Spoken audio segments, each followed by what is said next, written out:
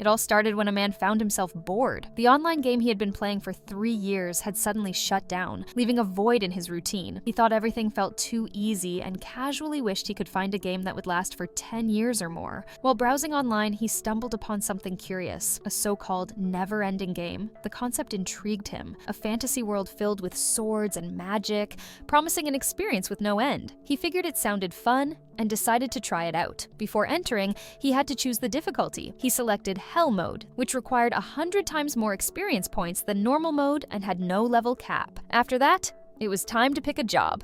The hero class was listed as 5 stars, but instead, he gravitated toward the wildest choice, Summoner. That was the day the man vanished from Earth. He had been a 35-year-old single salaryman. 5 years had passed since he reincarnated into a new world, and his memories of his previous life were already beginning to fade. Now, in this world, he lived as a young boy named Alan. His role was nothing more than a farmhand, restricted to working only on farmland and confined within the forest. One particularly hot day, Alan had offered to help his mother with chores, but she had gently refused and told him to go and play. While she praised him for being such a kind child, Alan found himself reflecting on how he'd already grown used to being a child in this life. He knew he couldn't tell his family about his reincarnation. It was because he didn't want to bring any unease or confusion to the peaceful life they shared.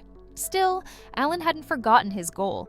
As a summoner, he had the ability to use magic to create cards and summon monsters from them. These summoned beasts could assist him in combat or defend him in dangerous situations. He began by creating an insect-type monster.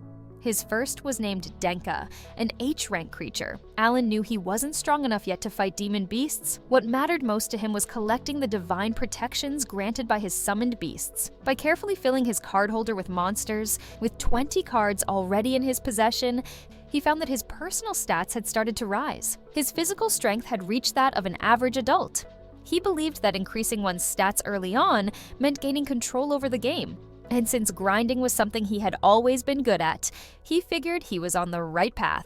The afternoon bell started to ring, and his friend Krina called him to play some games together. Krina was his sparring partner, and she also couldn't go on hunting for magical beasts. They started to play, and it was too embarrassing for a former 35-year-old man. And it wasn't easy to play with Krina. She was faster than him, even though he had increased his agility. With Krina's attack, it seems that he was about to lose the 10th time. Krina seems to have so much fun with Alan more than her father. When she stated that, Alan warned her to not let Mr. Gerda, her father, hear that. Alan seemed frustrated to be crushed by a little girl. Since it was obvious from his face, his father came and told him not to feel bad about himself, because his opponent was a sword saint after all, and she will serve the royal family one day. Alan already knew that something was strange about Krina, and he finally understood why she was attending the appraisal ceremony. But Krina preferred to be a swordman rather than a sword saint. She said that something was written about Alan's talent too, and she heard that it was something special. When she asked, Alan's father explained that even though it was special,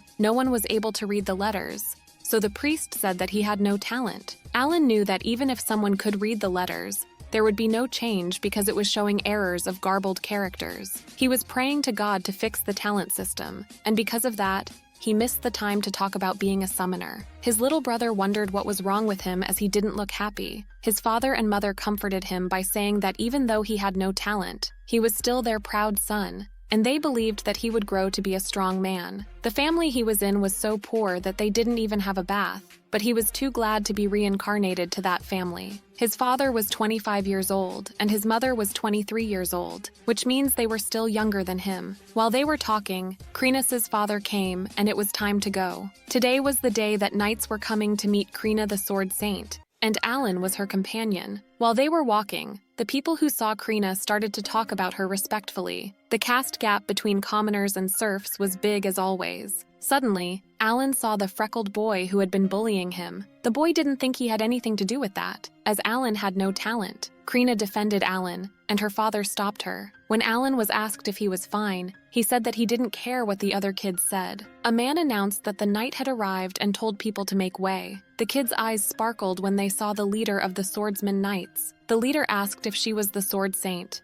and Krina confirmed him. Unexpectedly, the man said that they had to have a duel to test her talent. False talent was a capital crime. When her father tried to object, the man stated that if she refused, he and his daughter would be sentenced to death. Alan was furious and found that unreasonable. Krina's father was still not pleasant with the idea of that, but she seemed to be fine with it and accepted to do it. Her opponent was a man named Ryfriend, and he was a spear user. Krina's father was worried, but it seemed like she was having fun with a grown man. She swung her sword like it had no weight, making everyone surprised except Alan because he knew that she had been playing knights since she was 3, and her swordsman hip skill surpassed his even in hell mode. He finds a chance to kick her to the wall and creates a huge damage. Krina's father couldn't bear watching that scene, but the soldiers were holding him. Alan wanted to do something, but his current status was too low to fight back. But he didn't want her and her family to die. Suddenly, Krina stood up. She jumped on him to counterattack, and she was successful. She was about to continue, but the leader stopped her. She thanked Ryfriend and called him an old man, offending him. People started to cheer up and praise her. Her father embraced her and asked if she was injured, but she seemed fine.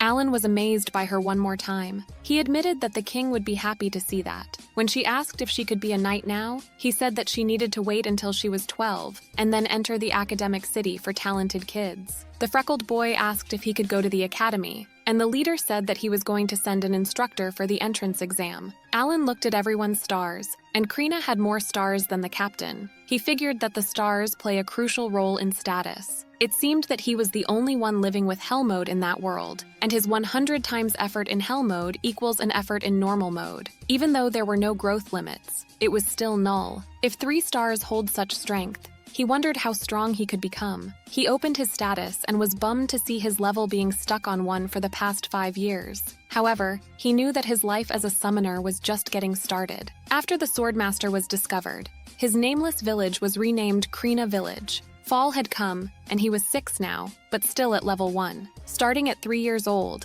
after practicing 1,000 times, his throwing skill had reached level 3, but he would need another 5 years to reach Hell mode. After practicing his daily throwing exercise, he went home. At night, his father was late today, which was a strange thing. His dad was the leader of the Beast Hunter team in fall and winter. Farmers weren't allowed to do business, so they had to accept it in order to earn more income. When he checked outside, he saw a bunch of men, including Krina's father, carrying his dad. Teresia, Alan's mother, was sobbing her eyes out when she saw her husband Rodin's heavily injured body. Krina's father told her to calm down. Rodin's wound was already closed. Teresia asked where they found that expensive medicine. They found a mirage flower in the woods, and the knights gave them money to buy it. Alan was questioning what was happening because his dad could defeat over 3-meter-tall greed boars and fight 10 of those every year, and his level was always raised considerably. He eventually asked Krina's father, and he said that according to the directive of the village chief, this year, commoners could also participate, and they thought it was easy money, but then panicked and broke the team formation. Rodin did his best to protect them, but ended up getting the most damage. They spent all night waiting for Rodin to wake up, and when the sun rose, he opened his eyes. Teresia and Alan's little brother embraced Rodin while crying from happiness this time. Alan was the oldest there, but couldn't understand why he felt so strange seeing them all together. Between him and that family, he felt like there was an invisible wall.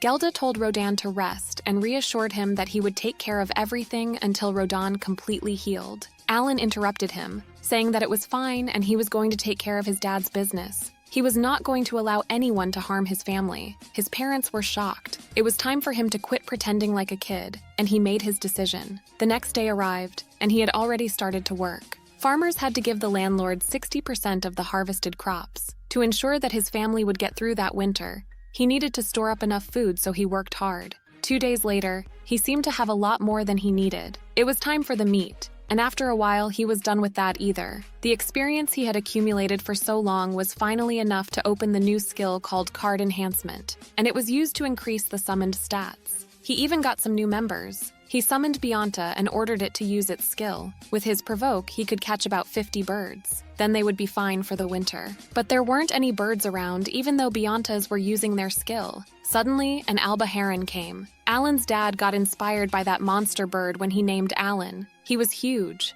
about at least 2 meters tall. He didn't expect that, but it was a once-in-a-lifetime chance, so he prepared himself to hunt his first demon beast. He threw a rock at him, and it seemed that his throwing skill was great, but he wasn't strong enough to defeat it with one hit. He summoned his dogs and ordered them to bite the bird. The dogs started biting the alba heron's body, but 15 dogs were not enough because the bird was a D rank. Alba Heron didn't seem to be affected by the dogs, and it crushed Alan's body with its one foot. Alan was trying to hold it back while thinking of a way to defeat the beast. Then he summoned Chu and ordered him to suck its blood. The pressure was lessened, so it was his chance to counterattack. He was right about using an energy drain in that situation. He used 3 insects and 10 dogs. The bonus stats from Blessing decreased, but most importantly, he tired out his opponent so he had a winning chance now. He gathered all his strength and swung his sword. With one last move, Alba Heron was defeated, and he received 100 experience points. He shouted happily and was proud of himself. It felt even more awesome than he thought.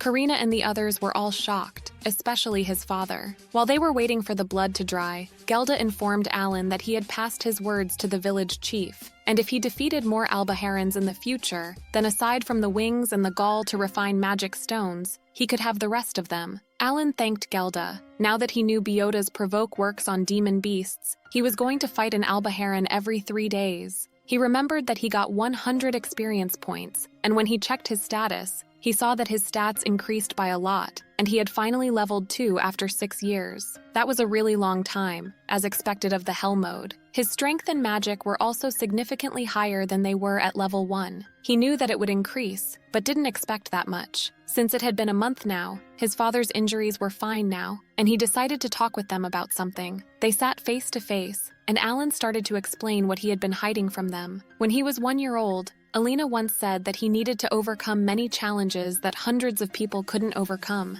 and he had been bestowed with enough special knowledge to do that. While he was explaining, he wondered about their expressions after he finished talking. They seemed quite shocked and didn't want to believe it was true. His father patted his head and said that since birth, he not only had a different hair color from them, but he was also an incredible child, which was why they didn't believe the result of the ceremony, and he believed everything he was saying. Alan apologized for hiding it from them. His father guessed that he had gone through his first challenge. Alan questioned how he knew that, and he said that the small scar on his face disappeared. This made him realize that after leveling up, his old injuries would be healed. Rodin said that he had been given impossible challenges by the ruler of the world, so whenever it gets too hard, he said that he should remember that he had his family with him always. Rodin then asked if Gelda knew about that, because that man was always so proud of his girl, so that was his payback. December came, and Alan and Gelda left the house for the last step. The final step to ensure Alan's family's survival through the winter was exchanging the meat for firewood and salt. While on their way, Alan wanted to ask something, but didn't want Gelda to tell his parents. He asked how a farmer could become a commoner. This made Gelda a bit nervous, but he answered anyway. He said that he needed 10 coins, and the landlord would promote him to a commoner, including the unborn baby inside Alan's mother. His family had 5 members, which meant they needed 50 coins. He decided that before he left Karina village, he was going to help his family become commoners. After a few days of scouting the market, he figured that he needed to kill 500 Alba Herons to earn 50 coins, which would take a few years. He wanted to buy a new weapon, but an iron rod was enough to take down 2 Alba Herons, and he needed to save up for the food and necessities. He heard someone's voice calling him, and when he looked up, that freckled guy was there, asking what he was doing in front of his dad's shop. He was the son of the weapon shop owner. The kid said that he would let him go if he could take a few hits. Alan hated that kind of useless fights that don't give any experience points in games. When he ignored him and turned to take off the things on his back, the kid thought he was running away, but he was just getting ready to fight. Alan said that he didn't need to ask because he would knock down whoever stood in his way. He told him to come at him in a competing manner. The kid seemed pretty mad and immediately went to attack, but Alan easily dodged him. He was nothing compared to Karina. He defeated him in a second and asked if he wanted to do it again. The kid was trembling and sweating in anger and said that he was going to beat him next time. He said that he would buy something next time and left the shop. 9 months passed and little Miura was born. While Tarisha was watching them with the baby in her arms, Alan and Dagora were fighting again, but it didn't seem like it was an actual fight as Alan was instructing him about his movements. Alan had been practicing with Mashu, his brother who was 3 years old, and Dagora. He couldn't wait for the assessment in 2 years. At night, Gelda and Rodin came and they seemed pretty exhausted. The village chief summoned them, and this year the target had increased by 5, so they needed to kill 15 boars in total. So that was why they were looking like that. Rodin added that there would be more civilians participating later just like the last year. They tried to object, but it was an order from the Lord. Tarisha was so anxious. They said that it may increase to 20 next year with no negotiation. Alan didn't know the circumstances, but it seemed like monster hunting was being promoted, and it was troubling some since they could not defy direct orders. Suddenly, he had an idea, and he said that the creator gave him wisdom, so he promised to figure something out soon and told them to leave that to him. In October, Rodan, Gelda, and Alan went back, and their subordinates seemed happy to see Rodan again. They then warned Alan to not get close to the fight, and he was just coming to watch them and learn.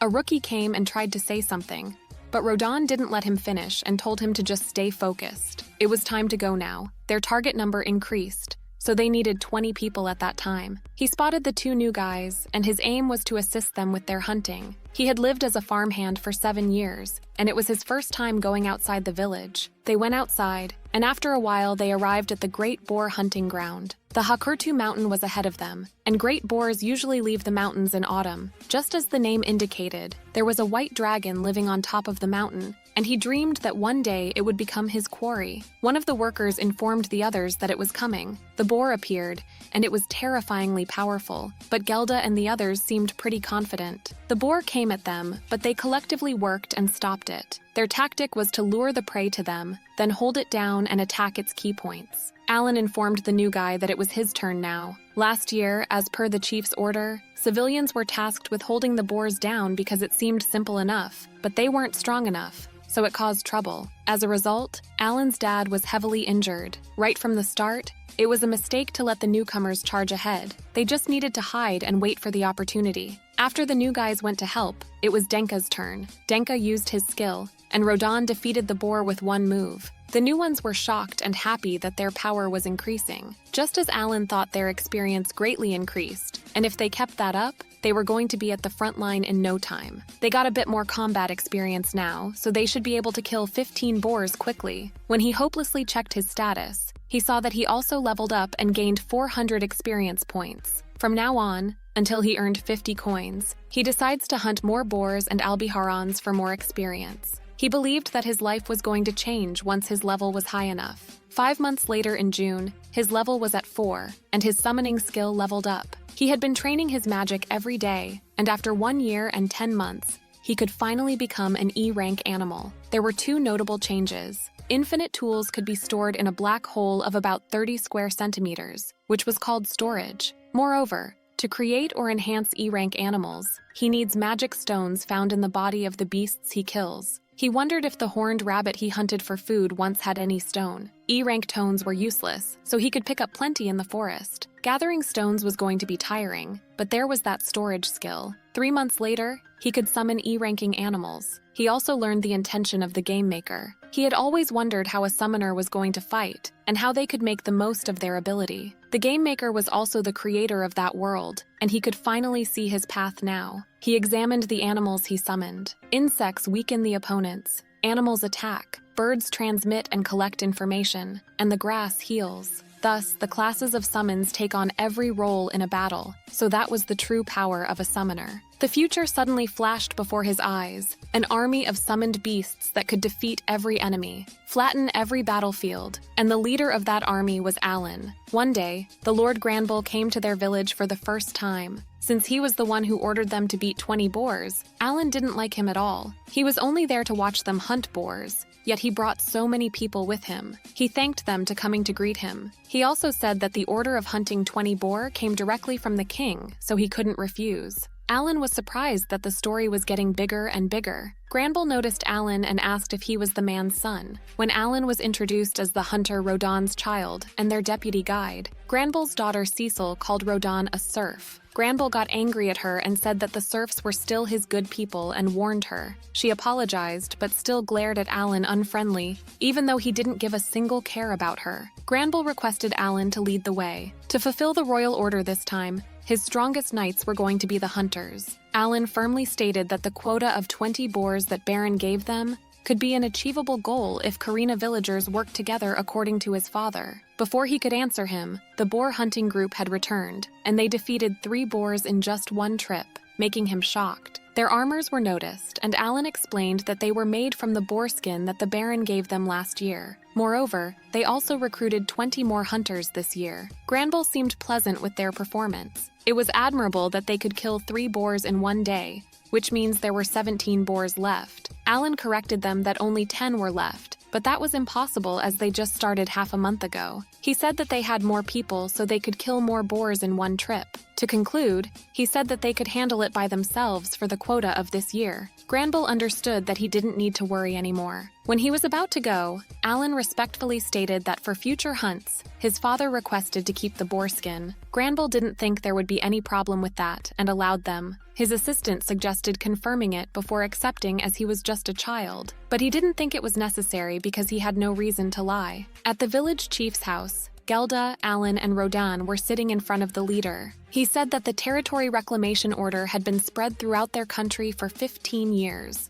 While several villages had failed to fulfill it, Karina's success was wonderful. He told Gelda and Rhoda what he heard about them leading the hunts for 10 years, and praised them for working hard to contribute to the development of the village. He stated that they deserved to be rewarded for their bravery. Unexpectedly, he made both Gelda and Rodan's family commoners, and told them to continue to fulfill the duties of commoners. They were shocked by that reward. Alan was filled with happiness, because finally he achieved his goal. He had been aiming for this reward since he heard that the boar hunting trips were the Lord's order. He only earned 5 coins last year, so he was pretty depressed. He was so happy that he could leave the village to go hunting whenever he wanted. Granville continued, saying that all the other serfs who also been hunting for 10 years or more will be rewarded as well. Whether to pay taxes as a commoner or live as a serf, they can consider their choice carefully. He then wondered why they decided to hunt C-ranked great boars. Alan didn't know that either, as his father had never mentioned. Rodan didn't say anything, and Gelda wanted to explain.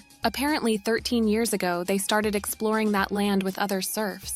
However, in the fall, many great boars attacked and stole the food they saved for winter. They originally participated in the exploration because they didn't have enough to eat, so they had no place to return to. Then Rodan announced that they were going to hunt and eat those boars. They were lucky enough to kill one, but they lost a friend in that fight. Gelda always wanted to tell Rodan to stop blaming himself for that. The leader trusted Gelda and wanted to reward Rodan's bravery in the past, and said that he could ask for anything. After thinking for a moment, he wanted him to allow his son Alan to work at his house. He was much smarter than his father, and Rodan was sure that he would be useful to him. Not only the leader, Alan was also shocked and tried to object, but his father didn't seem to be listening to him. The leader's assistants didn't have any objections, as there was no doubt that he was a smart child. Alan tried to find a way to oppose that, because his dream of monster hunting was right in front of him. If he worked at the Baron's house, it would be even more inconvenient than now. But the Baron said that he wouldn't hire him as an errand boy. He wanted Alan to be an official servant of the Granville house. His father seemed surprised and excited, but he didn't even know there was a difference between those 2 jobs, and the only thing he could think is to find a way to refuse that. However, when he looked at his father, he saw that his face was covered in tears of happiness, and there was no way he could refuse something like that after seeing his father's proud face. With that, he became a servant for the Baron's house and was going to leave the village with the Baron in a few days. His brother was crying, and Karina also didn't seem happy about that. He told her to take care, but she didn't answer him back, so he offered to play night again. Both Karina's and Alan's families were watching their goodbye night play. They started to fight, and they noticed that Alan was much faster now. He was literally pushing her back with his attack. Alan was dedicated to winning today, and he sure did. They were all shocked that Alan won the play for the first time, but he said that it was a draw and they hadn't settled it yet, so they should play again. Karina accepted and promised to be stronger next time. Alan noticed that she didn't use that move she used against the deputy commander of the Knights. She was going to go to the academy soon, and then serve the royal family, so their chance of meeting again was slim. He used all of his magic stones for that fight, but it was good to see her smiling face as a goodbye. Alan was leaving, so he hugged his mother and tried to stop himself from crying in front of his little brother. He told his brother that he had to be strong to protect their little sister. Dogora came and gave him a dagger from their family's shop and left. The carriage arrived, and his life was about to change the moment he stepped into that carriage. His father told him that his future will now end at being a servant forever, as if he read his mind and advised him to make use of that opportunity. After that, he got into the carriage and left Karina to begin his life in the Granville house. At the Granville city, we see Cecil being on Alan's shoulder to pick an apple from the tree. After leaving Karina and coming to the Baron's house, Alan became the personal servant of Cecil at his request. When she tasted the apple, it was so sour, so she wanted to eat Pawpaw to wash out the taste and told him to go to the market and buy some for her. Day by day, he was constantly ordered around by another 8-year-old girl and had no chance to go monster hunting. When he was about to go, they noticed an airship, and it looked like a flying city. Cecil corrected him that it was a magic ship. Her brother was going to return from the academy in spring, as she mentioned. She then told him to hurry up and go. After another day as a servant, he returned to the loft behind the mansion and had a good sleep. He smelled a poo, which ability was restore someone's energy in 5 to 6 hours for 24 hours after smelling its scent. His room was only about the size of one room in a net cafe, but since no one lived there other than him, he could practice magic as much as he wanted. He got ready and entered the mansion. Risco greeted him and asked if he was all right being Cecil's servant. In Baron Granbiel's house, there were 30 servants in total. In this world, a noble house also includes their servants. However, those who had only worked there for a short time wouldn't include it. After having breakfast with the servants, he went to Cecil's room. He had 2 main duties in that house. First, taking care of Cecil and serving meals. The servants' meals were simple, like bread and vegetable soup, but the family's meals weren't like that. He wondered if the Baron family was trying to be frugal. Lady Granbiel noticed that Alan was used to working here now. He said that everyone had been helping him a lot. She couldn't even tell he was a serf because of his looks and intelligence, but Granbiel knew that he didn't have any talent. It was understandable that he knew a lot of things about him, but Cecil seemed surprised that he didn't. She said that she was a sorcerer and her Mihai was a swordsman. Alan was impressed as sorcerer was a 2-star talent. Her father, Mr. Granbiel, warned Cecil to not carelessly reveal her talent like that. He then turned to Thomas, his other son. Thomas was crying because he didn't have any talent either, but wanted to study at the academy like his older brother and Cecil. Talents were more likely to appear among low-ranking commoners and serfs, so it wasn't surprising to Alan. 2 among 3 of their children had talents, which was the real point. He was surprised because it was a rare thing to happen. Lady Granbiel stated that Thomas didn't need to apologize, and Mr. Granbiel added by saying he was accepted into the House of Lords, and he would meet great people without talents there. Lady Granbiel mentioned that she and Mr. Granbiel met at a ball there. Cecil was going to be studying at the academy when she was 12, and start learning like Karina and Dagora. In the next scene, Alan has a day off, so he goes out to the city to collect information. There was no curfew for a servant, so he needed to come back before the next morning. The market was located at the north gate of the territory, and it was a 2-hour walk to the central square of the market. If he starts from the south gate, it would take 4 hours. While he was exploring the city, he realized that Karina Village was no match for that place. He then arrived at the Adventurer Guild. In this world, there was an organization of adventurers called the Adventurer Guild. Basically, adventurers earn a living by hunting monsters, and that was exactly the job Alan needed. He could earn both experience points and money. When he entered, the receptionist woman said that adventurers could only sign up when they were 12 years old, so he wasn't allowed to join. This devastated him, but even though he wanted to work as a servant for a few years to please his dad, he was not planning to give up on monster hunting. Before he left the Adventurers Guild, he noticed that there was a bulletin board for mission requests. There were a lot of species there like horned rabbits, ogres, armored ants, and so on. But strangely, there was no information on where they usually live. While he was checking the board, a man saw him and asked why there was a kid in there and told him that this was not a playground. Alan ignored his statement and asked where he could find that type of monster. The man didn't understand why he was asking him in an annoyed manner. Alan answered that he would go away if he answered. The man explained that it was usually difficult to get to those places, so it doesn't state where they live. They say the closer you get to the White Dragon Mountain, the more high-level monsters appear. Alan was surprised that he was telling him everything. The White Dragon Mountain was the place where the great boars were born. The man mentioned that he had never been there, but he heard that it would take 7 days to get there from here. Since he answered Alan's question, he should go away, but he asked if he was familiar with the roads around there, making him annoyed. Alan then noticed that there was one monster that had written its place, and it was Murugolsh. He realized that his father named Machu after those. The man said that those things were too fast for adventurers like him, so he left that to the knights. When Alan asked about the White Dragon, he said that he was hoping the knights would kill that one too. It was still a mystery of that place.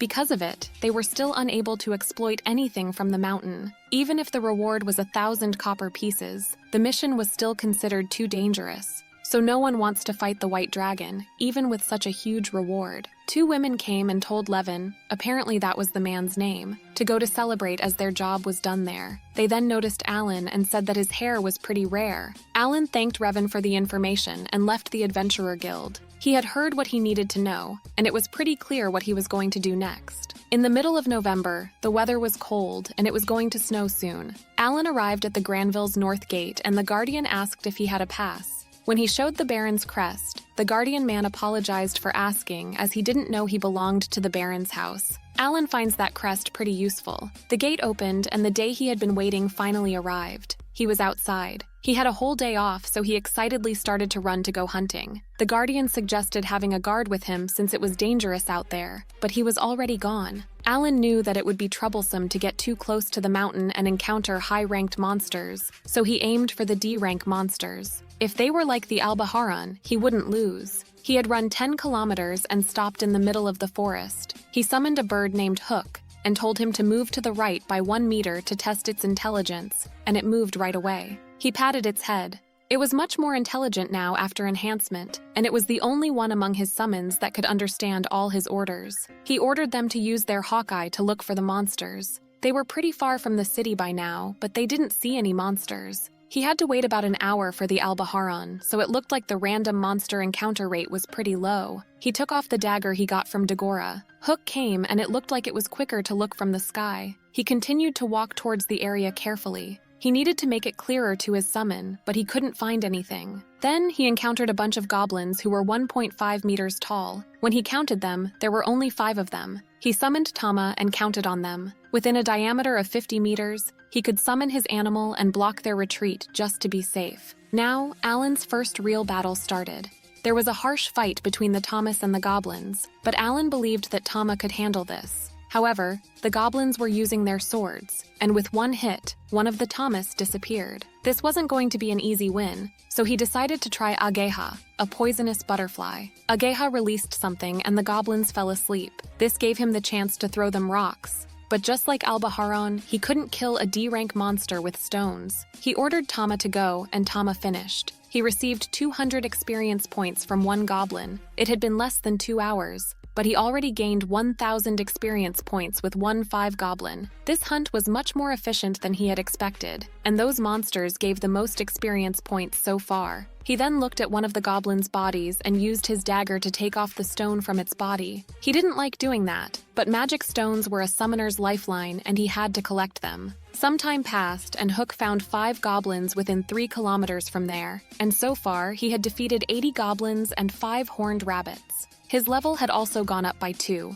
and he was now level 9. He also learned more about Ageha's skills during his hunting experience. Its success rate was not 100%, and 1 summon could use its skill on multiple opponents. If the opponent was 2 or more ranks higher, he would need to use multiple summonses. He lost a few Tomas this time, so he had got to collect more E-rank stones to create new ones. But it was getting dark, so he needed to go. But hooks weren't moving. He asked what was wrong and noticed that they couldn't see well because it was getting too dark. He was shocked that they had normal bird's eyes. He tried to find his way home by himself, and with that, the first hunting experience was over. A month passed, and it became routine for him to go hunt every 6 days. It was his 4th time this month, and his level was now 12. As he got used to hunting, he started wanting more things. Although he still hadn't saved enough to buy good equipment and weapons, hunting monsters, earning experience points, and getting better equipment was so easy. But the problem was that he only earned 50 silver coins as a servant every month. While he was about to sneak out before the sun rose, one of the servants called him. They went to Mr. Granville's room, and he first praised his performance and said that the butler's reports only had praises for him. However, he tried to sneak out before sunrise again, so he wondered what he had been doing on his days off this month. Alan knew that he should be careful with his lies, but then decided to tell the truth that he was going to monster hunting outside the city. They were shocked by his honesty, and he continued saying that he was the son of the hunter Rodan, and it was his family's way of life to hunt monsters. He aimed to sound natural to make his situation understandable. It was normal for sons to want to follow in their father's footsteps. Mr. Granville seemed like he understood him as he was the child of a hero. The butler asked what did he do with the horned rabbits he killed. This surprised him at first, but he found it normal for them to think that he could only hunt E-rank monsters. The butler mentioned that if he was selling them to a butcher for pocket money, he must stop as it would cause rumors. Instead, they would pay him 1 silver coin for each of them. This cherished Alan a lot, as he could go hunting proudly now that the discarded meat could turn into money. 6 days passed and it was his another day off. He was eating his fruit while thinking about his goal for today. He aimed to kill 100 goblins today, and then 5 horned rabbits. Hook came and started to yell at him. He wanted a minute to finish eating, but the bird just didn't stop yelling. Hook then flew towards somewhere and he started to follow him. Hook was going too far because he instructed it to search within 3 kilometers. As he ran, he started to hear some people's voices, and it seemed like there was a fight. There were 4 goblins, and the people who were fighting with them were the guy named Levin and his team from the Adventurer Guild. Levin was heavily injured, so only the 2 of them were able to fight. Alan remembered them and immediately got 3 iron balls custom-made by a weapon shop.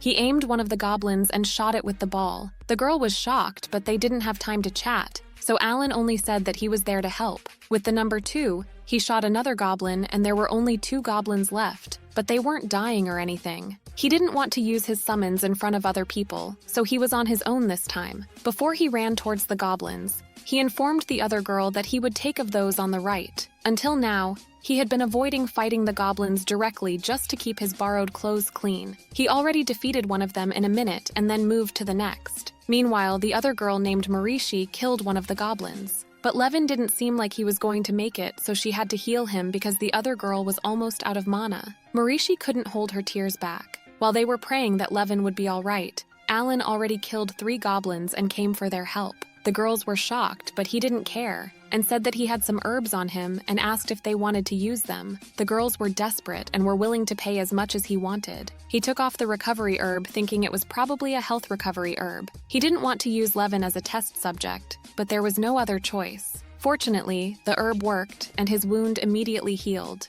He even opened his eyes. The girls were so happy that Levin was okay, and Alan was glad that the herb worked. He then moved to Marishi and healed her arm. They were shocked that it healed her arm in a second, and he has the Marazi flower, which was a precious herb. Alan's father didn't heal so fast when he was injured like that. Marazi flower could recover one's maximum physical strength, and recovery herb could only heal to some extent. Levin then realized that the boy who saved his life was the boy that he met at the guild before and asked what was his talent. When Alan said that he wasn't given any talent, they were taken aback and found him pretty cool. They wanted to pay him back for saving them, but all he wanted was for them to not tell anyone about him. He just wanted to go back to the hunt. They didn't mind that, but asked if there was anything else. Alan wanted their magic stones from the goblins and 100 of their E-rank stones, and that was enough for him. When they gave him what he wanted, they headed to the city as they weren't lucky today. After they left, Alan wanted to check before going back to hunting and summoned Hook. He asked why it didn't follow his instructions about staying away from other people. Hook seemed pretty timid. When he noticed its face, he realized that Hook was just autonomous. Summons were supposed to follow the master's orders.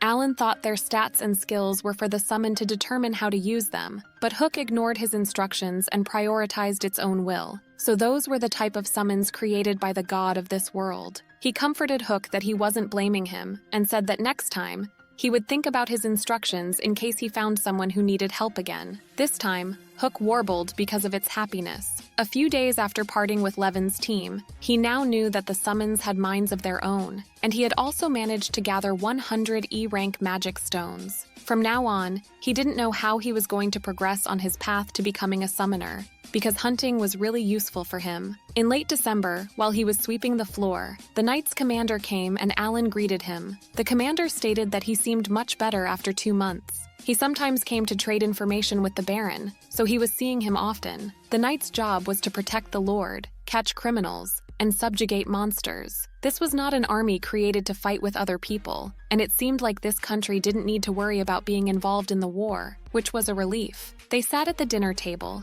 and while eating their meal, the commander asked if that meat was from the horn rabbits that Alan caught. Cecil said that he caught 5 rabbits in just 1 day. The commander seemed impressed. He informed Alan that Karina Village had successfully defeated 20 great boars.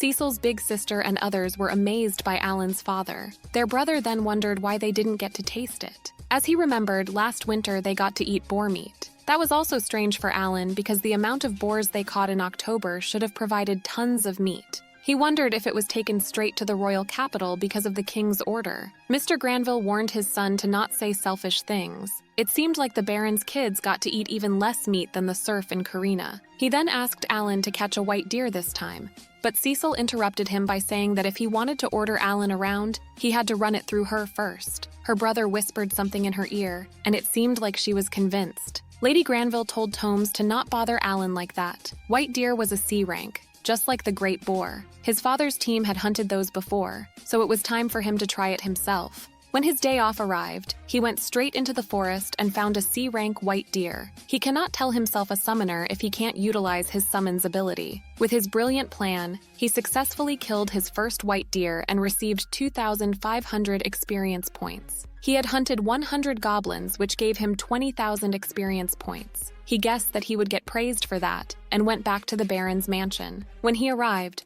Mr. Granville thought there was a monster that appeared in the mansion area and ordered his butlers to pick up their weapons and hold out the monster until the knights came to his aid. However, behind the gigantic corpse of the white deer, Alan was there and informed him that he had captured a white deer. Mr. Granville was shocked and the kids were so happy, especially Tomes. Tomes immediately informed Lady Granville that they didn't need to worry about the New Year party anymore, and Lady Granville was glad. They thanked Alan, and Mr. Granville was still questioning how Alan was truly a talentless kid. He single-handedly killed a C-rank monster at 8 years old, so he ordered his workers to recheck his background. Thanks to Alan's achievement that day, the Baron family no longer worries about the meat. Once a week, he was going to be entrusted with a new hunting day, which included hunting monsters to get edible meat and helping people who were in trouble with the monsters. His salary was also doubled to 100 silver coins. No matter how much he hunted, his salary was fixed. He was not dissatisfied, but it seemed like the Baron was in financial difficulty. He was glad that he could go hunting twice a week now. March came and the weather got warmer. Cecil woke Alan, who was sleeping in the carriage where they were meeting with her big brother. Alan apologized and wondered why she brought him along with her. Today, they came there to pick up Baron's eldest son, who lives in the dormitory of his school in the city. While Cecil was in a hurry to see her brother, Alan prayed that her brother wasn't similar to her. They then saw a magic ship, and it was so amazing up close. He wondered what was the principle with the fueling. In this world, the clocks were in the duodecimal system, which was quite developed. The people were coming out of the magic ship, and they saw Cecil's brother. He greeted Cecil, and she ran to hug him. He then noticed Alan and stated that he was pretty young and asked if he was a new servant. He confirmed him by saying that he had been a servant since last fall. Cecil said that her servant was a hunter, which the big brother found excellent. Alan was shocked that he was way calmer than Cecil. Cecil's brother then took off a package of gifts and said that he got it from the capital. Cecil thanked him and promised to take care of it. They seemed pretty close, which made Alan wonder how Mashu and Miura were doing. The next scene was the first hunting day since Mihai returned home for his spring break, and Cecil ordered Alan to hunt a lot. So he hunted 5 horned rabbits, big toad feet, and an abarred ori. He wondered if they were having a feast when he returned. His storage was limitless, but those things were too big to be put through the hole, so he had attracted a lot of attention walking like that on the streets. The guardian welcomed him and opened the door. When they went inside the mansion area, he saw that Mihai and the commander were practicing. From what he saw, he found Mihai's movements amazing, and it was his first time seeing the commander using his sword. The commander decided to stop for today and stated that Mihai improved a lot in the past year. Mihai thanked him, but then said that he was 13, so he didn't want him to call him young master. The whole family was watching them, and Cecil noticed that Alan was back. She said that the head chef would be happy for his hunted animals. Mihai approached Alan and asked if he had time to spare with him. Alan seemed surprised, and before he answered, the commander lent his sword to him. The sword was the miserable, as expected of the commander. It was Alan's first fight since that one against Karina. He checked his status, and his status was still in hunting mode, but he wanted to fight seriously. Cecil worried if Alan could use such a big sword, but Thomas wasn't worried as he could defeat a C-rank monster. They got ready, and the commander started their fight. Alan tried not to get hurt and be careful. With their first touch, Alan noticed that something was off as the attack wasn't really strong, and the strike didn't do anything to Mihai. He didn't realize until now that he was losing speed. He went back and made a powerful attack, but Mihai stopped him with one hand. While they were fighting, Lady Granville seemed worried so. The commander comforted her that Mihai had survived through a year in the academy, so there was no way he could lose to someone who had never gone to school. With that, Mihai made his last attack and caused Alan to lose the match. The duel ended there, and Mihai praised Alan's skill, saying that he was excellent for a young boy. Alan thanked him, but was still shocked at how strong he was. Cecil and Thomas came, and they praised how fast their brother was. He said that he had to be fast because he was going to fight in the dungeon during the summer vacation. They seemed pretty shocked. He said that they were going to fight monsters in the dungeon, and he was told to drop out if he can't get through it. His siblings were upset that he wouldn't be home this summer. He said that even though it could be tough,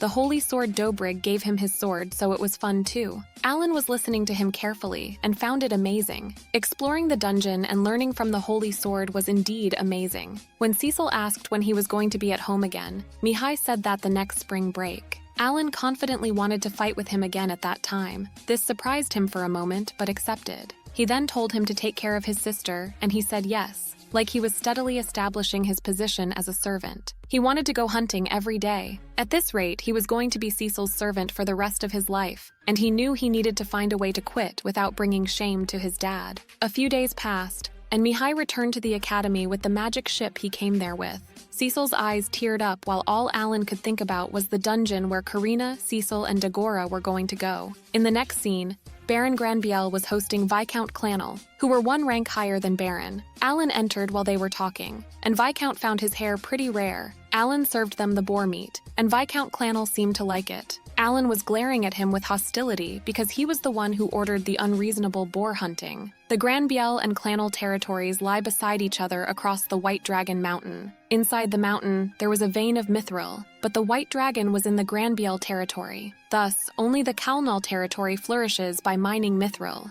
However, 100 years ago, the White Dragon was in the Kalnal territory. The situation was the opposite of now. The two territories seem to have been on bad terms for generations because of the White Dragon and the mining of mithril. Whatever the reason behind Viscount Kalnal's bad personality was, it didn't matter when he told the king to order the boar hunting. Mr. Granbiel required to know what was the reason for him to come there. He said that a few days ago, his youngest daughter attended the appraisal ceremony, and he was there to tell him the result. His youngest was the same age as Mashu. Viscount happily announced that his daughter was talentless. He added that he was sorry for Lord Granbiel, as 2 out of his 3 children had talents. Granbiel seemed annoyed and prayed that he would have a child with talent someday, and he would have to fulfill the noble's duty just the same as him. Alan was confused as to why was it bad to have talent, because the airship was flying proudly in the sky. While the Viscount was leaving, Alan was thinking about how hassle being a noble was. By this autumn, he would have been working at the Granbiel house for a year, and he was now 9 years old.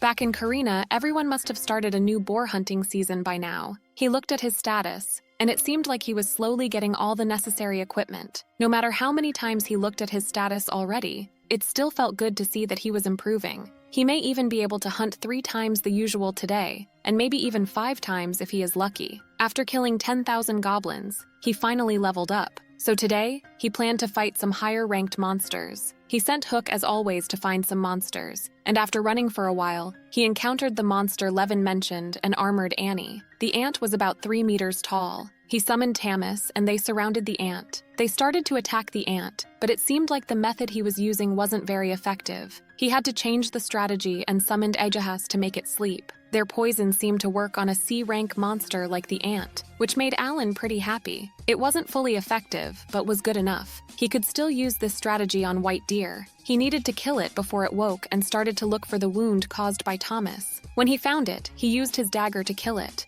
but wasn't sure if his offense stat would be enough. He aimed its neck, but it was still too hard. He needed a better dagger. The ant started to wake up. Alan was dedicated to not letting it escape, so he used all his strength. After using his last strength, the ant was dead, and he received 3,000 experience points. He seemed relieved and started to collect the magic stone. But no matter how hard he hit, its skin was so firm that he couldn't penetrate it. With the anger from not being able to collect the magic stones, he decided to look for orcs. After a while, Hook found one, and Alan started to watch it from a distance. It was pretty big, around 2 meters tall, but surprisingly, it was sleeping. Alan's summons were never exhausted, but it seemed like the monsters also needed to sleep. Since it was the right time, he summoned Thomas, and they started to bite the orc. It worked at first, but the orc woke up and took out 3 Thomas in one strike. But it wasn't that important. He ordered them to scratch, and they tore the orc in pieces. He received 1,500 points and successfully collected the magic stones. And it wasn't like the normal ones. It was a C-rank magic stone. He wondered if he would need a lot of this later.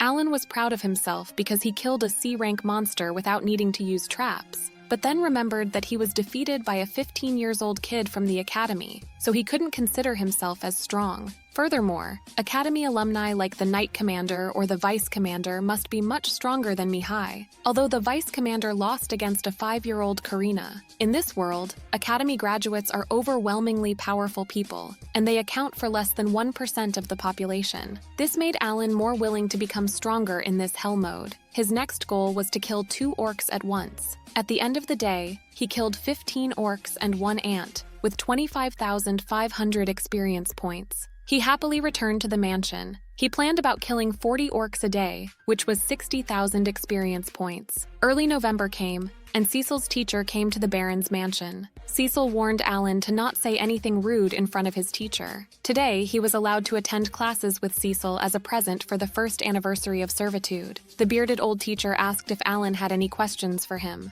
Alan asked if he could tell him the conditions for using magic. With his summoner talent, he made a hypothesis. The creator of the world set the growth rate of a summoner's intelligence at S. That's why when his level went up, it also became easier to learn things. Then he wondered if his intelligence could be used for learning magic. Cecil couldn't understand why he wanted to know that, as he didn't have any talent. The teacher agreed to explain it briefly. The teacher stated that he would need a talent that could use magic. Without it, he wouldn't be able to use any spell. Alan was disappointed. The teacher then mentioned that Cecil could not use magic yet, even though she said she was a sorcerer.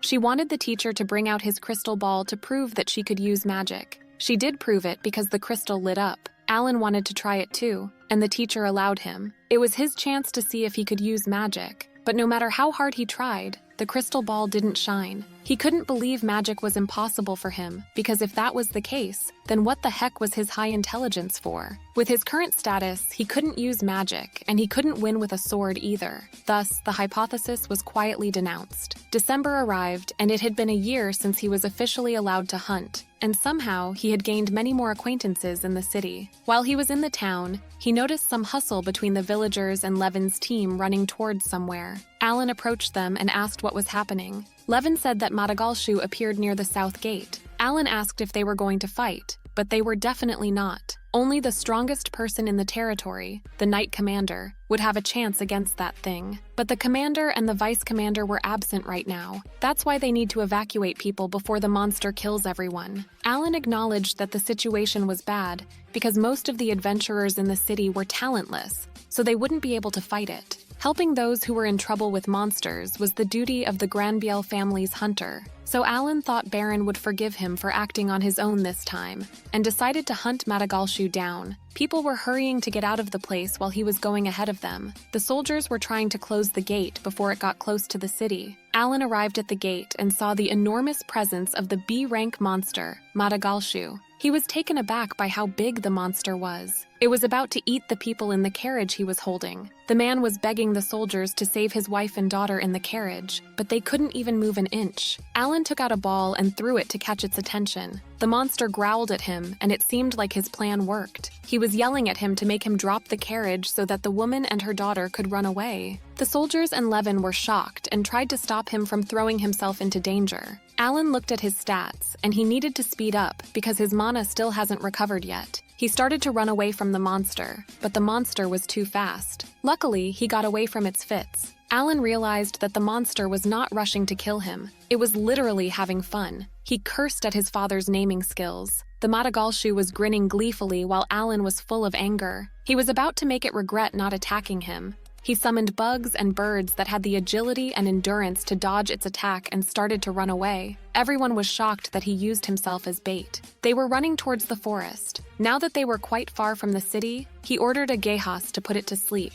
But the monster cut the butterflies like they were nothing. After some time passed, Alan was catching his breath while hiding behind a tree. He knew he lost it because all his debuffs didn't work. He had to get more experience points for now and take his revenge after. He was glad that at least he could lure it far enough from the city. However, while he was walking, the monster appeared behind him with its disgusting, mocking face. He started to run away from it, but then encountered the orcs and armored ants. 3 days passed, and Alan arrived at the gate looking miserable. Before he could say that he was back, he fainted. The soldiers carried him and contacted the Baron. They brought him to the mansion, and after 2 days, Alan woke up. When he woke up, Cecil was looking at him with a concerned face. Alan was surprised to see her this worried, but she said that he was his servant, so it was natural that she was worried. She asked if he was hungry or wanted something to eat, but he was just glad that he came back alive. Thomas and the butler came, and he expressed his happiness about him being okay. The butler said that once he felt better, he should come back and report to the Baron. Alan got anxious that Baron was mad at him for staying out without permission. When he entered his room, the first thing Baron said was to ask him what he was thinking. Alan bowed and apologized for acting on his own, but Baron couldn't figure out why he was apologizing. Protecting the people was the duty of the knights, and on behalf of the knights, he thanked her for fulfilling that duty in their absence. He stated that Alan didn't do anything wrong in this case, and thanks to him, the city only suffered minimal damage. His reward was 10 gold coins and another 10 gold coins from the family on the carriage that he saved. The Baron was so generous with this, he could buy better weapons than iron swords. He knew he was going straight to the weapon shop. Baron also warned him to not go too far from the city next time he hunts monsters. With the relief that it all went smoothly, he promised to be more careful and left the room. After buying his new sword, he went to the corpse of the armored ant he killed before to test if it could cut it easily. As expected of a mithril sword, it was very sharp. With this monster with hard armor shouldn't be a problem. Furthermore, he made a happy discovery this time. The memories of a previously summoned beast will be carried to the newly summoned one. Hook still had memories from the previous fight, and it was watching out for Madagalshu. The summons walk with the summoner. Turned out they were entities that stored all hard-earned information and continued to grow. But in the meantime, that giant D-rank bird, those ferocious goblins, the C-rank monsters that an average adventurer can't take on alone, the B-rank monster that was overwhelmingly powerful for humans, were too strong for this world. Spring had come, and the eldest son of Gabriel returned home and rematched with Alan as promised. Alan's current level was much higher than last time, but his opponent was 100 times faster than him, so must be cautious. The duel began, and the whole family was watching. They started fighting, but Alan was much weaker now, and he lost within a minute. He was so mad at himself for losing because he had grown up so much more than last year, and his height also increased. Commander praised Mihai. Mihai then stated that Alan also improved a lot, and he was surprised. Now he could rest assured that he was taking care of Cecil. Cecil whispered to Alan's ear that he should practice more to defeat her brother. At the dinner, they mentioned that Aline fought against the Madagalshu. Cecil said that he was chased for 3 days, then got home and slept for 2 days in a row. Thomas asked if he could defeat it, but Cecil found it impossible for him to defeat a B-ranked beast all by himself, even though it was her brother. Suddenly, one of the soldiers came inside the dining room and informed Baron that the white dragon had awakened. The tension in the room increased as they heard the white dragon, the beast, had been sleeping in the mountain for 100 years. The soldier added that an adventure guild saw the white dragon fly towards the Kalnal's territory. Baron ordered to conduct an investigation on all of the miserable mines. Commander seemed pretty chill about the situation and informed Baron that they needed to investigate the 4 main mines first to know the new settlement of the White Dragon. The slopes and foothills of the White Dragon Mountain were full of high-ranked goblins and orcs, so it would probably take a few months. Thomas and Cecil were pretty excited about all that, as history was going to change after 100 years. Mihai was also excited that his return next year was going to be so much fun. Commander warned everyone to keep it a secret, as there was still a chance that the White Dragon would come back. Alan was also nervous. He didn't want to lose his chance to hunt the beast by himself because of a large-scale punishment. In the first week of July, Alan checked his stats, and it seemed like it was a fruitful day. The movement of the White Dragon towards Kalnal was indicated. He needed to check more things out there. It took 2 more years to go level 1 up in summoning skill. Rank D summoner seemed to be the lowest, but he wanted to see the comradeship skill first. He hoped that it was also useful like storage. He ordered Hook to comradeship, and suddenly something weird happened. This was his vision through Hook's eyes, so now he could also see what it sees. He figured that it was the ability of observation assimilation for both of them. When Hook flies, he notices that not just vision, but also hearing is shared as if he was riding it around. Combined with the Hawkeye skill, he could see miles ahead. He then noticed that Hook flew 50 meters above him, so he couldn't give orders when he was out of this range. It was the same as controlling several characters at the same time through the screens. Even though it was limited to the summons with intelligence above 100, there was no limit for quantities.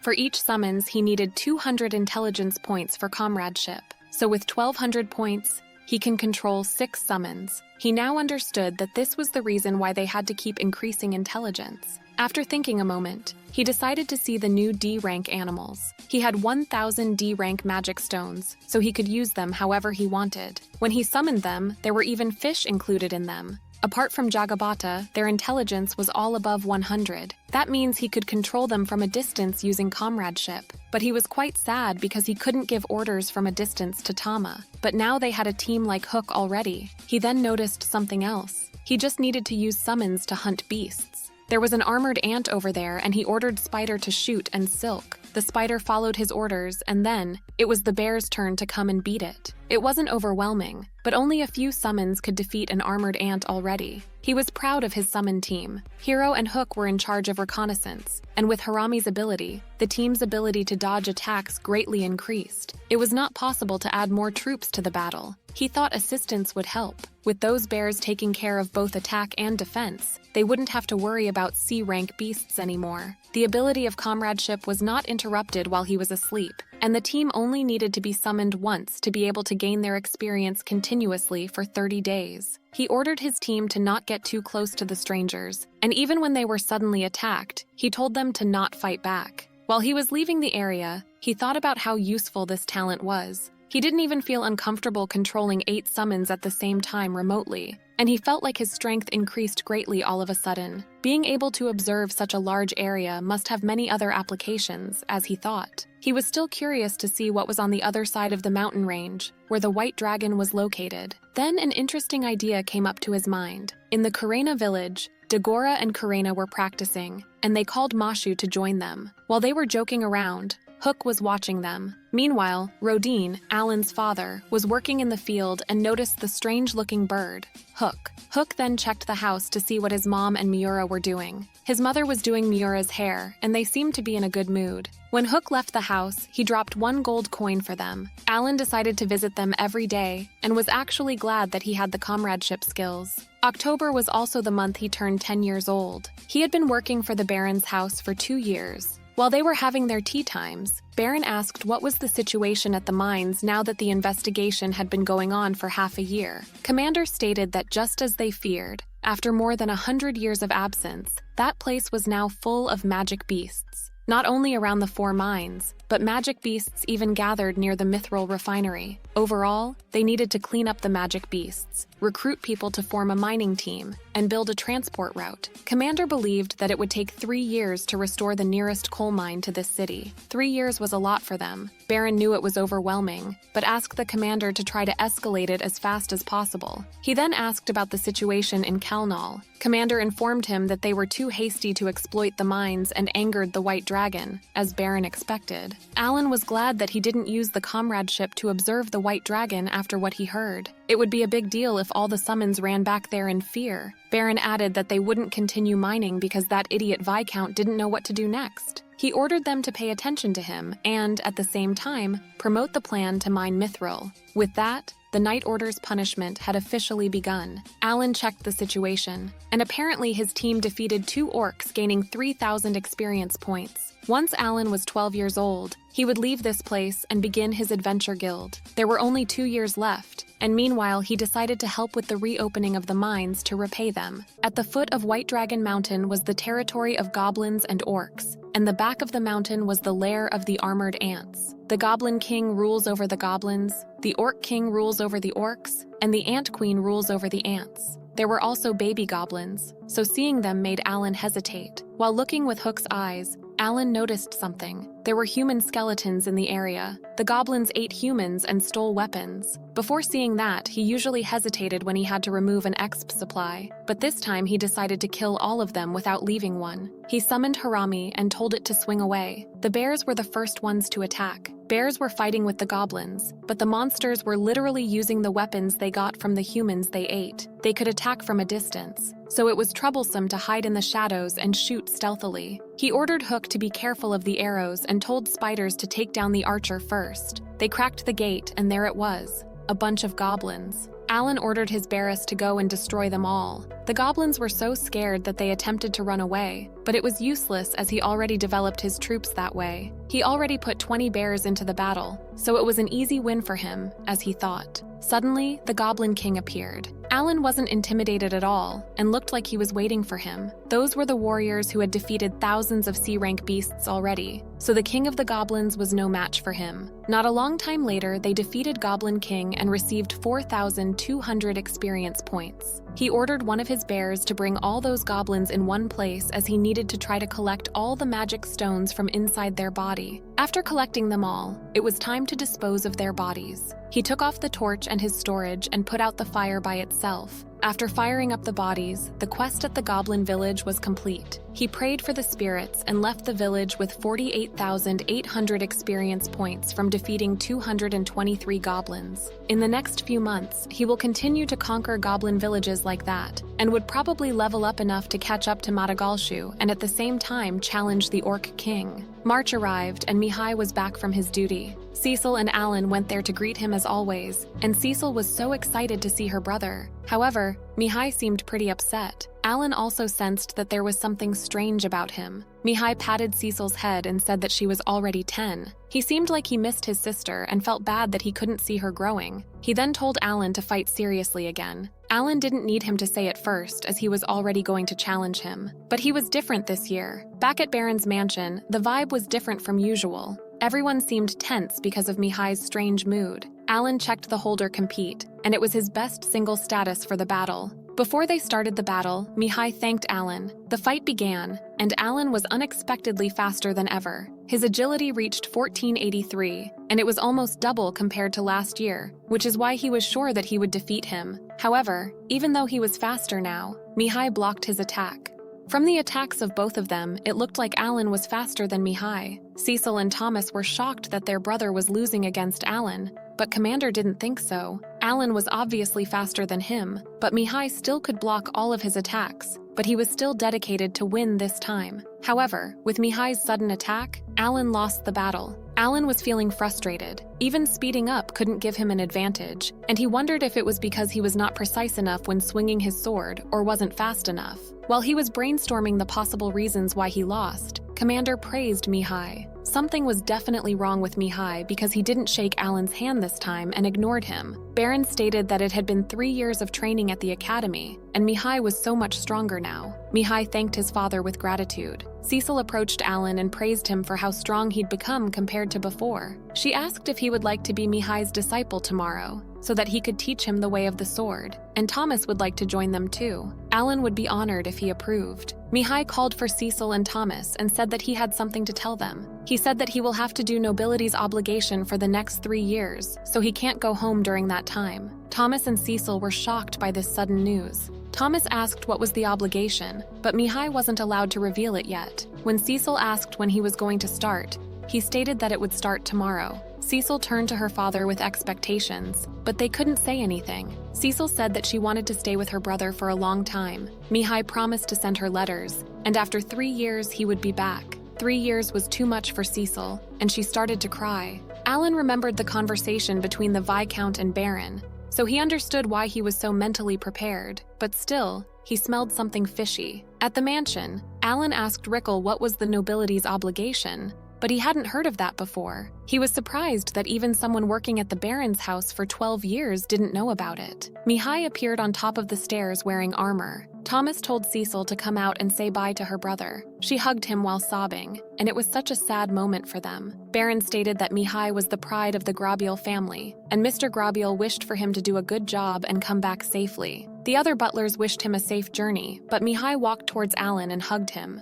Alan didn't know what to do or say and froze for a second. Mihai whispered to his ear. He admonished him to take good care of his sister and protect her. Alan agreed and noticed that he was shaking. Before getting into his carriage, Mihai stopped and wanted them to allow him to fulfill his obligation for the family. Cecil waved at him while crying. Alan thought about future. After 3 years, it was time for him to leave, and Cecil was going to the academy. While being a servant, he would still be devoted to protecting her. In the next scene, it had been 2 months since Mihai left. Last year, Alan started fighting the Goblin Village in October, and he was already 1 step faster than the Night Order. 52 Goblin strongholds and over 10,000 goblins had been defeated by him, and there were almost no goblins left in this White Dragon Mountain. And also, his level had increased significantly. He was at the forest, and the Night Order was about to be there tomorrow, so he needed to hurry up. He was at the place where the one he had never been able to defeat reigns, the Orc King. Just as he expected,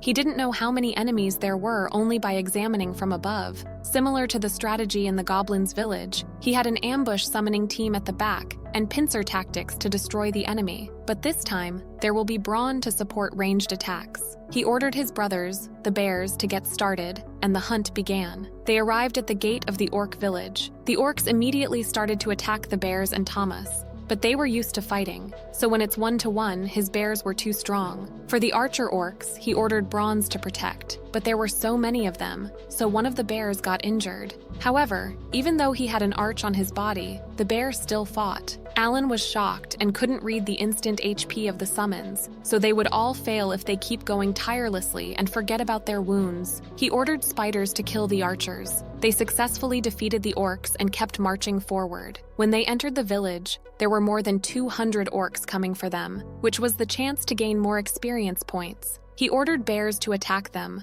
while the ambush team from behind also launches an attack. Everything was going well so far, but it took longer than the goblins. He had already defeated about 100 of them, but wondered why the king hadn't appeared yet. Suddenly, a huge amount of magic power appeared, and they barely could defend themselves. Alan was taken aback by the orcs because there should only be one boss. Instead, there were 3 of them. It was a dangerous situation, but Alan seemed like he was glad to have his first magic attack from the beast. Alan couldn't understand if they were aiming at him or at Braun. The orcs sent another fireball. It was so hot, but at this rate he could still handle it. However, this time they sent 3 fireballs. Orcs knew how to aim where Braun wasn't covering. He took off a stone from the storage and threw it to the orcs. He managed to defeat one of the orcs and got 2,000 experience points. He had 2 iron balls left, so he must not miss the shot. When he was about to throw it, the king disappeared. They were out of his attack range, and it was hard to handle everything as his battle strength was being lessened. Plus, there were still hundreds of them waiting for him to attack. It was time to quit playing defense and become a bitter battle. He still had enough magic stones to call another 20,000 bears. Moreover, he had 100 magic balls made from 0 ranked beasts. Until his magic power was exhausted,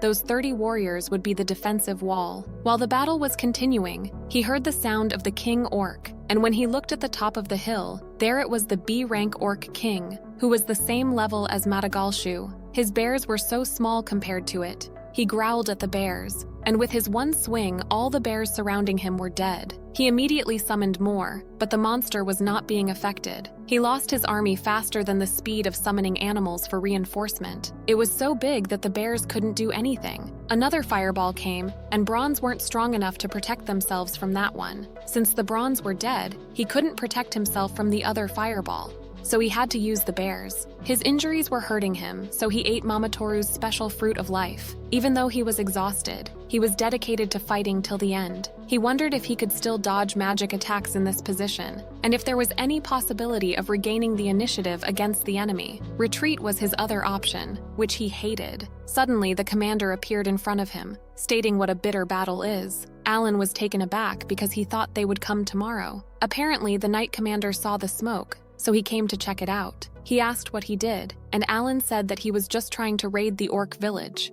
The commander then noticed the bears, making Alan nervously tremble. The bears shouldn't be mixed with magic beasts, so he made them disappear and suggested the commander go back together. However, the commander ignored the summoned beasts and didn't seem to falter in front of the king orc. Alan heard before that he could defeat Madagalshu alone, and that he was the strongest man in Granville territory. The commander instructed the others that he was going to defeat the Orc King himself, and the rest was up to them. Alan was surprised to see the deputy team. He originally intended to secretly monopolize the experience, but this was still good. It was a chance to observe those two show their true power. The commander and the king orc were standing in front of each other without doing anything, making Alan wonder if it was safe to stand like that. The king orc made the first attack and swung its weapon on him, but the commander stopped it with only one hand. Lord Knight Commander fought for a long time with a fighting style that overwhelmed the opponent and earned the nickname, the Battle Demon Zenith. The fight was crazy. The king orc was not giving up on attacking him, but the commander was dodging its moves like it was nothing. Alan now understood why they called him the Knight Commander, because he didn't seem to be inferior to that giant opponent. Riffran was also ready to clear the other orcs. He noticed that the magic orc was the cause of the fire, so his first aim was them. He threw himself in the middle of orcs and aimed directly at the mage orc. The mage orc sent another fireball, but didn't affect him at all. Meanwhile, the Knight Commander sliced the king orc with one attack. His face was so firm that it seemed like he cut a leaf or something. Alan was amazed by the fact that the orc was nothing more than a fly in front of the Knight Commander. Not only him, but the Vice Captain Riffran was also strong. The current move seemed to be the same as Karina's previous extra skill, which meant that 1-star Spearman and 3-star Sword Saint both possessed that skill, all thanks to their talent. He then realized that the Knight Commander didn't even need extra skills to defeat the Orc King, because he was incredibly strong. The commander approached Alan and told him to stay with him, and after evening, the knights would arrive. Alan felt a little worried because he didn't ask anything else, so he asked if he could take the magic stones from the corpses. He allowed Alan to do that, and while Alan was collecting the stones, they looked at each other with concerned faces. The commander then said that if they left the barracks like this, the monsters would return, so they should burn them down. His thoughts were exactly the same as Alan's. The knight would take care of the rest tomorrow as it was getting dark, so they decided to go back to the barracks for a rest and talk to the Baron tomorrow. They put up some tents and set up a fire to cook dinner. While they were eating, the commander asked how many goblins he killed, and when he heard that he killed more than 52, he said that it was more than he guessed. The commander explained that 4 years ago, a large amount of Albaharan feathers from Karina village was found near the site where the holy sword was discovered. Moreover, that village exceeded the target of hunting pigs by 10 pigs every year, and then Alan was accepted as a servant of the Grabiel family as a reward. After Alan came to the mansion for a while, suddenly outside the city appeared a lot of demonic beast corpses, whose magic stones had been taken away. Most recently, they had found the bodies of several goblins that had lost their magic stones, as well as traces of a burned-out village. He guessed that Alan had been hunting alone and managed to defeat a C-rank monster. And another piece of evidence was the progress in the battles with young Master Mihai. The commander had always wondered why the appraisal showed he didn't have any talent, so he asked the officials there and they still confirmed the same, but he wondered how they remembered the result of such a normal person from 5 years ago like that. It was because, at that time, there was a very blinding light coming from the strange boy with black hair and eyes. Then, when information about his talent appeared, they couldn't read clearly, so they had to say no talent due to his low stats. He believed that Alan had his own talent, the ability to fight with animals, and Alan confirmed him. Alan decided to answer honestly, because if he confessed that he had been given special powers by this world's creator, he would get himself into a bunch of trouble. But the commander didn't say anything and continued to eat. He said that this was just the result of his small investigation, and the Baron had already known about his talent, making him shocked. That was the reason why he gave him hunting days. It was true that it was a bit generous for a kid like him. He wondered why he allowed him to be so carefree like that, but the commander said that he can't tell him now, but when the time comes, he will know the answer. The commander promised to not say anything to the Baron about today and to keep it a secret, but in return, he asked him to provide a detailed report on the demonic beasts' hunts. After all, they were having the same goal. Alan accepted his terms because he shouldn't avoid it anymore, as he needed to gain experience points. One of the soldiers came and informed the commander that the bath was ready. Alan felt guilty and offered to wash the commander's back to express his gratitude for saving his life. When he got ready, he entered the bath and encountered the scars on the commander's back. He couldn't believe he survived those deadly injuries. The commander asked what was wrong, and Alan asked if he was okay, and mentioned that he also brought some healing medicine. The commander stated that he was fine, and Alan started to clean his back. While he was washing the commander's back, He was thinking about hunting and how annoyed he was for not being able to defeat an orc king by himself. The commander asked if he felt happy while hunting, as if he read his mind. After considering for a moment, he said that it was definitely fun, the feeling he'd get when he keeps practicing and gets stronger. From what he saw from the commander's back, old wounds will heal as his level increases. He remembered there was a wound on his face when he met him 5 years ago. After the bath was over, Alan fell asleep pretty quickly. After a day and night, they returned to the mansion and reported destroying all the bases occupied by monsters. Cecil scolded Alan for leaving her. Baton came and he seemed glad that Alan was fine, even though he went out without permission and was not chastised for it. He didn't get mad at him. After 2 weeks since Alan was saved by the Knights, Alan started his 2 Dian orc subjugation and finally defeated the Orc King. At first, he let 40 bears attack from all sides because simultaneous attacks reduce the fastest number of enemies, preventing them from forming a formation, and it prioritizes hitting magical orcs first as well. He then continued summoning additional bears to make up for the number of bears that had been defeated, leading the Orc King's power to be fully depleted. He could keep increasing his forces till the opponent was depleted as long as he didn't get attacked, and the experience points he gained from the orc village were 7 times more than defeating the goblin village. Failure was the mother of success. Even in the game, Alan started to collect the magic stones, and from on top of it, the Orc King was really big. He got his first B-rank magic stone. This time he used over 120 D-rank magic stones. He should calculate more savings next time. October came and he turned 11 years old. Since May, he had destroyed 20 orc villages.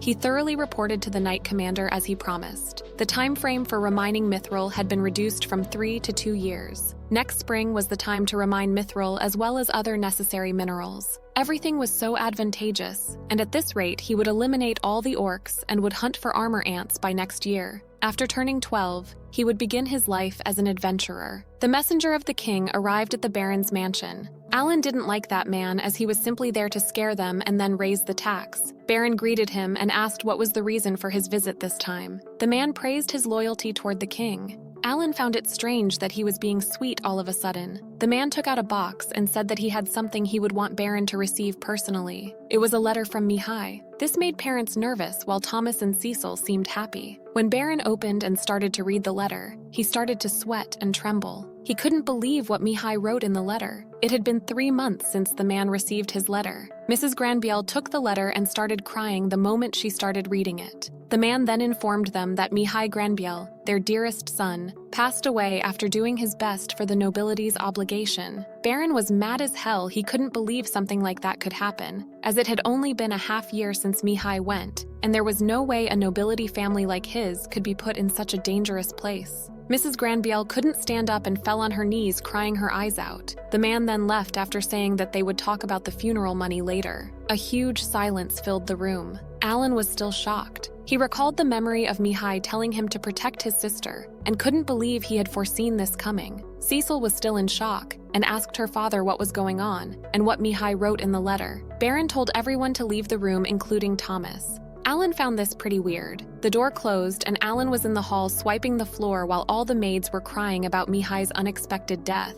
The entire Baron family was shocked after reading that letter, so Alan really wondered what was written in it. Cecil's angry voice was heard from the hall. It seemed like Baron was trying to explain to her that it was all for the nobility's obligation, but Cecil denied believing that their lives were this worthless that they were sacrificed like that. She stormed out while sobbing. Alan realized that Cecil would have to follow the same path as her brother in the future. The idea of that made him furious at the Baron, but when he saw his face, he realized that there was nothing else they could do, and this was the duty of all nobles. At night, when the dinner was ready, the butler and Alan brought her food to her room, but she wasn't answering. Baron told them to leave her alone and talk tomorrow. Cecil had already gone to bed, but Tomes was still panicking. After all, he was the next lord of the Granville family. The morning arrived, and neither Thomas nor Cecil ate breakfast. Rickle said that before coming there, he heard rumors that Gabriel's family had a short life. The Baron's parents and brother also passed away very early, even knowing that he was still so upset about the young master's sudden death. Suddenly, one of the butlers came and informed everyone that there was an emergency. The maids also informed Baron that Cecil was not in her room anymore. Everyone split up and started to look for her. Her room's window was open, so Alan wondered if she escaped that way. There was a possibility that she already left the mansion, so he went outside of the mansion and summoned hooks to look for her. She would have been seen if she had escaped by the main door, so she must have gone through the back door. While praying that she wouldn't do anything foolish, he continued running. In the city, Cecil felt super tired and sat on the floor to catch her breath. She was missing Mihai so much and continued crying. Then she heard Alan's footsteps. She asked if he came to force her back, but he denied, saying that his duty was to accompany her. After all, he was her most loyal servant. Cecil told him to leave her alone, and he didn't have to care about him.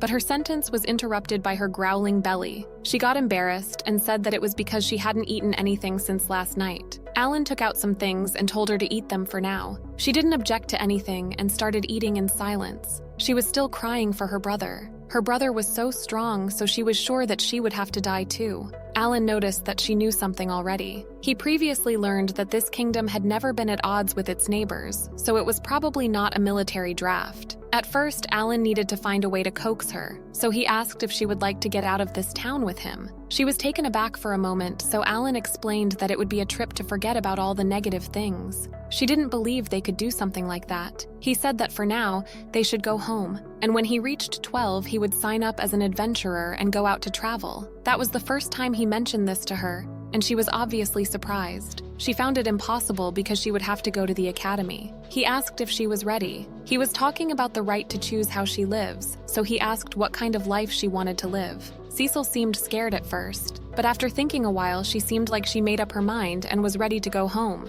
Since she was tired, she told him to carry her. While Alan was walking towards the mansion, Cecil thanked him. They arrived at the mansion, and Cecil seemed scared of her father, but Baron hugged her tightly. They were just glad that she was still fine. Baron said to her that she didn't have anything to worry about now. Mithril mining had restarted, and when they were recognized by the royal family, the nobility's obligation would also be waived. Alan regretted that he didn't start collaborating with the knight earlier, as there would be a chance for Mihai to survive. Suddenly, Cecil said no. She said that she was Cecil Grabiel, and in the name of the family, she was going to fulfill his nobility's obligation. She was going to go on the same road that Mihai did, and will never go away. In the next scene, it had been half a year after young Master Mihai's funeral. The Grabiel family was now returning to normal. The orcs' barracks were all destroyed by the knights, even though he did most of the work. Therefore, they had complete control over the mithril mines. And after the summer, mining would begin. Alan was glad that the Baron could rest now. Now it was simply a matter of keeping an eye on Kalnal, who had just lost his mining rights. He was so quiet, making the commander suspicious. March arrived and we saw Alan climbing on a cliff. Before he went out hunting, Cecil wanted to come with him, but he was so clever and didn't let her go up with him when climbing like that. Everyone knew she wanted to be stronger, but she still needed the Baron's permission to do anything. However, mages could cast magic for ranged attacks. It was tempting to think about. Looked like he reached the right place. Another obstacle in mining next on his menu was the C-rank magic beast armor ant. There were possibly 1,000 in this cave, and a B-rank queen ant was the one who spawned them all,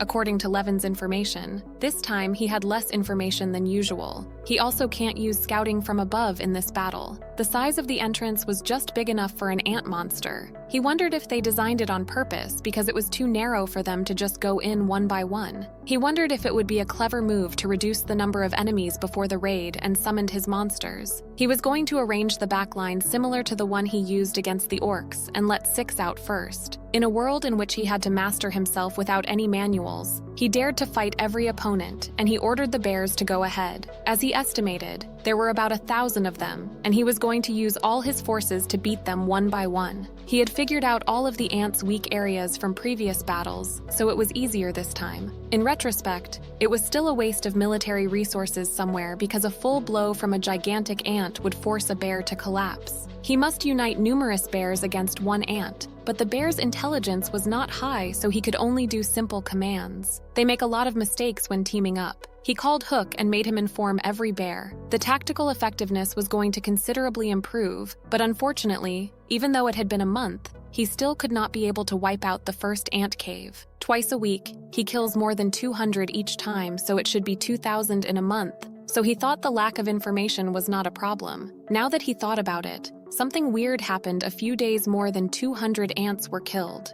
Their bodies disappeared. He wondered if the queen ate all of them and immediately gave birth to a new batch.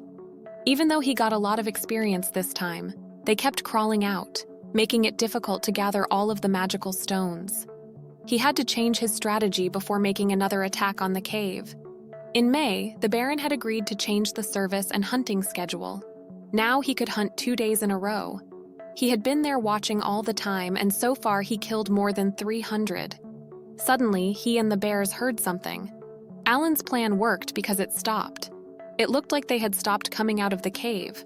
Except for the queen, there was probably a lot inside the cave, so the first goal was to send more summoned beasts to scout the area. He sent a bunch of hollows to examine the area. It was like a giant maze, and there were small rooms.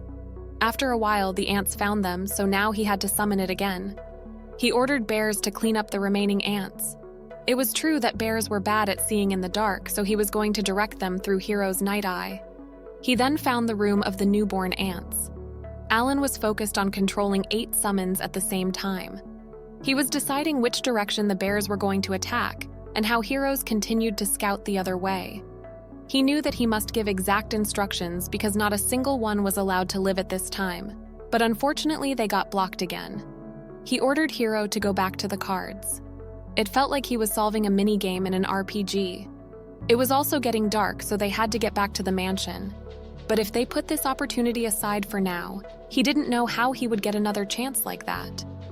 Then he found the queen ant without a doubt. He tried to calm down as his opponent was a B-rank monster. His current intelligence was only enough to control 8 beasts at the same time. The queen's room was about 5 kilometers west, and there were 10 other ants. He needed to change his tactics to balance his strength. He summoned another hero and started to run towards the queen's room. The bears were ready for his orders, and Alan had been waiting for this moment for 2 months, so he was not willing to let the queen. The queen was really long, about 3 times longer than the normal ants, but the head was still the same size. First, he needed to build a solid defense line, so he ordered the bears to take down the soldier ants. While the bears were killing the ants, he had to clean up the mess in the way first. But the queen ant was also attacking them, and apparently they know his strategy. But it was okay as they acted very slowly. He ordered the bears to take advantage of the enemy's slowness and aim for the abdomen to attack. While the battle continued, Alan felt like they were inviting him to attack. But at the end, the queen ant was defeated by only 20 bears, which made him confused because it was more than 100 when he defeated the orc king. Now he probably won't be able to return to the city in time, so he has to sleep outside again. He wondered if the master would get angry this time, and he cannot get any more help from the knights. He needs to bring back the spoils to provide the reason for his absence. The queen ant was so smelly, it took 2 months to conquer the first ant cave. He wondered if that meant while he killed 5,000, 4,000 new larvae were born, which was why the queen became weak. Even a magic beast still needs to eat and sleep to stay healthy, so this time the enemy wasn't in its best condition. He got the magic stone, but then noticed something on the floor. There was another weird-looking stone, but he couldn't understand what kind it was. But then he had an idea. The next day, the Baron seemed annoyed that Alan was gone out on his own for an entire day the second time. He had to order all the knights to find him, so he asked if he had any excuses. Alan asked for his forgiveness and stated that he carried out a mission on the slopes of the White Dragon Mountain, and yesterday he finished conquering the armor ant's lair and defeated the queen. He informed him that he was committed to completing this task because he knew it would assist the Granville family with an assertive tone. Baron was shocked, and Cecil didn't believe him and told him to come up with a better lie. Alan remembered that the news of his invasion of the monster territory hadn't reached the Baron's family yet, so he wanted them to allow him to show the proof. He took out the shell of the queen ant that he killed yesterday. They were all too stunned to speak. He thought they would be happy, but they didn't react at all. The Baron stated that it was a strange color, and it was very different from the normal ant's armor. He asked Zenith, the knight commander, if it really belonged to the queen ant, but Zenith had never seen a queen ant either. They had never thought that they could destroy the ants' lair before, because it was a bit too much for the knights. Alan was surprised to hear that while Cecil was sure he painted it on purpose to trick them, he immediately denied the accusations and said that the Knight Commander should be able to defeat the Queen too. The Commander Zenith stated that he had estimated that they would have to bring a team of thousands to destroy such a giant ant colony. Breaking in through the door was tiring enough. Not to mention it was a huge maze that was easy to get lost in. So they launched the campaign. The sacrifice would be huge, and no adventurers would even venture there either. He also mentioned that he had never heard of anyone successfully defeating them until now. The highest goal of the Knights' conquest was the orc and goblin villages. Cecil was still suspicious, and asked again if he really killed thousands of ants and explored the labyrinth. He confirmed exasperatedly. It was hard to say that he used summoned beasts to do that. He then wanted them to look at the stones he found in the Queen Ant's room, and asked if it was mithril. Not only the Baron, but even the emotionless commander seemed pretty surprised. The Baron couldn't believe that he could pick that up like something random. Now that he showed them the mithril, Alan was sure they believed him. Even Cecil seemed to believe him. The Baron told Alan to follow him and tell him all he needed to know. While they were leaving the area, Cecil was looking at Alan proudly. In the Baron's room, the commander asked Alan to show him the cave he conquered. The commenter stated to Baron that the knights would immediately be dispatched there. Alan interrupted and said that he also had a map of the cave, making them surprised again. The Baron stated that staying out all night was excused because his feat this time was remarkable. And with this recovery, he had added his name to the list of those who had discovered the nation's valuable mithril mines. According to the law, he was going to be entitled to 30% of the mining results according to the mining rights granted by the king. Alan seemed confused, so the butler explained that by default, half of the mithril would be given to the royal family, and the mining right was for those who were allowed to benefit from the rest. To be clear, 7 parts will be given to the king, and 3 parts will be Alan's, as the butler said. Alan did not expect this kind of big catch, but decided to enjoy it. Later on, Alan celebrated his 12th birthday in October. The Graviel family could mine mithril again after 100 years, and the mithril mine that he discovered would be exploited the following year. Amaranth's lair conquest had gone smoothly, and Alan no longer had to be concerned about money or threats from enemies. However, he still felt something was wrong. From the beginning, he just wanted to play like a plow to the top, and he didn't need peace. He decided that it was time to jump to the next level. He then was informed that the emissary of the royal family was here. He was definitely not happy to see Viscount Kellner again. The Baron asked what he was doing here, and he said that he brought an offer today. Graviel's and Kellner's clans had taken turns competing on both sides of the White Dragon Mountain up and down again and again for many years. He stated that the royal family wanted to solve this problem. When the Baron looked at the paper he gave to him,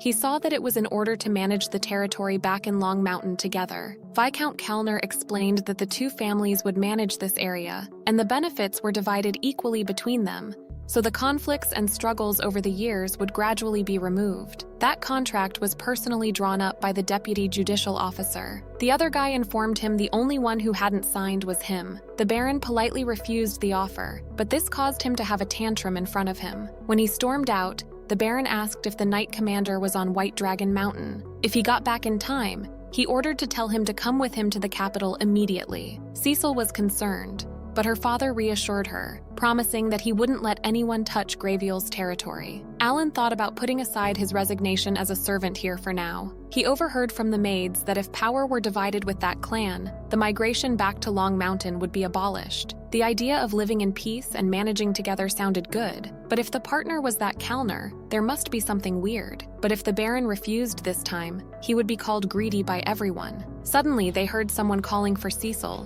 which made Alan go immediately to the source. There seemed to be a fight, and he noticed that they broke in through the window. He took out his sword and started attacking the big guy, but he was too strong. He had to use supplementary cards like Magic Fruit and Leaves of Life. While he was fighting with the guy, the Baron was informed about the intruder. Alan was fighting with his full power, but the poison was something that he could not escape from. Thank God Cecil was still breathing. He felt ashamed that they even kidnapped a servant like him. He found himself too impulsive. He tried to find a way to grasp the situation. A summoner could fight as long as he could see, so he used Chiapi to see. They were in some kind of warehouse. Someone named Dagraha came and asked if there were 2 kids in there. The other man confirmed him, and Dagraha warned him to not be arbitrary, as he wouldn't forgive him next time. He ordered them to kill the black-haired kid, Alan, to save space. Now it was clear that Dagraha was more dangerous than the other three combined. He came back from the battlefield, and he was just a fugitive who had been on the run for over a year. He overheard that they were planning to beat Zenith, the Knight Commander. One of them mentioned that Zenith had always fulfilled his duty for the past 10 years, so he wasn't sure if he could beat him.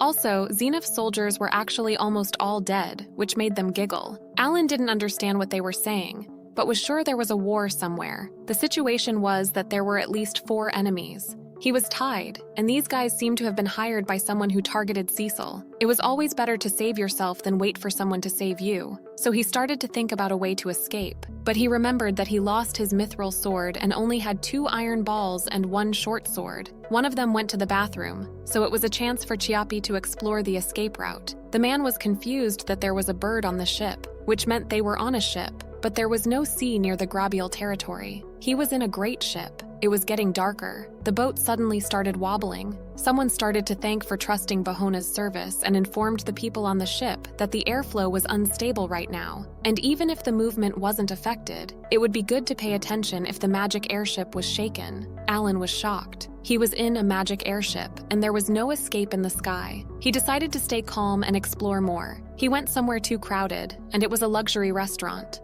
Looked like a lot of people were noticing him, so he wondered if he should ask them for help, but then noticed someone laughing vehemently, and it was no one other than Viscount Kulner. While looking at him hostile, he questioned if he was the one behind Cecil's kidnapping. The Viscount stated that he thinks the new deputy minister was the one to sit on the ministerial chair. The nomination for the deputy minister meant they needed to mobilize and allocate money in many places, and Backlong Mountain was also among them. He was really impressed by his dedication. He seemed like he couldn't wait to see the Baron's bitter face. The Viscount then asked if everything was going well, because if the Baron tried to make a fuss, it would be troublesome for them. But he said that he already had his daughter as a hostage. His daughter was his biggest weakness since he just lost his eldest son. They had sent a warning letter, and if he still refused to sign the contract, he was going to cut one of Cecil's arms. But if he crosses the territory to save his daughter, they could sue him for sedition. They also still had the cards to deal with Xenoph. He promised to thank him profusely once he received the mithril mining rights. The Baron was in a difficult position. Alan had to quickly figure out a way to rescue Cecil. While he was thinking about a way to save her, she woke up and tried to scream. The big guy noticed that she couldn't use magic yet, so he said that they were about to reach Kalnal City, so she should give up. But she didn't, and she kicked Alan to wake him up. The big guy stood up. Alan noticed that he was going to do something to her, so he needed to act now. The plan to protect the holder had already been prepared, so he started to strike back. When they saw the magic beast, everyone was shocked. The beast attacked one of them only, and meanwhile, Alan got rid of the rope he was tied and was ready to strike back. But they were comfortable, as he didn't seem to carry any weapon. Alan summoned the bears and ordered them to bite and scratch. While they were all in shock, Alan took down one of them. The big guy seemed pissed off by him. He was dedicated to cleaning up before their allies came, so he didn't mind killing him this time. He summoned the brawn and used his shield. He couldn't beat Bear in one hit, so they could buy time this way. He summoned a bunch of beasts, and meanwhile he was going to be on guard if he was aiming for Cecil. He ordered Chu to weaken him and Spider to tie him up. The big guy was indeed taken aback by his ability to manipulate the magic beasts. Alan aimed at his neck, but it was so hard and his sword couldn't penetrate. He then used his fist to knock him out, and it looked like it worked. Then it was announced that the ship was about to land, so he immediately went to Cecil to untie her. At that moment, Dagraha came and stated his surprise about Alan. He kicked Alan in the stomach so fast that he couldn't even see. He attacked him as soon as he turned around, and it was as if he disappeared. Dagraha was surprised that he was a kid who hadn't learned a skill, but Alan tried to focus on saving Cecil first. Dagraha noticed that he was using Marazzi flowers, which seemed useless. Someone called for him, and it seemed like he knew that. However, that voice was actually Chiapi's special skill called Fake Voice, and it can imitate a voice that Alan used to hear. When Dagraha was distracted by the voice, he used a spider to grab Cecil and started to run. He had been frozen for a few seconds because of adrenaline, but then ordered Braun to stop him while he was running. Alan noticed that he ripped spider silk so easily, so Braun must be down. He noticed a parking lot, and it was about 100 meters above the ground. He told Cecil to jump. He had increased their defense first. so their endurance had been raised to safety. After counting down, he jumped with Cecil. When he landed on the ground, it hurt so much, even though he increased his endurance. Cecil was too shocked to say anything, but Alan seemed like he was satisfied and happy, and he was dedicated to going home together back to Grabiel. Alan checked Cecil's health and then started to run at full speed after warning her to hold on tight. He ordered Harrow to find a way out, and while running, he saw the Viscount walking with Dagraha. They were pretty sure that Cecil and Alan were dead because it was impossible to survive after jumping from such height. Cecil was very important in Calnal's plan, and if he knew that she was on the run, he would go after her with all his might. When the Guardian learned that they were from the Grabiel family, he let them out. Although he still didn't know exactly where this was, he remembered that the border gate between the two territories was in the north of the mountain range. If they follow that path,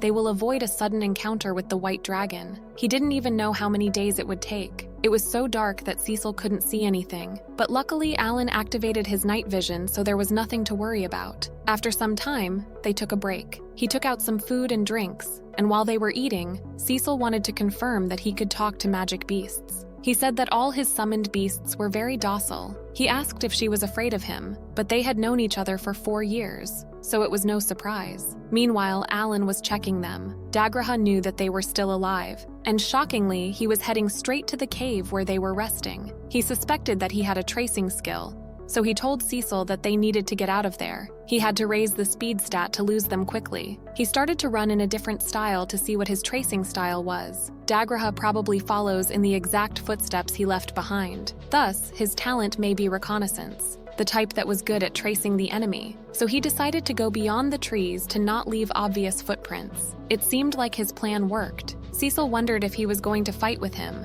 but he was the leader of the group that forced them to the spaceship, so the chance of winning was very low. The view here was quite good, and the other direction was to the White Dragon Mountain. He ordered Braun to raise his shield and started to jump from one shield to another to not leave any footprints. They were already several kilometers ahead of them, and his speed had slowed down. They found a safe place to spend the night. It would take 3 days for them to arrive at their home, so it would be good to take advantage of the chance to rest. While she was lying down, she wondered why Alan was hiding his talent. He explained that it was not a good thing to say. Cecil fell asleep not so later, but he was still waiting for Dagraha to give up and go home. The sun rose, and apparently he found the footprints on the tree trunk, but the last footprint was a few kilometers away from him now. Dagraha figured that Alan noticed his skill and started to spiral run. Alan had to erase his footprints again. The morning of the second day after running away from Council City, at the northern border gate of the White Dragon Mountain, the soldiers saw Cecil and Alan. They seemed miserable, so until the carriage was prepared, they were going to rest. They were going to give them a horse, but Alan sensed something and told them to leave them like this. He started to run again, so Cecil wondered why he looked so tense. He said that the summoned beast he sent had lost sight of Dagraha. Just like when they were in the rain, he suddenly disappeared. So there were 2 possibilities. He was fast enough to get past Hook's eagle eye, or he noticed Hook's tracking. Cecil suggested staying with the Night Order, but they would cause trouble for them too, as he was hired to deal with even that night captain. Cecil thought he would be fine if he left her, but he reassured her by saying that he was faster than him anyway, and he had a promise with young Master Mihai that he was going to protect Cecil at all costs. While they were running, he sent 2 more Hook to scout Dagraha. The morning of the 3rd day after leaving Calnal, he was still running with the hope that they would arrive tomorrow. He told Cecil to eat the medicinal herbs. Suddenly, Madagalshu appeared, and it was the one whose eyes he broke 3 years ago. It was dangerous to be chased by 2 enemies at the same time, so he decided to take down the monster first, but Cecil was worried. He comforted her, saying that it was different from that one because it wasn't targeting her. He confidently stood up against the Madagalshu. It had been 3 years since he last fought with him, so he seemed excited. Cecil was worried about Alan, but couldn't make a noise because he warned her to always keep quiet to not let it detect her. He needed to defeat this beast before Dagraha caught them. His strategy was simple. He was going to take full advantage of his army, but he can't just waste them either. So he first ordered Braun to use their shield to besiege it. He was doubting that it would work, but it did. The bears took advantage of this opportunity and started to chew. He decided to use the attack that took one of his eyes, but this time he was dedicated to taking both his eyes. Cecil was amazed by how he fought. He was strong enough to defeat the Ogre King, and Madagalshu was just a B-rank superior monster. However, he was shocked to see that it could jump very high. Alan could manage to use Bronze Shield to defend his attack in the last second. He was shocked by what happened, and Madagalshu got him. When she saw Alan being captured, Cecil couldn't stop herself from calling his name, but he told her to stay away. Madagalshu was enjoying the feeling of killing Alan slowly. He used 2 glasses of life. Madagalshu then held his head and was about to chew him to death. He bit him, but before it could continue, Alan took out his short sword and stabbed his other eye, but he was still trying to eat him. Luckily, Alan changed cards as soon as he was caught by him. Although he didn't know its status, when he hit the bronze without defeating them, it proved that its strength was less than 2,000. He had already created 100 tons of Grass of Life in case he had to fight a death battle with Degraha, so he was going to keep using them until Madagalshu was exhausted. He had a nostalgic feeling while using healing continuously when facing a powerful boss in the game. Madagalshu eventually got tired and died. Alan was proud of himself. Cecil immediately went to him. She was so scared when she saw him in the mouth of the monster and started to cry. He apologized for scaring her, but it wasn't over yet, because Degraha was there, standing in front of them. Degraha was furious and wanted to kill him right there. He didn't expect Alan to defeat a Madagalshu. Alan ran out of iron balls and his sword was still stuck in the eye of the monster. None of his summoned beasts could stop him. He only had a few choices, so it was easy to decide. He told Cecil to step back and that he was going to defeat him no matter what. Before he knew it,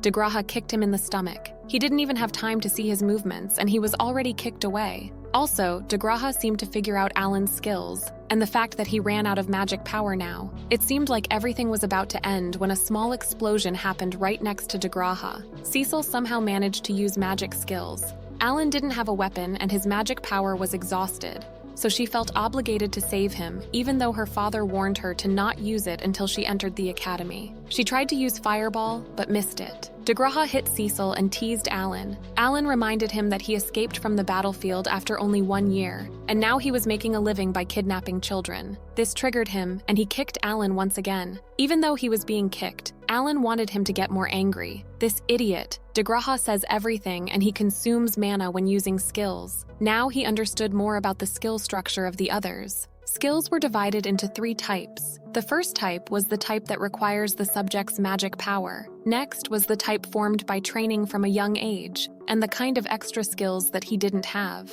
Before reincarnating, he was that the people here were originally from normal mode, so almost all of them possess extra skills. He had the inherent skill of a summoner. The talent here was an inherent skill bestowed on each person. So scouts like Degraha would already have scouting skills, and his extra skill was tracking. Even though it hurt so much, he still could block the sword combo this time. Even though he was this strong, his rarity was only 1 star. Meanwhile, he was an 8-star summoner. Degraha couldn't stop himself when he saw Alan grinning and using his sword once again. Alan used another Grass of Life and asked if he was exhausted. Degraha seemed confused. Alan said that from the moment he hit Cecil, he received a death sentence. The Knight Commander was on his way with a little bird on his shoulder. As soon as they arrived at the border gate, he sent 2 of his birds back to the mansion. But Alan was in so much pain. Degraha and Zenith were now faced. Zenith looked at Alan, who was too exhausted to fight, so he told them to let him handle the rest. With a strict voice, he told Degraha that he was going to cut him into pieces in the name of the Knight Commander. Degraha called him a dirty noble for living in peace for 10 years.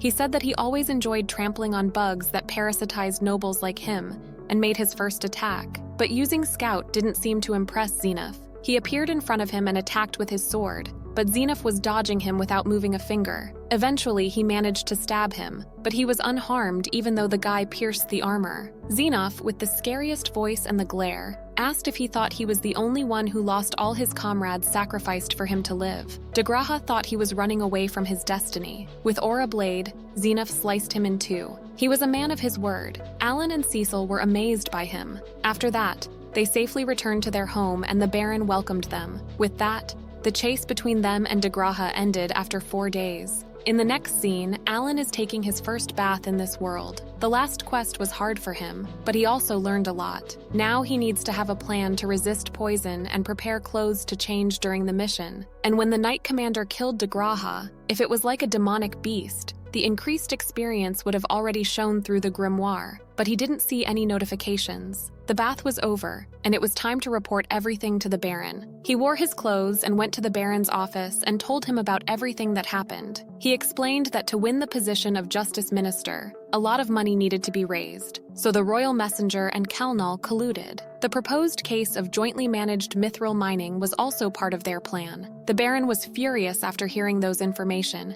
and he decided to report all this to the palace. Alan didn't think reporting would change anything. This case involved even the royal emissary, and it would most likely be handled smoothly by placing all the blame on Kalnal. He stood up and stated that he had an idea. He said that he was going to give his mining privileges and hand it over to the Baron. With that privilege, he would have more weight on the negotiating table to handle this case thoroughly, which means that he secretly bribed the royal insider. Alan mentioned that he was also taken advantage of by them in the first place through the noble's obligations. The Baron was the kind of guy who didn't want to go through the back door, but then there would be a second and third Kalnal to harm him. Alan stated that he and his father Rodin always worked hard with spears and farming tools, but that was all to protect their farmer family. And yet the nobles don't want to fight. He went across the line and asked what was wrong with doing bad things to protect their family. The servant wanted to stop Alan from saying disrespectful things, but the Baron said that it was fine. When the Baron was Alan's age, his father was stripped of his title and passed away, and not long after that,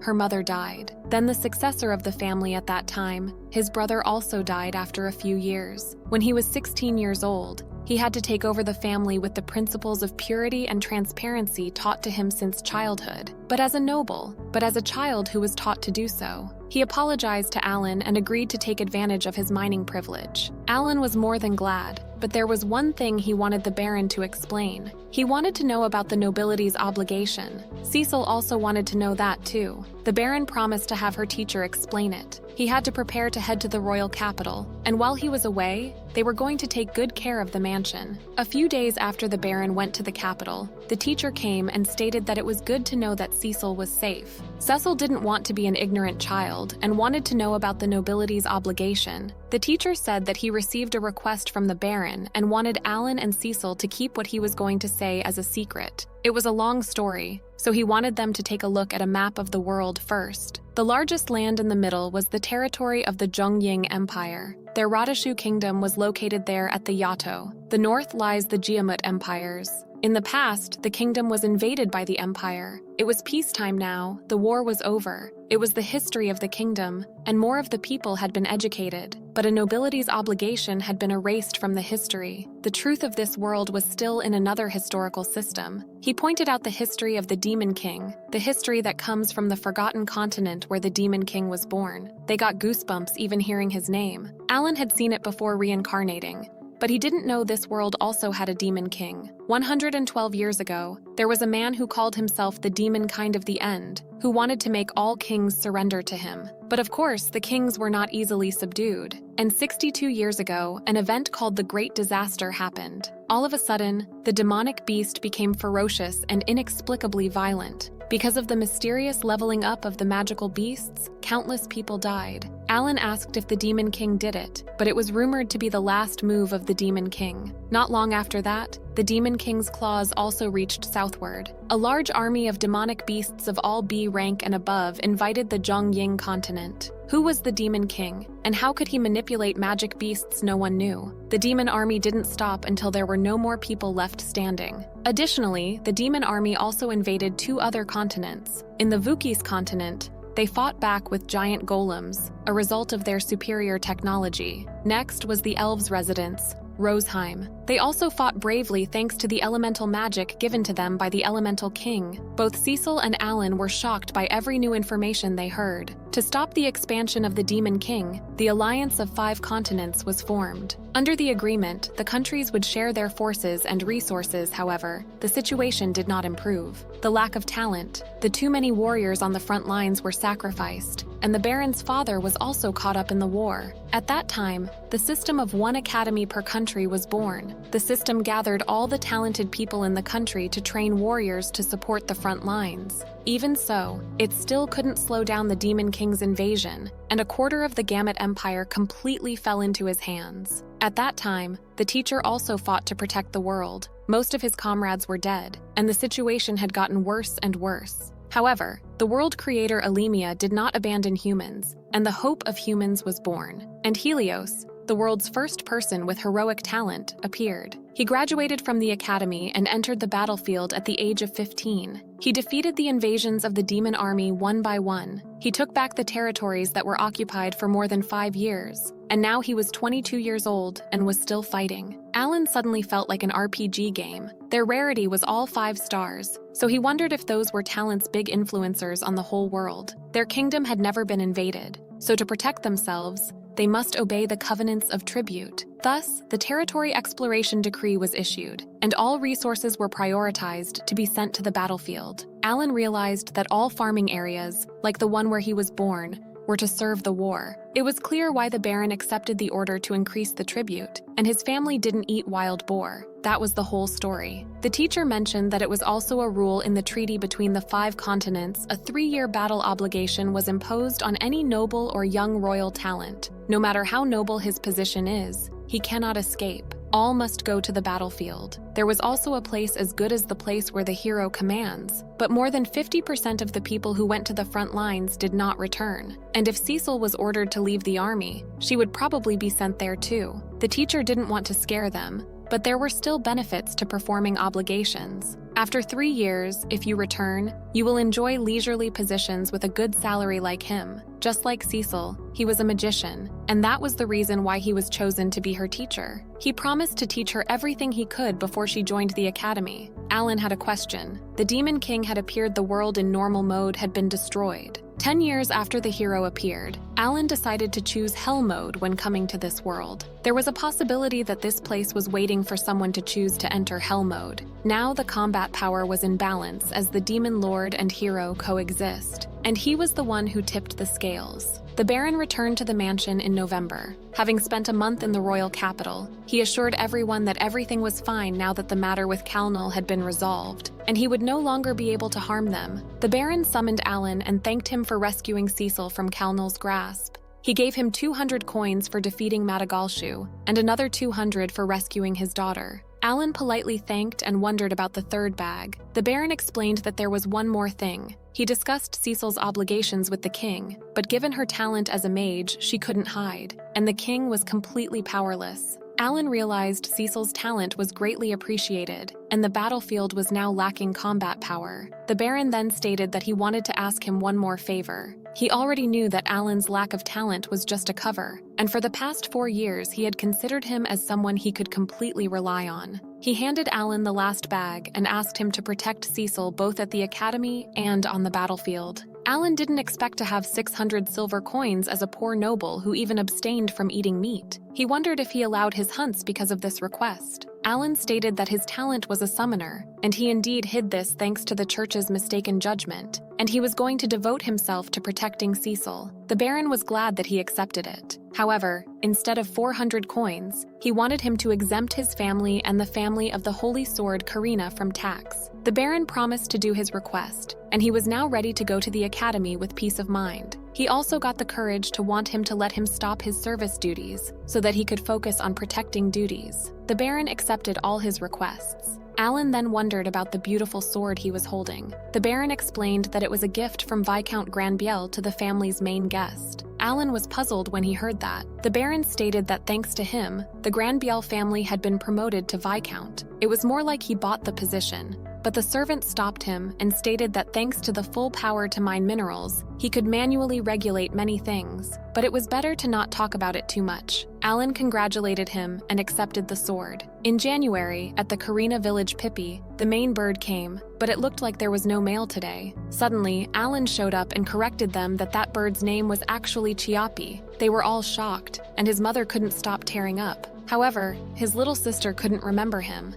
as the last time she saw him was when she was 1 year old. Alan felt horrible that his family didn't recognize him. They invited him inside, and Alan noticed that their house shrunk. While he was drinking soup, his brother mentioned that he read all of his letters, and his father wondered if he was going to the same school as Karina and Dogora. Her mother thanked him for sending them money, but was concerned that he could afford to live well. He told them to not worry about him, but it looked like he wouldn't be able to send money anymore. He said that he was taking a break from serving the Baron's house and would be going to the academy instead. Everyone was taken aback by this news. He shows them the sword he got as an award for saving Cecil. His mother was still in shock. His father asked what happened in the last 4 years. Instead of answering their questions, he took out 100 silver coins and gave them. His parents didn't want to accept it and told him to keep it and spend it in the academy, but he already had 600 silver coins left when he sold the armor ants. They were flabbergasted. He mentioned that it was a C-ranked monster that nests on the slopes of White Dragon Mountain, and he even hunted orcs and goblins. His little brother was amazed by him. When it was time to go, he said goodbye to everyone and promised to send Chiapi whenever he needed to contact them. When his little brother told him that he was going to attend the academy when he was 12 too, Miura came and wanted to join him, but she had no talent. She was holding the letter Alan sent and hugged him tightly, making him cry. March came and Alan was swiping the floor when Cecil came and said that he hadn't discussed anything with her, and he was daring to quit serving on his own. Alan explained that he was going to continue serving her until he got to the academy. Even though he was still her bodyguard, she still seemed angry. Cecil then asked him if he really wanted to go to the academy when he could choose to return to the village to live freely. Alan said that he really wanted to go, and this made her even angrier. She said that he had no obligation to go to the battlefield. Cecil then noticed that the holy sword Karina was right behind him. Alan introduced the Axe Master Dagora too, and with that, they reunited after 4 years. When Cecil's brother appeared, Karina was scolding Alan for not returning to the village earlier. He defended himself by saying that he couldn't stop studying for the exam and wondered if they were ready. They both seemed pretty confident about this exam. When Karina mentioned that she could even take down a giant wild boar, Cecil seemed intimidated by them. Alan reminded them that the exam had an academic test, but Karina ignored his question and asked him if he was taking the exam too. Since it was decided 3 months ago, he has been studying too. When Dagora remembered that he had a talent too, Alan apologized to them for lying. Dagora tried to make it seem like he already knew it, but Karina reminded him that he lost to Alan too. Alan introduced Cecil to Karina and Dagora. Cecil politely stated that it was nice to meet them, and then her brother Thomas introduced himself and hoped that they would become good friends with his sister. Karina immediately held her hand, wishing to help each other in the future while Dagora was stuttering. Karina wouldn't care if the other person was a noble, so it wasn't so surprising to Alan. The Baron came and asked if they were done with the introduction. He then thanked Karina for coming. Karina's friendly demeanor made everyone shocked. After greeting Dagora too, the Baron told them to relax at the Granville mansion for the next 3 days, and if there was anything they needed, they could just call his servant. They entered the mansion, and Karina was amazed at how big it was. They ate lots of delicious food and then jumped on their bed while Alan was swearing to Cecil that she was the Swordmaster. As expected of the Swordmaster who only appears once every 10 years, she was no different from the treasure of the whole kingdom. When Karina and Dagora were expressing their excitement about the academy and the dungeons, Cecil and Alan were concerned. Cecil asked if it was okay to tell them the truth. It was not okay, but they should wait for the right time to tell those two everything, because it was serious, life-threatening news. After graduation, Karina would also become a baron, and then the nobility's obligation would be activated, and they were going to have to go to the battle together with Cecil. Dagora could join them later. They were all going to be living at the academy together, so Alan hoped they would get closer during this time. 3 days later, they were already in pact. Thomas came and asked Alan to help Cecil learn to fight on her own. Cecil's mother studied the history of the Demon King at the Nobles Institute, but at the academy, the Baron wanted Alan to not reveal this to the other students and just study hard. The Baron was glad that Alan had great friends that he could rely on. The reunion of the magician and swordmaster in the same generation must not be just a coincidence, and Alan wondered if this was the beginning of his quest in this world. Aaron got the guts to tell the Baron that he would definitely defeat the Demon Lord together with Cecil. The Baron was flabbergasted and told him that this wasn't what he asked, but it was time to go so they couldn't discuss this. Every employee and family member was there to see them off. With that, their journey to the Academy City started. At the north of Zhongying continent, Jamut Empire's territory, the hero was informed that the magic train had arrived, but the Elemental King this time had a prediction that was difficult to understand. To him, the hero, the hope of humanity, has another forecast of hope. The hero smiled and wanted to go see for himself. Meanwhile, Alan was looking at the Radishaw Kingdom, the Academy City. They were all amazed by how big the city was. When they landed, they noticed that there were a lot of people also flying just like how they got there. Cecil wondered if those flying boats were made by dwarves. So Alan explained that all the magic tools in this kingdom were made by them too, especially since they share currency and technology with this place. They then, for the first time in their life, saw a train. Alan went to get the tickets like he always used the train, and they went inside. While the others were shocked that it was moving, Alan was appreciating the civilization in this place. They arrived at the academy, and it was pretty crowded. Alan heard that there were about 20,000 applicants every year. Cecil didn't expect there to be so many talented people around her age. To go to the battlefield 3 years later, they had to pass all the tests first, raise their level, and get that thing in this city. They got in line and were welcomed by a woman. She informed them that before they start the exam, they need to re-examine their talent. The first one to try was Dagora. He had a great talent, and the woman told him to proceed to the Academy C test. But Dagora was disappointed as it was exactly the same as when he first did it. Next was Cecil. Her talent and stats were both excellent. The next one was Karina, and she was welcomed by the woman too. When it was finally Alan's turn, he had a bad feeling. He touched the crystal, and the crystal shone so much that people closed their eyes. But unfortunately, all his stats were E, so he failed. The messed up talent text had been fixed, but because of Hell Mode, his growth rate was all E. Cecil was sure that there was a mistake. Alan tries to comfort Cecil by saying he would still be there to protect her even though he can't attend the same school, which makes them angry. The principal came and asked what was that fuss about. While Alan was looking at him, the principal wondered why was it all E when the aura was so intense just now. He also wondered if his servant knew anything about this summoner talent, but unfortunately, he had never heard of this talent. While they were discussing if it was the inspection device faulty, Alan realized that Helmios was the hero who carried the hope of humanity. Furthermore, the school's principal is an elf who rules over the academy. Cecil and Alan got so nervous. The hero looked at Alan and stated that his offensive power was 570, and both intelligence and magic power were around 1630. The stats were close to that of a great mage. However, he didn't see any magical abilities. Alan was shocked that he could see his status. When he said it was his talent that he didn't understand, Alan seemed annoyed. He apologized to Alan and stated that it was the appraisal machine's fault, but he really wanted to see that summoner ability first. Cecil was about to tell him to summon something, but he stopped her and wanted him to introduce himself first. He said that he was Helmios, often referred to as Hero. He then wanted him to use the appraisal machine to show him his ability so that everything would be fair. When Helmios touched the machine, everyone saw that he was even stronger than the Swordmaster. It was Alan's turn, so he summoned Kurosuke. They were pretty surprised to see it. Alan found it amazing that he had the skill to assess other people's stats, but he couldn't see the bonus stats from his beast summoning and grimoire, and he was pretty annoyed by him. He proved that he had the ability, so he excused himself, and they moved to the next exam. Usually 1 out of 3 people fail the exam. Only by coming here would he know if he really has the strength to enter the school. Academic assessment exams include math,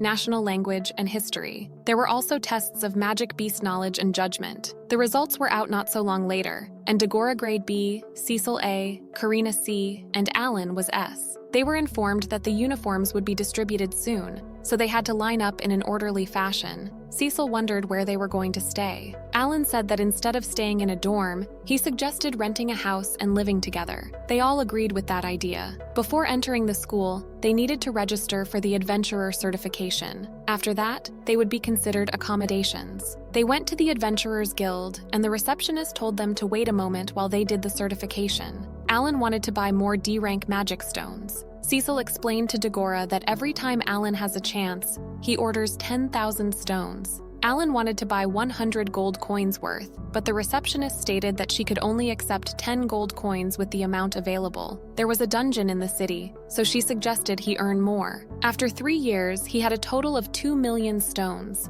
Magic stones were an important resource to run grimoires. They were essential in this war, so he had to always stock enough even if he had to buy it at a high price. Their certificate was ready, and they all got it. The woman asked if they were going to explore dungeons together, and then offered them to register as a party. Alan asked Cecil to name their party, but Cecil wanted him to choose it. After thinking for a while, he comes up with the name Game Junkies. They were pretty confused, so he explained that Game Junkies means those who bet everything to reach the top. In his previous life, due to being busy with work, he hadn't reached the level of a true try-hard gamer. Now he had an 8-star talent, even cooler than a hero, so he must live a solid and majestic life. His main goal was to become the strongest. After getting answers to all his questions, they started to look for a house, and a state agent showed them the house that met their requirements. It was comfortable enough to accommodate 20 people, very suitable for dungeon explorers, and the location was very close to the dungeon and food court. The rent per month was 10 gold coins, so Alan didn't think twice. In the dining room, while they were having lunch, Alan and Cecil told Karina and Dagora to feel free to eat while listening to their story, and started to tell them about the nobility's obligation. After finishing their story, Alan stated that he was going to defeat the Demon King and all of the demon army together with Cecil. Karina was already with Alan in this goal. Alan told Dagora that the chances of surviving were only half, so he should think about it slowly. But defeating the Demon King and becoming a hero forever known sounded cool to Dagora, so he was in. Suddenly, a book appeared in front of them,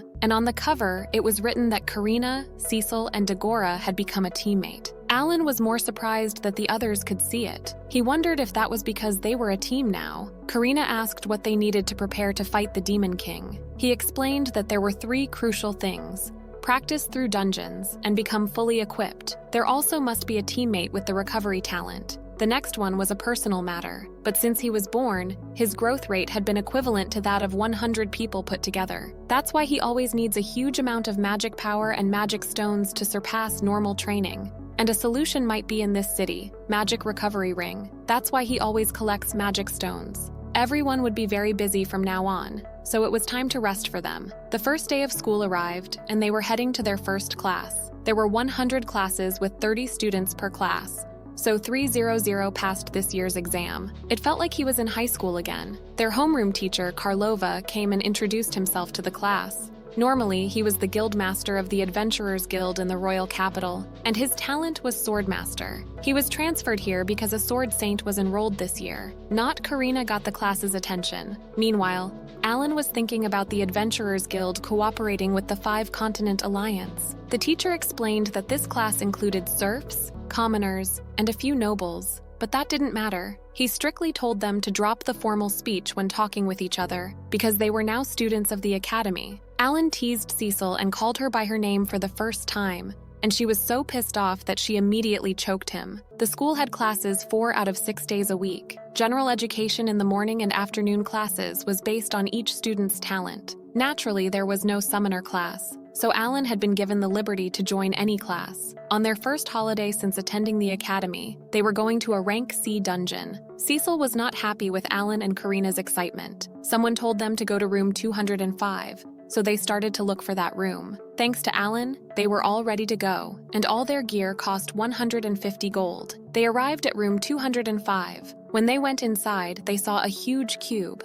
and it was talking. It was the manager of the dungeon operating system, C205, and it would transport them to the dungeon in another dimension. The dimension they were sent to changes, and other adventurers would be unable to access their room. Alan got too excited about them being sent to a separate server. Cecil asked what was with him, and he said that everyone was playing on different servers, so he could use summons freely without worry. After answering all their questions, the cube sent them to the dungeon. The entrance of the dungeon appeared in front of them. There were no lights or windows, but it was quite bright. Alan was mapping the area with his summons, so he knew where to go. He told them to take the next left. Since there were only low-ranked monsters here, they were going to take the shortest route, and he told them to ignore the treasure chest, which could be a trap. He then took a look at the statuses of their new teammates. He felt so excited when he was checking the status of their party members. He told Cecil to take the first slime. She used a fireball to kill it in one attack. That was her first time killing a monster. Alan then reminded Karina and Dagora that they could use their skills, but they didn't seem to have enough knowledge. 2 monsters came, so Karina and Dagora took them easily. Cecil leveled up for the first time, so she felt quite energetic. With that, they cleared the first floor in 1 day. In the dungeon, no matter where in the middle you stop, you can continue from there the next day. So he found a way to take advantage of this convenience. He left the hunting on that floor to the summoned beast. He just arranged to summon beasts all over the dungeon and go to school with peace of mind. Sweeping one floor per day would yield about 200 magic stones each day, and the deeper you got in the dungeon, the higher amount of magic stones and experience gained. On their 5th day of studying while exploring the dungeon, they reached the 6th floor and encountered the bottom floor where the boss of the dungeon was located. Cecil found this as an opportunity for everyone to learn more about Alan's talent, so they leave this boss to him. He had used 35,000 D-rank magic stones and then 7,000 magic balls to upgrade the power. By only using his bears,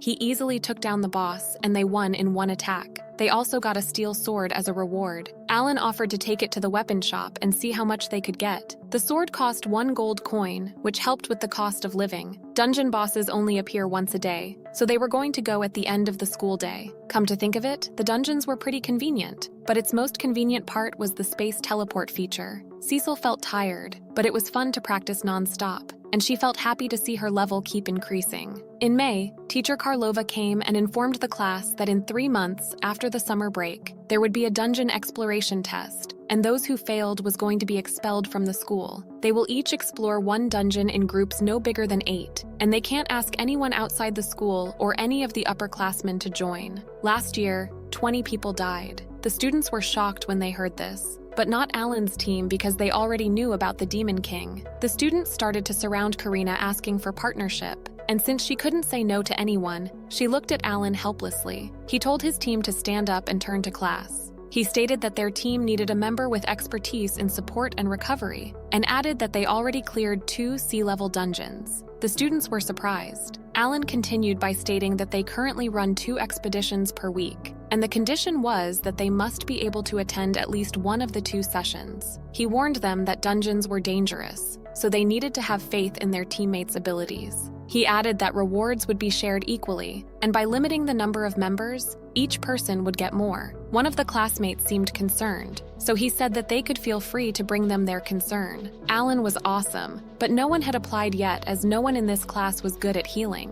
While they were having lunch in the dining hall, one of the classmates came and introduced himself as the classmate with the cleric talent, and wanted him to be more specific. Alan wanted to discuss his while eating, but he said that he doesn't eat lunch. Alan figured out what was happening, so he gave him 2 silver coins after saying that it would be awkward if they were the only ones eating. The boy went and got himself some food, and Karina offered him more of her food. He asked if he could get a decent income from dungeons. When Alan said that each time they explored, they got about 20 to 40 silver coins, which seemed a lot for the boy. He asked if he could participate, and Alan accepted. The team was so happy that they had a new member, and they started giving him more food. They had to wait for such a long time to get a cleric, so they must give him a warm welcome. The first day of exploration after Kill joined the team came, and they were in a sea-level dungeon. Kill was wondering if the practice was effective as he didn't do anything. Alan stated that if they fought with their teammates to defeat demonic beasts, they would become strong together. Alan told them to take care of the front line, and he firmly covered the back. 2 weeks later, on their 3rd day of dungeon exploration, they arrived at the bottom floor, and this time Alan left those to Cecil, Karina, and Dagora. Kill seemed amazed by them. After defeating the boss, Kill healed Dagora's arm, and Alan asked if he studied magic at school. He said that he knew it before coming there, and he worked as a healer at the church. They envy him because he could use his skill. Suddenly the treasure came, and he was so fast that they couldn't even see him going there. The reward was a mithril hand shield, and it was worth 15 gold coins. He gave Kill his part of the award, and Kill asked if he could officially join their group. When they shook hands and made it official, the notification appeared, which startled Kill. While looking at Kill's status, Alan informed Kill that they had rented their own house as a base and asked if he wanted to move in. Kill strictly refused his offer and started to run. Cecil figured from his name that he wasn't a noble, so he didn't have to go to the battlefield. But his healing talent was needed to fight the demon army. He was always alone at school, so they wanted to get closer to him. In June, Alan woke everyone up in the middle of the night. He finally succeeded in unlocking that awakening skill, but wondered what was this skill doing, and if it was worth wasting a lot of magic stones. After 3 years, he finally had a new summons. He summoned his new beasts. There were various monsters, and one of them could even talk to him. It could also go through walls. Next, he decided to test out new skills and summon Denka, a bug. His stats didn't change, only an awakening stats was added at the end. He tried out the skill and was surrounded by bugs. It was a pretty terrifying technique, so he decided to see how the others would awaken. He went home and introduced them to their new comrade Maria. Cecil seemed annoyed, but Alan didn't bother. He was looking forward to using the new skill in the dungeon. 2 days later, the academy was welcoming a special guest. This was a yearly event to raise the morale of the students, and the guests were Swordmaster Doberg, Hero Helmios, and Swordmaster Sylvia. The first question was from Karina. She asked Doberg how she could use her skills. Their teacher explained to Doberg who Karina was. Doberg asked her why she wanted to use skills so much, and she said that she wanted to get stronger,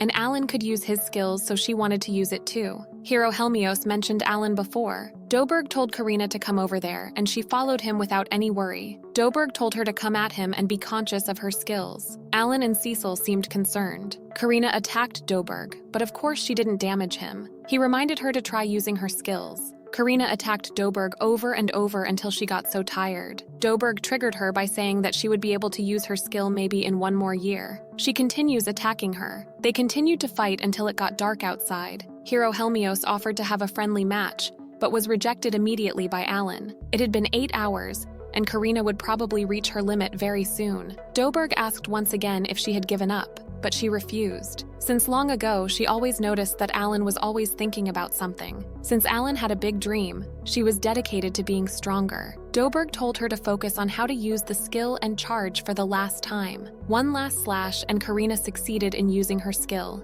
Everyone was speechless. Doberg told her to not forget that feeling. Karina was too tired to say anything, and she just passed out. Alan held her and gave her his healing potion. Helmios asked Doberg why he didn't use the skill and taught her how to do it. He said that it was useless that way for someone like her. Hero Helmios then wondered what Alan's big dream was, but Alan politely stated that he was going to tell him when he could completely trust him. At the start of the next chapter, they were at the sea-level dungeon 3rd floor. Alan said he had been waiting for exploration day. He told them he would show off the new beast summons today. Then he ordered huge birds to come out, and then a couple of huge birds appeared. Everyone was in shock. They asked Alan if they were birds, and he said yes, and told them that they could ride them. Each of them got on a different bird and set off. The birds were quite fast. As they advanced, an enemy appeared in front of them. As soon as Alan said there was an enemy on the left, Karina stood ready to test her new skill. As soon as she approached the enemy, she swung her sword and cut it in half with a single blow with his flying sword skill.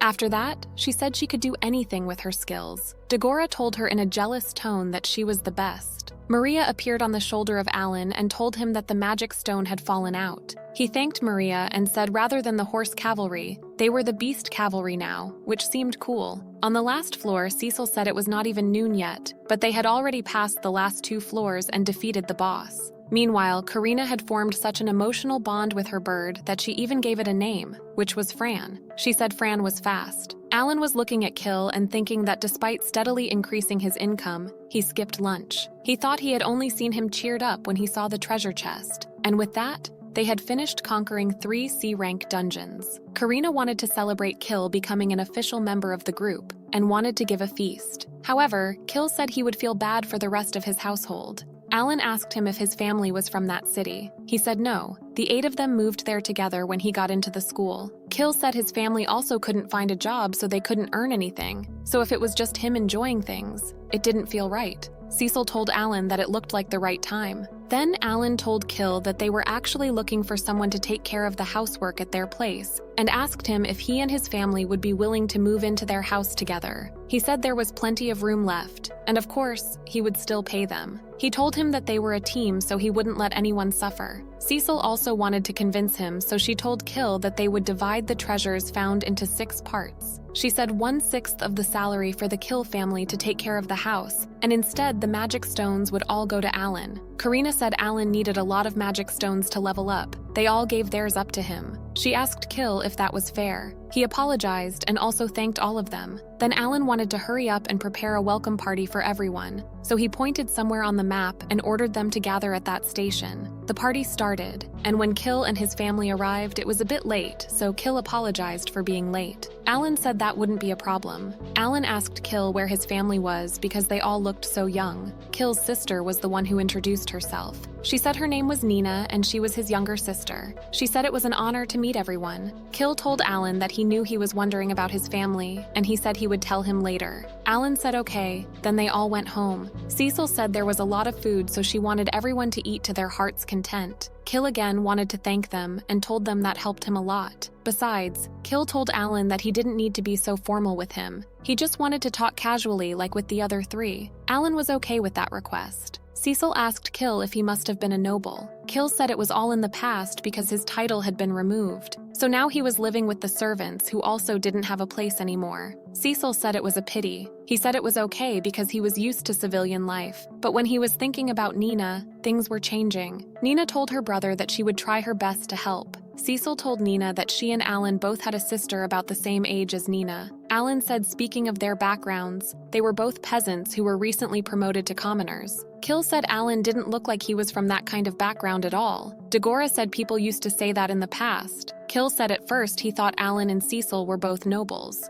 Cecil asked him if he knew that she was a noble. Karina said they were all from the same territory. Kill said he was a little jealous seeing them who had known each other since childhood, so asked them where they four came from. Alan said Granbiel territory. Kill asked Cecil if she was the young miss of the Granbiel family, and there was something strange in his eyes. Kill's family held Nina and told her to step back. Suddenly, Kill's eyes filled with anger and told Cecil that it was her who defeated House Calnal. Kill said his father's name was Cabroni Calnal. Dagora asked Alan what was going on, and Alan said it was about the dispute with the Calnals late last year. Kill was a bag of nerves and asked Alan if it was all that he was going to say. Kill said he heard from a royal emissary that it was all a trap from the Granbiel family. He asked in anger what they even did to them. Alan told Kill that he didn't expect to meet Calnal's son. Alan said the royal emissary said before that he was glad to have a child without talent, and said it must have been Nina. Then Kill was the child with talent, so he became a viscount because he brought down the Calnals. Cecil said she understood and wanted to explain everything. However, Cecil said first she needed to talk to Kill privately. She asked others to exit. Cecil and Kill were in the same room alone. Kill told him now that he was the only one. He asked her to tell him everything. Mr. Calnal was the only one who hired a group of assassins in a plot to take the right to her mithril from the Granbiel family. She said they kidnapped her and her servant Alan. She said thanks to Alan she escaped safely. Her father brought the whole matter before the royal court, and the Calnals received the appropriate punishment. She said she heard that Mr. Calnal and his wife were under house arrest at the Forbidden Palace. She said her father was indeed the one who brought down the Calnals, but she had nothing to be ashamed of. She told him if he didn't believe it, then he must have gone to the capital and asked about it himself. She said there would be a lot of evidence. Alan asked Kill what kind of person his father was in his eyes. Kill said until he was 5, he cared for him, and that kind of feeling was really good. He said things changed since the talent appraisal ceremony. He said that was all the memories he had left of his parents. From then on, he said, they let him live alone in another town with a few personal servants, so he didn't live like a noble ever since he was a kid. He had been used to an ordinary life. When he was 10, a tutor was sent to him. His father said it was to prepare for the academy, so he was happy. After all, he had an obligation to the Clanal family, but last October, suddenly a bunch of servants were fired. The cost of living stipend was cut, and he was also evicted from his own house. Nina also came after his palance went missing. He said that from then on, he started working at the church, and then a royal emissary came and told him the Clanal family was ruined like that because of the Granville family. As punishment, the noble's duty, that is, fighting magic beasts, would be raised from 3 years to 5 years. He said His Royal Highness told him to take pride in his achievements to resurrect his family. He apologized in the name of his father and told them he was going to leave the team. However, he said his family and he still needed a place to return to. He said he would definitely resurrect the Clanal family in 5 years. Alan asked Kill if he also had a duty of his own, and if it was the case, he suggested to go together because they had the same destination. Alan said they needed you, and they were a team because their talents complement each other. He said behind the evil demon army was the mighty demon lord. They must have been strong together to defeat him. Even though Clay said he would use them for his own purposes, everyone wanted to continue regardless of their goals. The next day, Kill's family apologized for all the things that happened yesterday and told them from now on they were in their care. Suddenly, Maria again appeared and welcomed them. They were surprised, and Nina held and hugged her.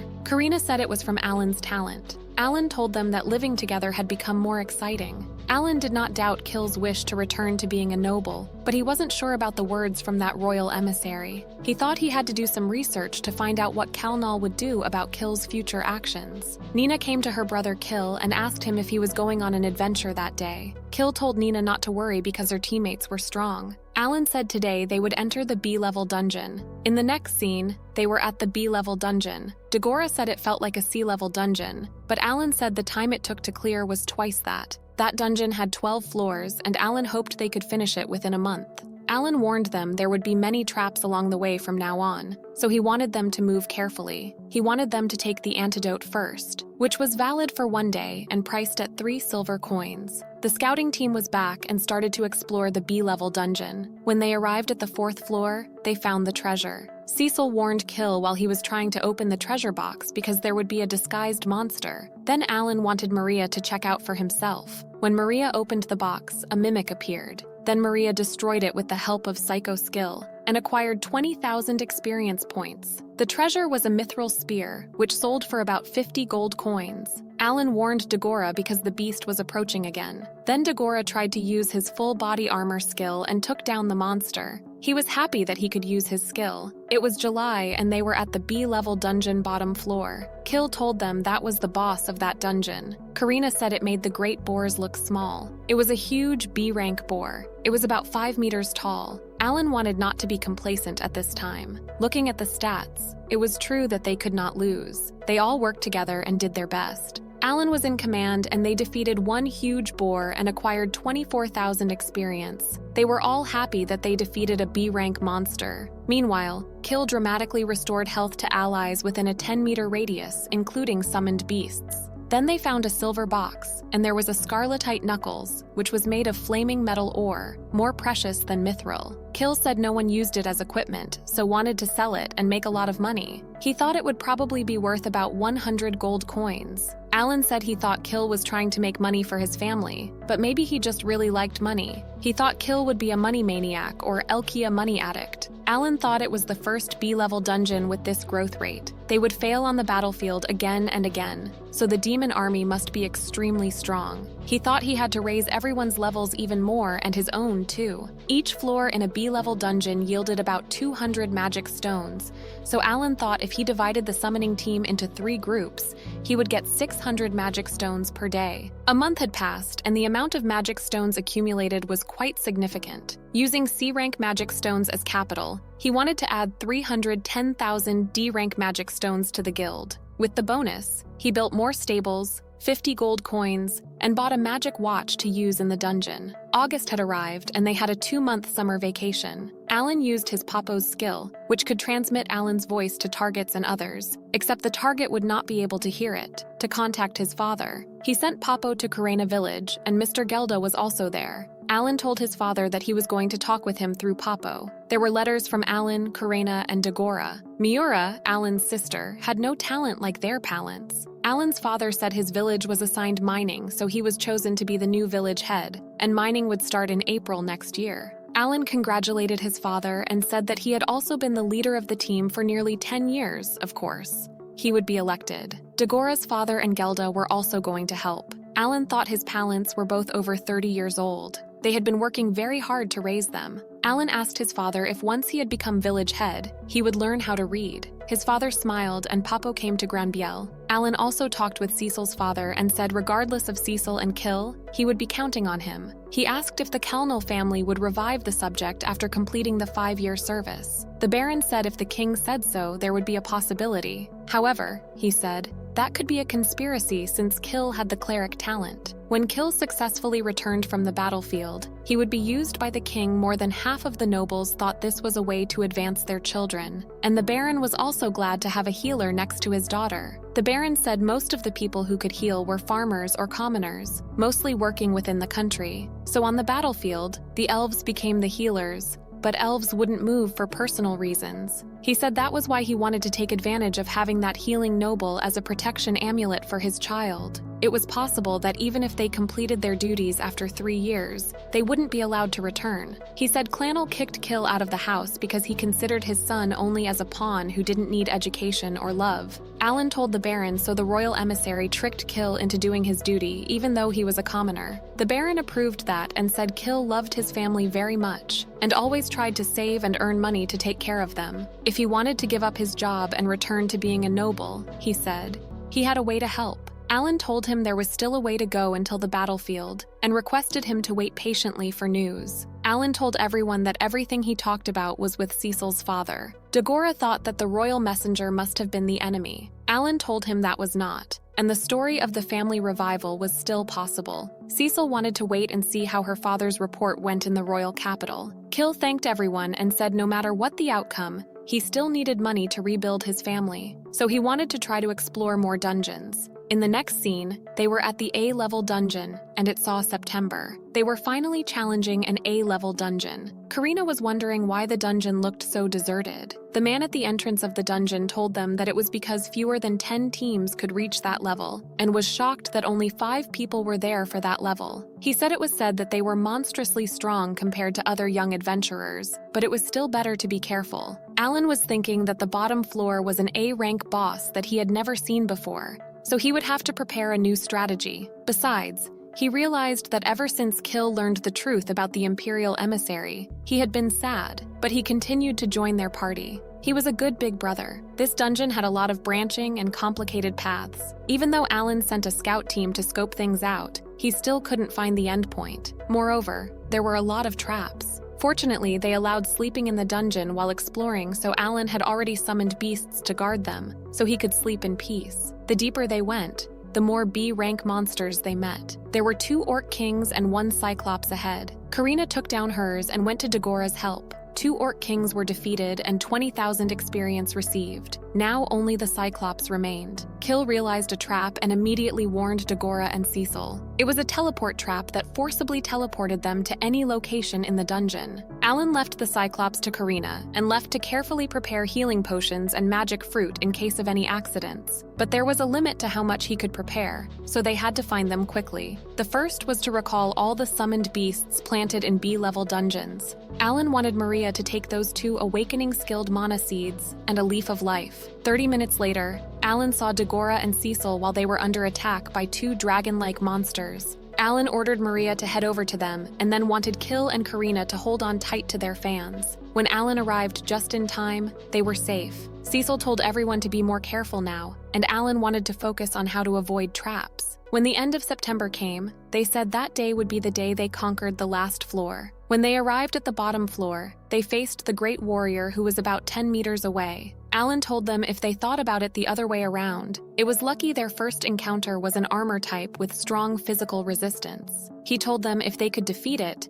then it would prove that other A-rank monsters wouldn't be a problem. Furthermore, if they succeed that time, their level would also increase significantly. Alan was thinking that they were getting farther and farther ahead of him, so he thought maybe he should have changed his cards to use a new formation. There were 3 options. The first one was Shark Oil, which increased the critical damage rate and was effective for 24 hours. The second one was the Substitute, which took the target's direct damage within a 50-meter radius range. The last one was the Flicker, which cancelled physical or magic attacks to a certain extent. Its effect lasted for 1 hour, and cooldown time was 1 day. Alan first summoned Team Cabello and then activated the maximum firepower. He defeated 10 Orc Kings and received 200,000 experience. He said now that was what a spell should have looked like. The boss was still there, and it was his time to be defeated. They all went together to kill him. Karina was stuck under the fist of the Great Warrior, but she said she was fine. After attacking him one by one and tiring and exploding some parts of him,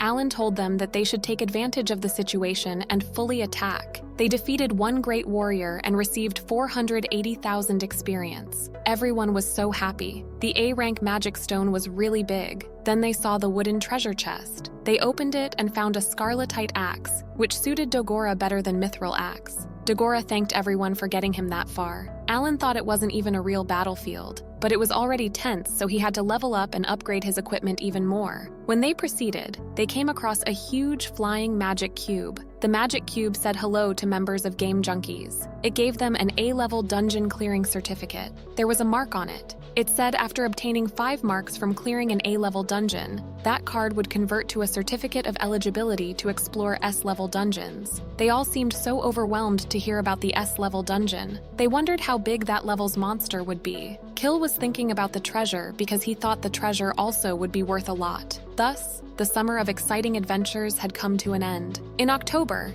Alan turned 13 years old and went back to school after summer vacation. His other classmates were thanking him for giving them advice. They were shocked to hear that Alan's team cleared the A-rank dungeon, but it was expected from the swordmaster, Karina. Cecil asked what he was going to do after class, and he said that he was going to go around and find a way to practice more sword skills. Karina wanted to join him, but he refused as he couldn't stack cards to increase his combat power, because he was letting the summoners hunt in the A-rank dungeon. Their teacher came and grabbed Karina, saying that she would practice with him. One of their classmates, Leifo, came and wanted Alan to practice with him. While practicing with him, Alan recalled the previous practices he made with Mihai. 3 hours later, Karina and the teacher were still practicing. He expressed his thoughts about them being able to clear the A-rank dungeon, so Karina thanked him. This made him remember the time Alan said about Karina. He then remembered that the principal called for Alan and Karina to meet him. Karina looked suspiciously at Alan, but he was sure they didn't do anything. He only met with the principal during the entrance exam, so he was curious. The teacher asked what happened after they got the A-rank dungeon completion certificate. Alan said that before they graduated,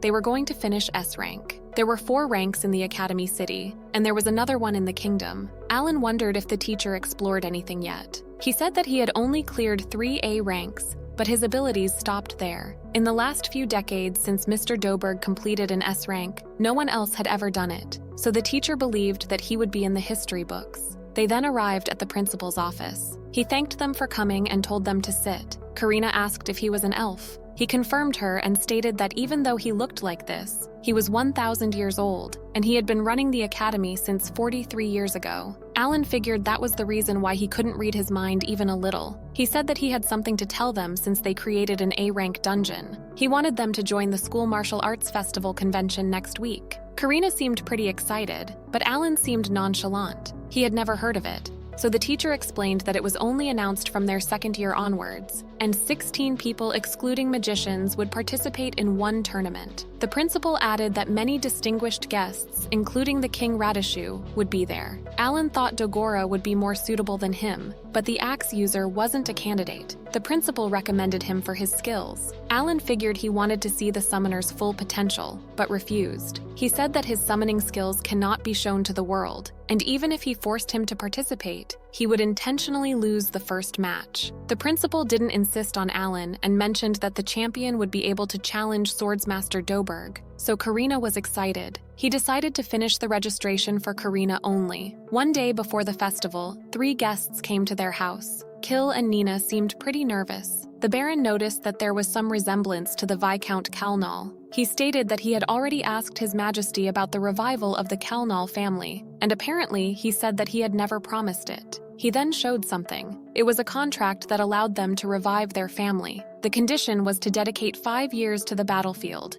and if they make significant achievements, the time limit will be shortened. The Baron then swore on the honor of the Granbeels and the Hamiltons. Leifo approached and introduced himself. He was going to testify on behalf of his father, Earl Hamilton, who was the Lord Patron to both Granbeels and Kalnals. A Lord Patron was someone who took care of subjects that were lower-class nobles. Leifo mentioned that while Kill was on duty, the rest of the Kalnal family would be taken care of by the Hamiltons, which made them pretty happy. But Kill couldn't understand why the Baron was doing so much for him. The Baron stated that if he was a noble, he had to take responsibility for his actions, and what needed to be done must be done. He had one more thing to say. He stated that the royal messenger who used to hang out with Kalnal, and the one who met him, never revealed whose orders they received, but they served the same royal personage. That was Crown Prince Inbel von Radishu. The current king's grandson is expected to be his successor. Since he didn't have enough evidence, the king couldn't do anything. This means that the guy who tricked Kill and kidnapped Cecil is still out there. The Baron added that His Majesty was already old and would probably only reign for about 5 more years before ceding the throne, and it was hard to predict what the new king would do with this contract. Kill said that thanks to everyone,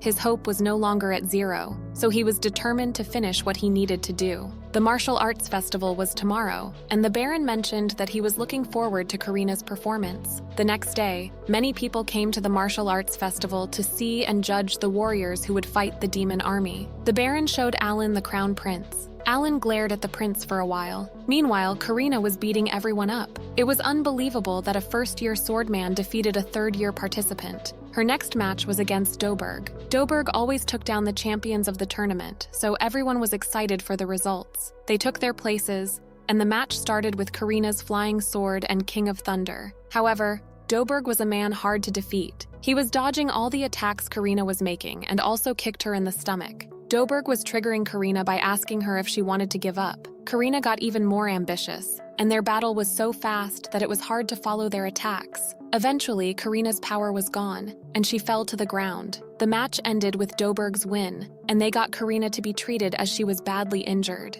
Alan personally went and healed her. Karina was crying her eyes out as she lost against Doberg, even though she did her best. Alan comforted her by saying that she shouldn't be disappointed because she had proven herself a lot stronger, and the next year she would be able to defeat him easily. The Baron came and applauded Karina. He stated that it had been 10 years since he had seen two swordsmen compete. Suddenly, the prince came and wanted to talk to the Viscount. The Baron agreed to speak to the crown prince. The prince thought the royal family should reward the lord of a land that produced champions. One of his soldiers told his servant to wait outside as they were already there for protection. The crown told the Baron to sit, but Alan interrupted and offered him a seat. It was a successful entry. Cecil and the others could rely on the knight's captain, but Alan wondered what this prince was up to. The prince mentioned how well the Granbiel territory was developing, and it produced a swordmaster and had a mithril being mined again. Moreover, they even destroyed the Kalnals, and this event was called the Granbiel Incident by the world. He added that the Gamut Empire was asking for more elites to be sent to the battlefield. He told him to let his daughter, the Swordmaster, and the Kalnal boy go this time, and added that there was also the alternative of joining the clergy. The Baron was shocked. Before the Baron could say anything and mess up,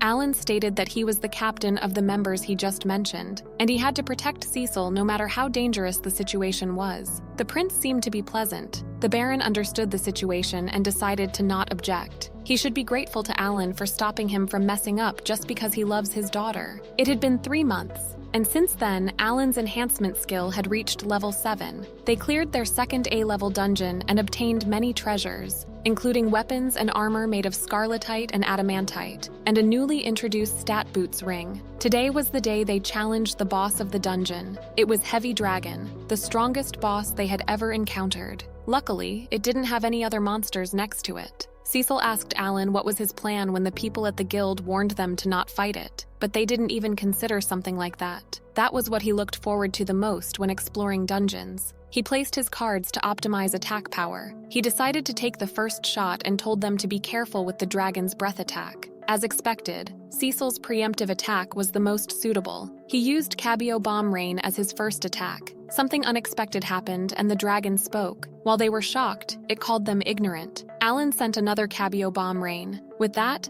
they had somewhat reduced its power, but they made him mad. It was time to fight. Karina made an attack, and Alan noticed that Karina's attack was useless, but couldn't figure out if it was because of the hardness of its skin or if it had physical resistance properties. The dragon seemed pretty mad, so Alan noticed that he was about to fire, so he warned everyone. He used Teku to protect them. Successfully, Alan blocked the Git, but it wasn't over. Karina, Cecil, and Maria attacked all at once, but this time the dragon was taking his time to blow that fire. Alan realized that he was going to put more energy into this attack, so he told everyone to step back. The dragon's one hit killed all 4 Teku. He was sure Cecil and Kill would be dead if they got hit by that, but he didn't have time to summon more, so he had to only protect Kill and Cecil. Kill immediately started healing everyone, but there was another attack coming. Alan told everyone that they still had a chance, and this was going to be a tug of war. He told them to stand in a line behind him, but Karina didn't seem to listening to him. She wasn't answering anything, and she suddenly started running towards the dragon while it was preparing for another blow. Karina didn't seem to be in herself, and she took the whole blow, but it didn't stop her. She sliced the dragon with one attack, awakening her extra skill. Everyone was puzzled by Karina's unexpected strength. Dagora and Alan saw this extra skill when they were 5 years old. Alan noticed that all the stats went up to 3,000, and there was also a super recovery of physical strength. She was recovering 1% every second. The dragon was furious and made another attack, but Karina was faster. She defeated the dragon with her sword. Everyone was once again in shock. She returned to her friends smiling like nothing happened. Everyone started to praise her.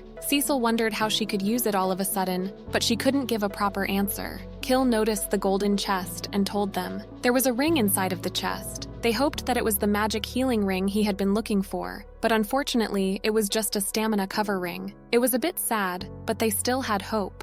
Cecil wondered if they could defeat the White Dragon, the legendary creature rumored to be in the Granbiel territory. Karina and Dagora seemed excited, but Alan was sure that they couldn't take it down yet. This time, Karina accidentally awakened her extra skill to win. Moreover, if they defeated the dragon, it would be hard for Kill to return as a lord. Kalnal was now under the royal family, and it was just an ordinary territory that had lost the right to mind Mithril for 100 years. If the White Dragon was also defeated, the royal family would not hand over the land to Kill. But after Kill becomes lord, they are going to defeat the White Dragon. Their next aim was to defeat the heavy dragon with their strength. 3 months later, they had cleared the 3rd A-rank dungeon. Karina leveled up, and from now on it stopped, unexpectedly even though they were only 13 years old. Everyone except Alan had reached the level limit. Dagora was anxious that they couldn't get stronger if they had reached the level limit. Alan told him that they still had a lot of work to do.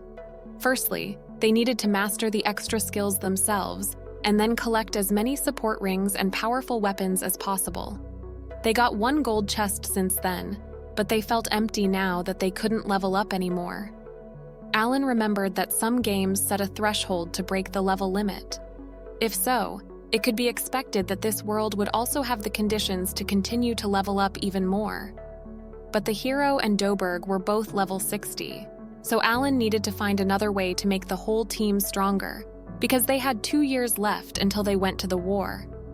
In April, end of the spring break, 2,600 outstanding students had passed the tests to enter Year 2. The teacher informed them that the former class members remained unchanged after class, and at the same time, they were going to welcome new students into each class.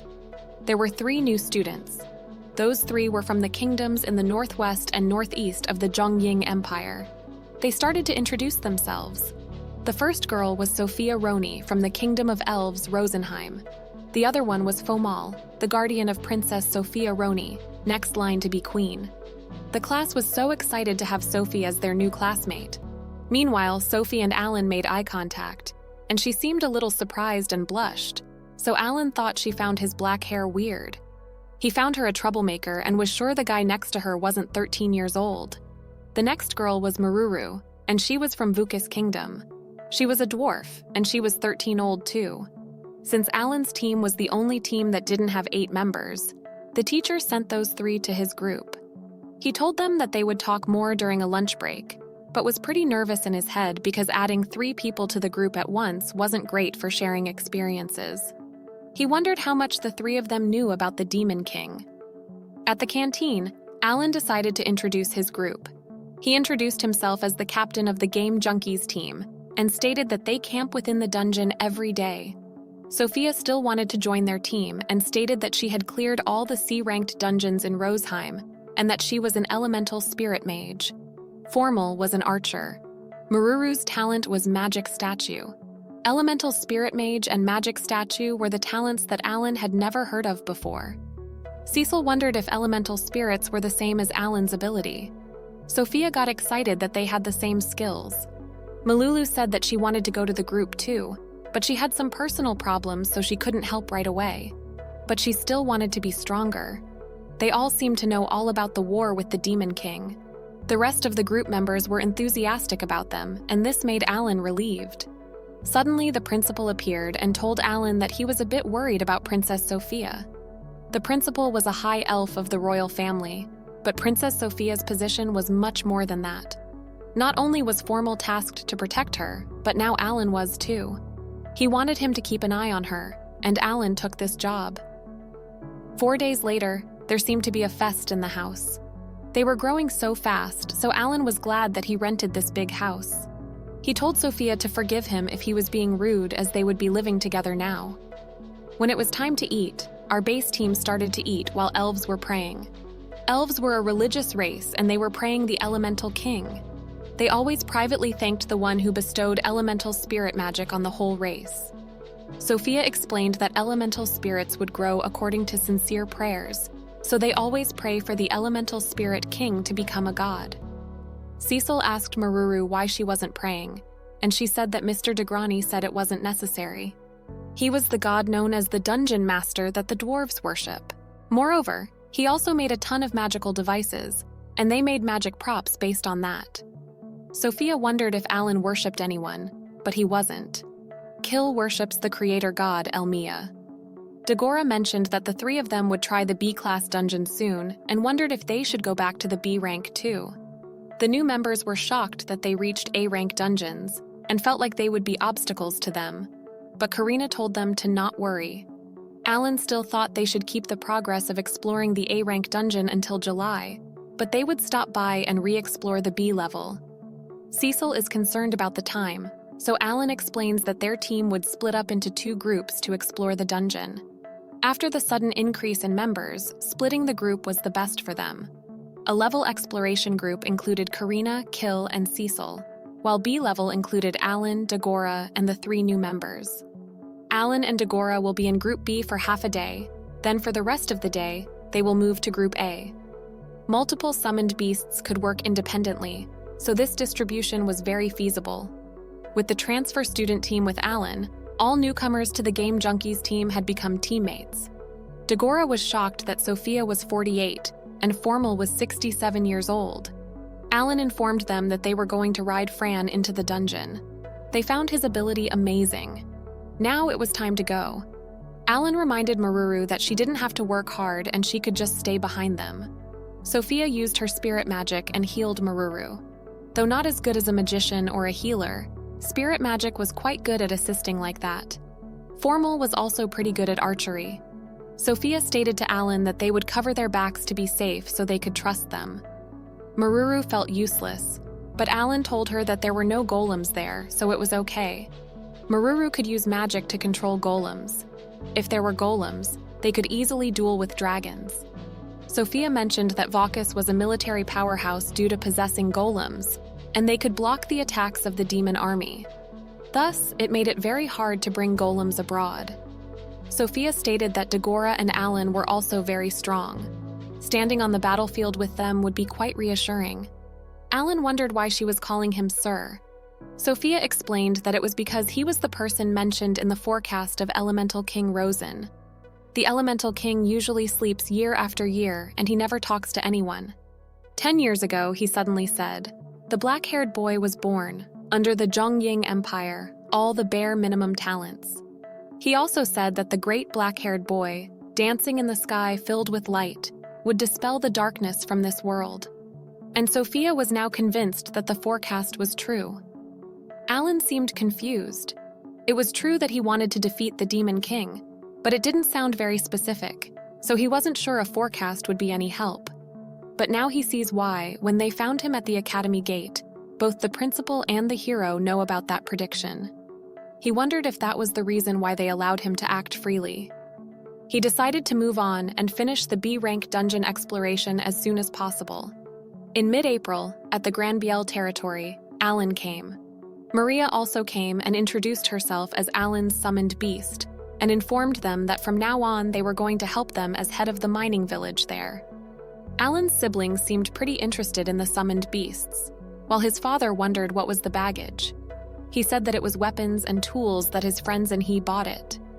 Karina's father was amazed by the weapons they sent, while his father was concerned about Alan's financial situation. Alan explained that they earned 2,000 gold coins every month from the dungeons, and they had about 20,000 as capital. Alan then told Maria to help them, and if they caught board, they could eat it freely. At the end of July, they were once again at the dungeon, and Sophia used her extra skills, Great Spirit Manifestation, and defeated the monster. They were pretty impressed by her. She had gotten a lot stronger, and the summon didn't fail. Dagora found her once-a-day skill pretty strong, and Formal had it too. Those who can't use their extra skills seemed pretty jealous. Tomorrow was the beginning of summer vacation, and the principal called Alan and Karina over. The principal told them that someone wanted to see them today. Hermios came and asked Alan and Karina to join the Academy's martial arts conference this October. Karina accepted it while Alan refused. The principal wanted to know the reason why he didn't accept it, so he explained that there was no need to know his ability. The principal stated that although the content of the prophecy was vague, there was a high possibility that he was the one who could defeat the Demon King, and all of them wanted to know more about summoner abilities. Alan noticed that the way he spoke had changed, and he no longer seemed to be hiding things about the Demon King. If the principal was straightforward, then he needed to return the favor as well. He said that if he revealed his identity to the demon army, then they could plan to get rid of him. He was still maturing, and the participation in the conference was pointless. The principal let his breath out. Hermios then dropped his rare magic healing ring accidentally to show Alan. He stated that it was a gift from the Elemental King to thank him for saving elves from danger. He asked Alan if he needed any advice as he was looking for that in the dungeons, but Alan refused.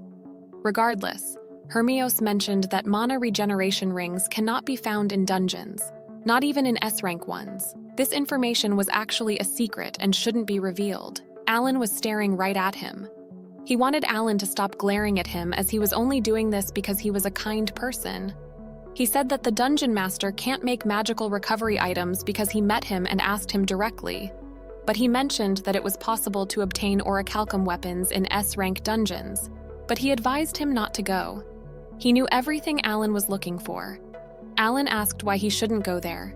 Hermios comfortably stated that some members of his group would die. Alan thanked him firmly for giving him such important information and asked what he wanted in the end. He said that this year's runner-up would have a chance to fight the swordsmaster Doberg, and the champion would be fighting with him, hero Hermios. If he won, he promised him that he would give a magic healing ring to him. Alan wanted to take a look at the ring, and it was amazing. He really wanted this ring. Hermios then asked if that was enough to make him join the conference. Alan thought about his priorities. He questioned which one was more important and decided that both were necessary, so he decided to join the conference. He asked if he could use items in combat, and Hermios confirmed him. He told him to prepare well as it was only 2 more months left. Alan was dedicated to crushing Hermios in front of the entire royal family and audience, then getting the ring. After that, Alan and Karina went home and gave everyone the news. They surely weren't expecting this. Sophia found it as an opportunity to show his abilities, but he was actually wanted to avoid that. But he must get the magic healing ring as soon as possible. Kill wondered if Alan had a way to defeat the strongest hero. With Alan's current ability, it was obviously impossible, so he was going to practice alone for the next month. To become stronger within 2 months, he'd need new summoned beasts, and would need to use many skills and accumulate as much experience as possible. Cecil stated that for summoners, using skills required a lot of magic stones, but the amount of magic stones obtained from guilds and cities and dungeons was not enough, so he planned to go to other big cities and buy more magic stones and also buy good items. He told everyone to focus on clearing the 5th level dungeon. He would still leave a group of summoned beasts to support them so they don't need to worry. They need to meet the conditions to enter the S-level dungeon. This will be Sophia's first A-level dungeon. Karina asked if Alan was going to give up on exploring the dungeons, and he said that if he had time, he would follow them. He told Karina to pay attention and master the extra skills for the upcoming Congress. Karina seemed pretty dedicated to become strong enough to defeat the hero. Dagora realized that before fighting the hero, she had to defeat Alan. They then said goodbye and promised to see each other after the summer break.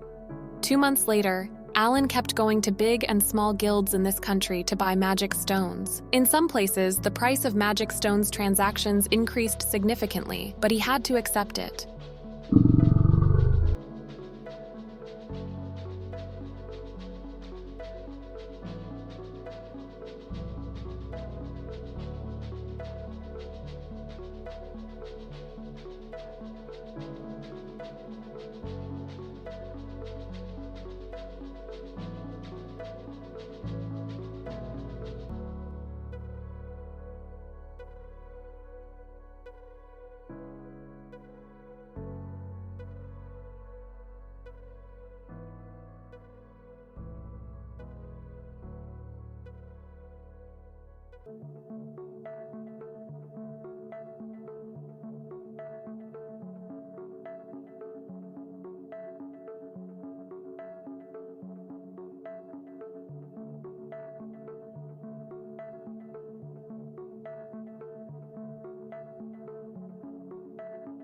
There was a meeting to decide if they would go to the battlefield with their group.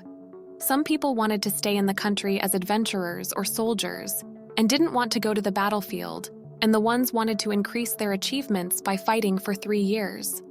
Against foreign parties' domestic talent management policies, the academy itself also has its own program for those who didn't have to do noble duties and still wanted to join the battlefield. Mihai also went to the battlefield with such friends. After everything was revealed, the teacher also announced the Academy's Martial Arts Congress. Their class had Alan and Karena who would join, and this year there was also participation of heroes. A few days later, everyone came to see who would win the Congress: the Baron, elves, and even the Crown Prince. Alan won against a third-year student who was called the Sword King. It had been a while since Cecil saw him use that sword. He was indeed pretty strong, but he must have something very strong to use against the hero. Hermione also noticed that he was hiding his true talent as usual, but a status like that can't be hidden forever. Now it was time for the dramatic final, Karena versus Alan. Both were members of the famous Young Adventurers Guild game Junkies, which had successfully cleared all 5 A-level dungeons. Karena told Alan that she would not hold back this time. Alan felt nostalgic as it was 6 years from their last battle like this. The battle started with Karena's flying sword. Alan managed to protect himself, but Karena told him to summon the beast to protect him. However, Alan was still avoiding this option. Karena still hasn't unleashed the extra skill, but was attacking him non-stop. The audience was sure she would win. In terms of smash power and durability when attacking, Karena was better, but Alan's offense and speed were superior. Karena's still laughing and playing while hitting Alan, and he was doing his best to defend. She told him to use the summoned beasts, and even if he summoned them, they would be taken down immediately. Karena then used the executing strike, but Alan was too slow. She then used red flame breaking, and Alan was on fire. The other team members were worried. Karena also seemed worried, but Alan was fine. Since she dropped her guard down, the winner of this Congress was Summoner Alan. The team members were trying to figure out if he was unharmed, or if he had a summoned beast with a hidden protection skill. Alan told Karena to not be sad because there was a match against Doberg, and she had to pay off last year's debt. According to the information obtained, he was also at level 60 and possessed the adamantite sword.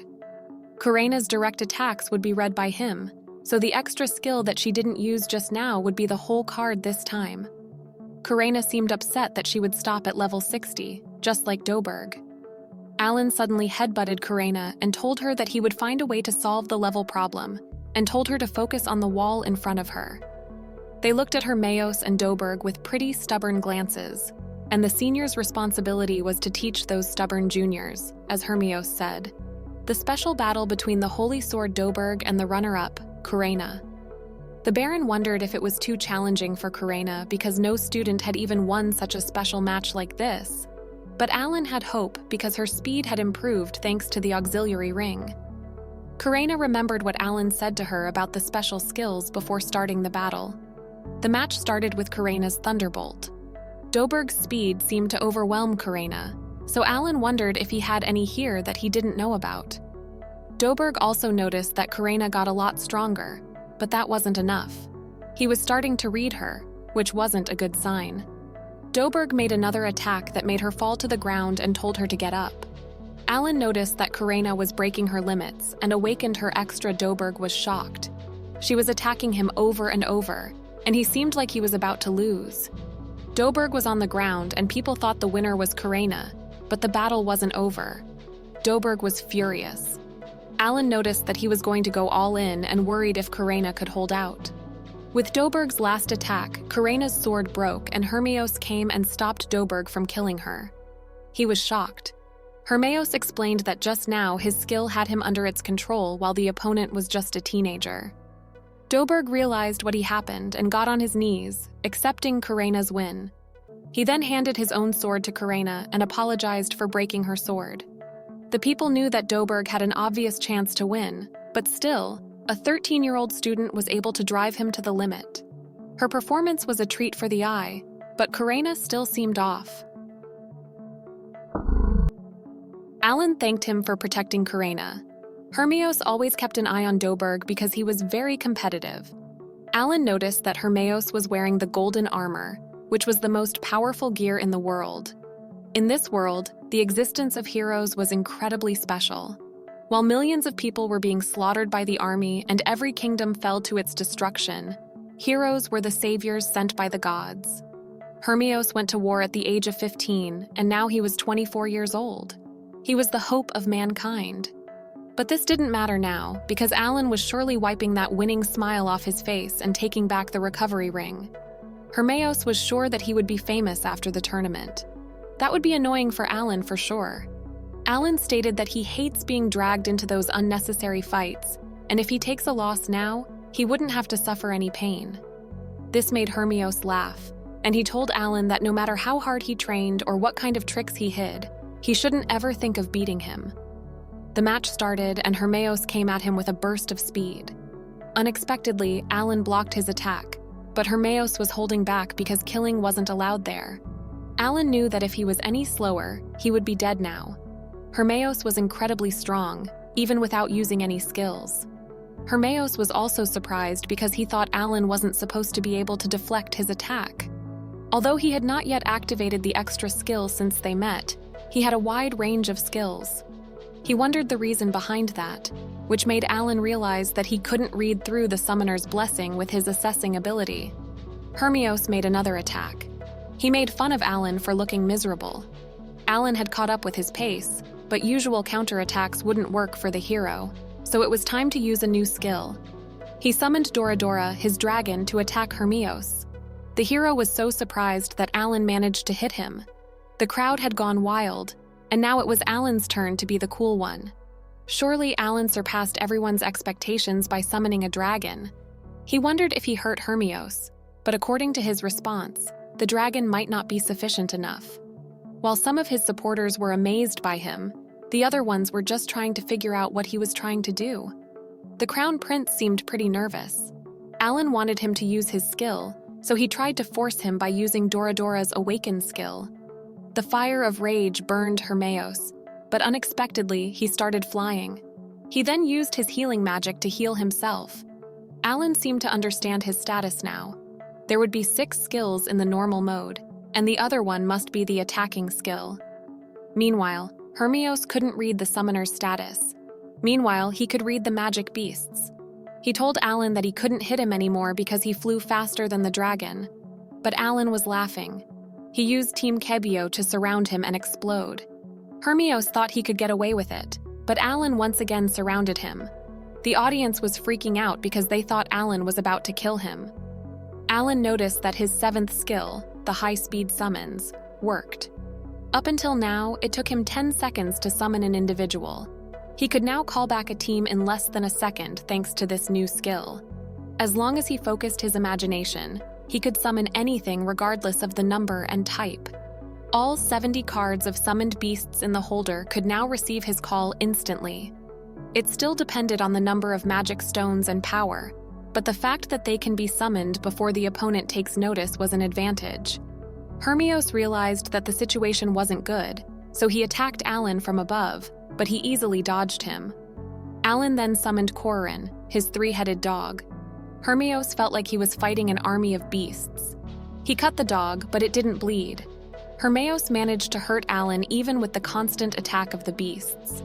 While they were healing themselves, Hermios decided to not hold back and warned Alan that he should surrender if he didn't want to die. But this was what he had been waiting for, the hero's attacking skill. Hermios used his Red Sparrow skill while the beasts were running towards him. He managed to cut the beasts and was about to hit Alan. The moment before he was about to get sliced by Hermios, Alan summoned Mira and defended himself. Its shield was so hard that even Hermios couldn't cut.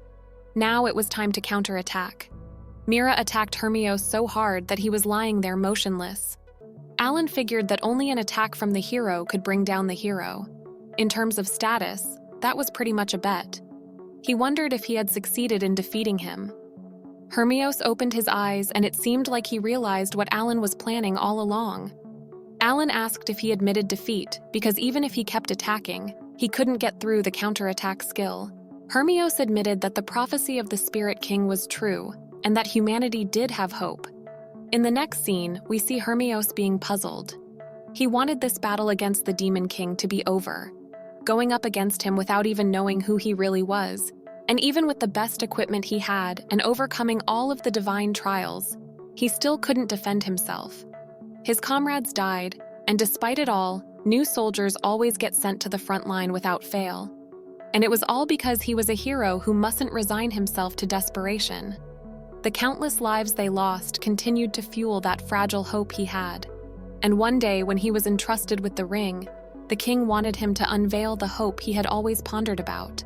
Alan was confused because Hermios was supposed to be humanity's hope.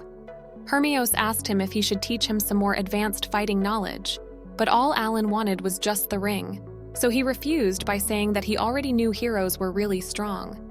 He didn't want to waste a bunch of magic stones, but Hermios wanted one last strike. Hermios activated his extra skill, making everyone shocked. Alan realized that he was just as competitive as Doberg, and he must find a way to deflect his extra skill. He summoned Teku, but wasn't sure if its awakening skill could hold out for long enough. Without hesitation, Hermios used his holy sword to attack Alan. He tried to defend himself, but both his arms were gone because of how powerful this attack was. But he was still alive and was furious. Even if all of his bones break, he wanted to have that ring. He used Momoko's awakening skill, Heaven's Blessing, and regrew his arms. He then grabbed another sword and started to walk toward Hermios. Hermios asked him to give up, as the gap in ability was already apparent, but Alan wasn't going to do that. Since he just cut off his arm, they need to fight to the death. Besides, the stronger the opponents get, the more they should stand out ground because the enemy is so strong that the rewards become so much greater. Hermios told him to just succumb to desperation before achieving all that, but Alan was confused. He realized that a hero also feels the same way as Karina does. Even if they were prodigies only born every 100 years, the pressure of shouldering the world's hope was still too much. This world was too extreme for those in normal mode, but even so, he knew that they couldn't let go. While hope is lost, all he needs to do is stand up and push through. He already decided that when he first set foot in this world. He firmly told Hermios that if they were once again faced with hopelessness, then they just had to try and overcome it. This made him laugh, and he asked who he was. Alan started to think about it. Demon King called himself the demonic king of the end. So in this case, he was Alan's summoner of the beginning. Hermios seemed impressed and surprised while Alan only came up with this at that moment. Hermios approached him and gave the ring just like that. Alan was shocked. Hermios explained that the Elemental King himself asked him to give it to the summoner of the beginning, which meant that all he had to do was just come up with a nickname. He wondered what he was going to do without the ring, and Hermios said that he still had another one. Hermios wanted to continue the fight, but Alan forfeited and admitted his defeat because there was no reason for him to fight. The audience wasn't expecting something like that, nor Hermios. With that, the special battle had ended and the winner was hero Hermios. His teammates immediately came beside Alan and supported him. Alan did much better than everyone expected. 1 week later, a celebratory banquet was held at a hotel. They were greeted by lots of people and people were talking about Alan and his skill a lot. Meanwhile, the Crown Prince seemed pretty scared and told him to stop. His guardian informed him to be more careful because security here wasn't entirely guaranteed. Alan noticed that he was being extra cautious because he was now seen as a danger. The Crown Prince started his speech by stating that they all had amazing fights and told them to use the strength they had displayed in support of the nation. But the strong wouldn't neglect, so they must show patriotism. Alan was glad that he kept his speech short. The prince then told Alan that his battle against the hero was eye-opening, and he could say it was the pinnacle of all duels throughout the Academy's history. The Crown then laughed and stated that Sir Granville should have been promoting him long ago. Before the Baron was about to say something, Alan took a weapon out of nowhere and stated that he was a main guest of the Granville family. The tension in the room increased with the existence of the weapon. Alan continued, stating that he had gotten countless opportunities to grow thanks to the Granvilles, and no words could describe how grateful he was to them. The smile on his face was erased, and he stated that whenever necessary, he would become the guardian of the Granvilles, ready to destroy whatever harm there may be. The prince was startled by Alan's words and allowed him to leave. At the Guillemette Kingdom, Helmios returned. His friend asked him about the E-rank boy he mentioned, and he stated that he somehow gave him hope. December arrived, and the game junkies were in the final stage of A-level dungeons. They had defeated the heavy dragon without using Karina's skill, even though it took a bit of time. Now that they had B-grade summons, A-level dungeons became so much easier to explore. Merle was at level 58 while Alan was 55. Sophia and Formal were already 60. The treasure appeared and it was a ring again. But it wasn't made from auriculum, which means it was true that they could only find them in S-level dungeons. A voice congratulated them and granted them the passes for S-level dungeons. Alan asked where were S-level dungeons, and the voice stated that they were at the Janpani Monastery of the Bacchus Empire. They thought Merle could know something about it. She said that she had never gone before, but she knew they worshipped God de Grigny, the one who created dungeons in the credence of the dwarfs. They need to wait before they can challenge S-level dungeons, Kill suggested, waiting until summer. Alan was wondering if they could transfer to the Bacchus Academy in year 3. Sophia suggested asking the principal. The voice stated that after clearing S-level dungeons, they could challenge the dungeon master. Kill wondered if the dungeon master was God de Grigny. Alan was more interested in the grand prize. It was decided that their goal next year was to defeat S-level dungeons. A few days later, the king of Latashi passed. A kingdom-wide funeral was organized. Civilians were to dress in mourning clothes for a few days. In January, the crown prince came to the throne. Alan had always been mindful of the troubles that may come his way if people found out he was a summoner. 2 months went by uneventfully and without any mishaps. Now that he had a magic ring, spellcasting had become much more comfortable, so he actively chose to use skills requiring more mana to practice. While they were in the class, the teacher came in a hurry and stated that the principal called the game Junkies. When they went to the principal's office, he told them to listen carefully to what he had to say. Apparently, almost all of them had received a decree to enter battle from the new king of Latashi, even though they were still in their second year. As for Princess Sophia, Former, and Merle, they had received return orders from their homelands. Both Rosenheim and Bacchus had sent their official dispatches. According to the letter of decree, they had been summoned to Rosenheim. Alan was sure that something serious was going on, so he asked for more details. With an exhausted face, the principal informed them that a total of 10 million demons were heading for Rosenheim, Bacchus, and the whole Zhongying continent. That number was 10 times the number last time.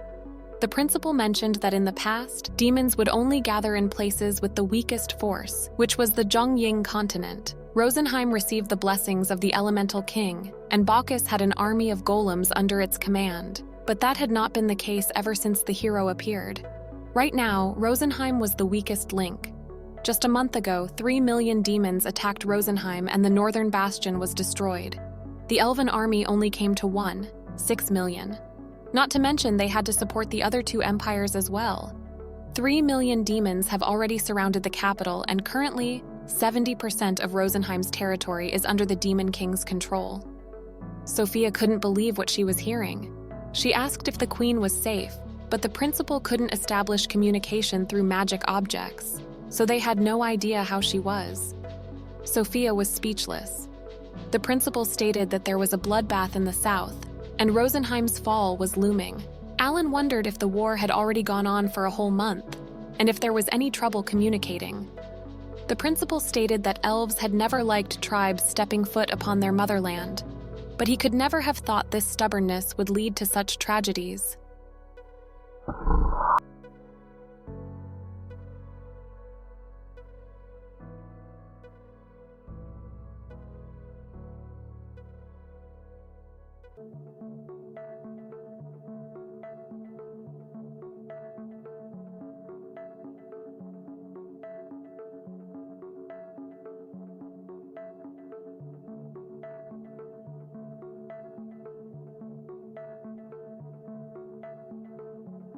Cecil also wondered if Zhongying could hold up against 2 million demons without elves.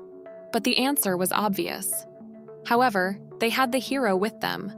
But no one was tricking anyone because the hero couldn't protect all of those alone. Alan noticed that the principal only mentioned about 6 million demons while there were 10 million. The principal explained that the rest was back up. 4 million were lying in ambush at sea. The team was debating where to go, and they figured that it would be better for them to go to Guillemot instead. Alan listened to them very carefully and stated that their only option was to save Rosenheim. Even the principal seemed surprised. He stated that the magic high-speed vessel would be prepared immediately for tomorrow's dispatch. Cecil required to know the reason behind his decision. Taking into account their number and strategies, this must be an army the Demon King had spent much more time preparing, but it was still not enough to completely overwhelm them. Therefore, they were going to attack in order of priority. That would be Rosengeen, Zhongying Continent, and Bacchus. They tried to spread out and wait so that the plan could work. Cecil then asked where those 4 million demons stationed at sea attacked first. He said that there was a high possibility that they would arrive right away if the Rosenheim battlefield saw a bad turn of events. Furthermore, he thought the Demon King had planned for this to happen.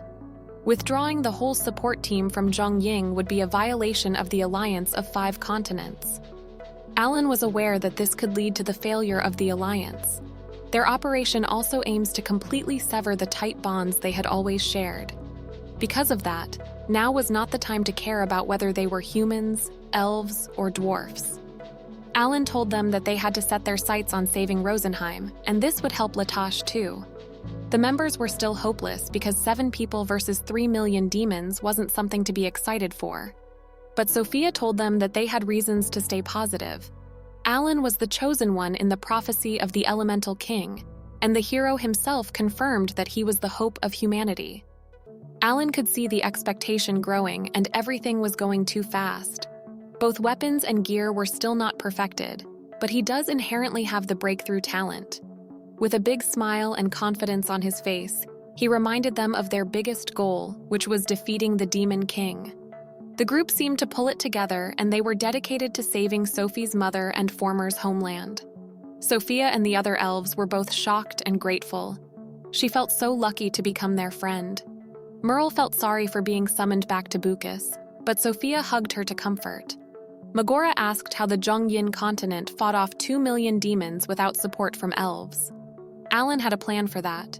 They were going to send a large number of recovery leaves to Zhongying. The principal and the teacher seemed confused. Alan explained that it was a magical herb that could restore strength for 1,000 soldiers at the same time if they were within the restricted parameter. That was much more effective than the healing charm, as Kill said. Alan was going to send 600,000 of those to the front line. The principal wondered if that was also an ability of the summoner, but from Rosenheim, Elf's recovery lead. Sophia confirmed him. She added that this was going to be their apology gift for the withdrawal of forces from Zhongying without any negotiation. Alan continued explaining that after that, they were going to send this to the rest of the 5 continents, and the Alliance would prioritize saving Rosenheim, and if they succeed, they could consider the Demon King's plan spoiled. Alan was going to give 1,000 recovery leaves to Merle. It also took a lot of mana to control high-grade golems, so he decided to give her 1,000 mana seeds as well. He promised Merle that they would be in Bacchus by April, and they were going to defeat the Demon King. Merle told them that she was going to wait for them at Bacchus, and would definitely show them her golem-controlling ability. The teacher was surprised by Alan's talent in settling things, but it was thanks to him. The principal still had a mission to fulfill, and stated that he trusted that he would save both the Queen and Rosenheim.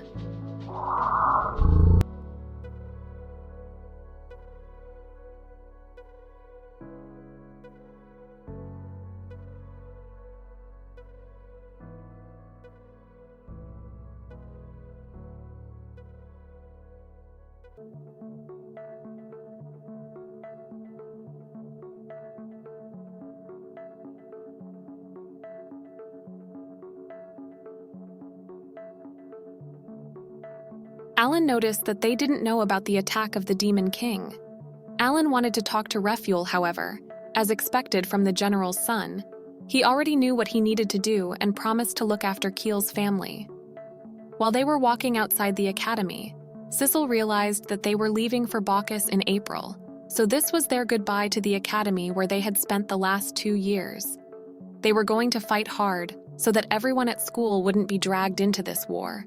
They were leaving tomorrow, so Alan had to put their belongings into his grimoire and then dispatch them home, and Sissel and the others were going to prepare rations as well. At home, Kiel told his family what happened. They were so upset about him leaving, but there was nothing else to do. Sissel gave a letter to one of them and told him to keep it for her. She said that Mihai also wrote one before going to the battlefield. It was only to inform her father at home if anything happened to her. At that moment, Alan felt guilty and apologized to them because it was all because the new king hated him and they received the letter of decree. But they got pissed off and scolded him for even saying something like that.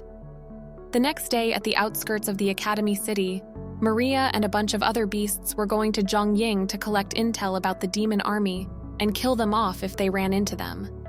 Alan told them to avoid being seen by commoners and incinerate them. Sissel came and informed him that the preparations over there at the high-speed magic vessel were also completed. After saying goodbye to everyone, they were ready to go. While on their way to the Rosenheim, Karina and Sissel were concerned about the place, and Sophia explained that they should disguise themselves when they get there, just to be safe. It was a land that had closed itself off from the outside world for a long time. There, everyone was loved by spirits. All was at peace, and there was never any disagreement. They were currently heading to the seaport nest. It was the most tranquil place in the entire continent. Dagora asked if it would have been better if their families could take refuge there. Sophia said that her mother had by her side a lot of elite men, so there shouldn't be a problem. 4 days later, at the seaport nest, they arrived. Fortunately, the city hadn't been attacked yet.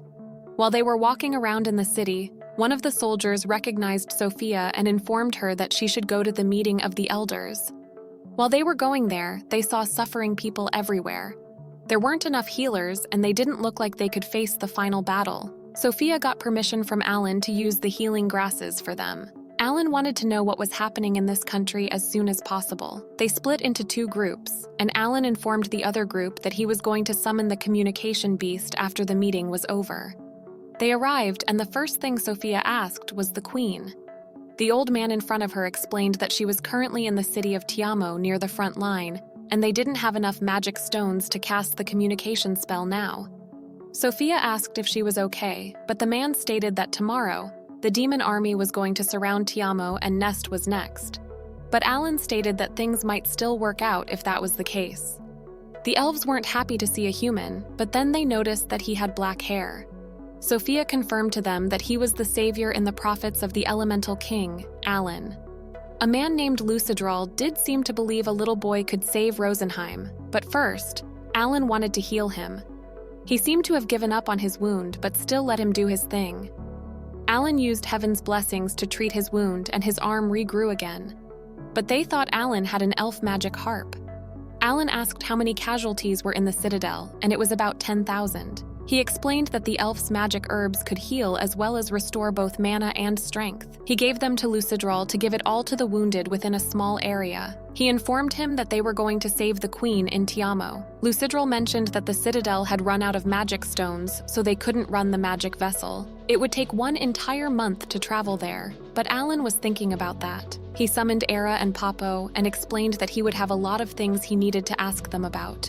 So he was going to leave them there. The people in the room were shocked to see the spirits. Era introduced themselves as the beasts summoned by Alan. Alan explained that he was going to talk to them through this bird even when he wasn't there. Sophia told everyone to follow Alan's commands, and she was going with him.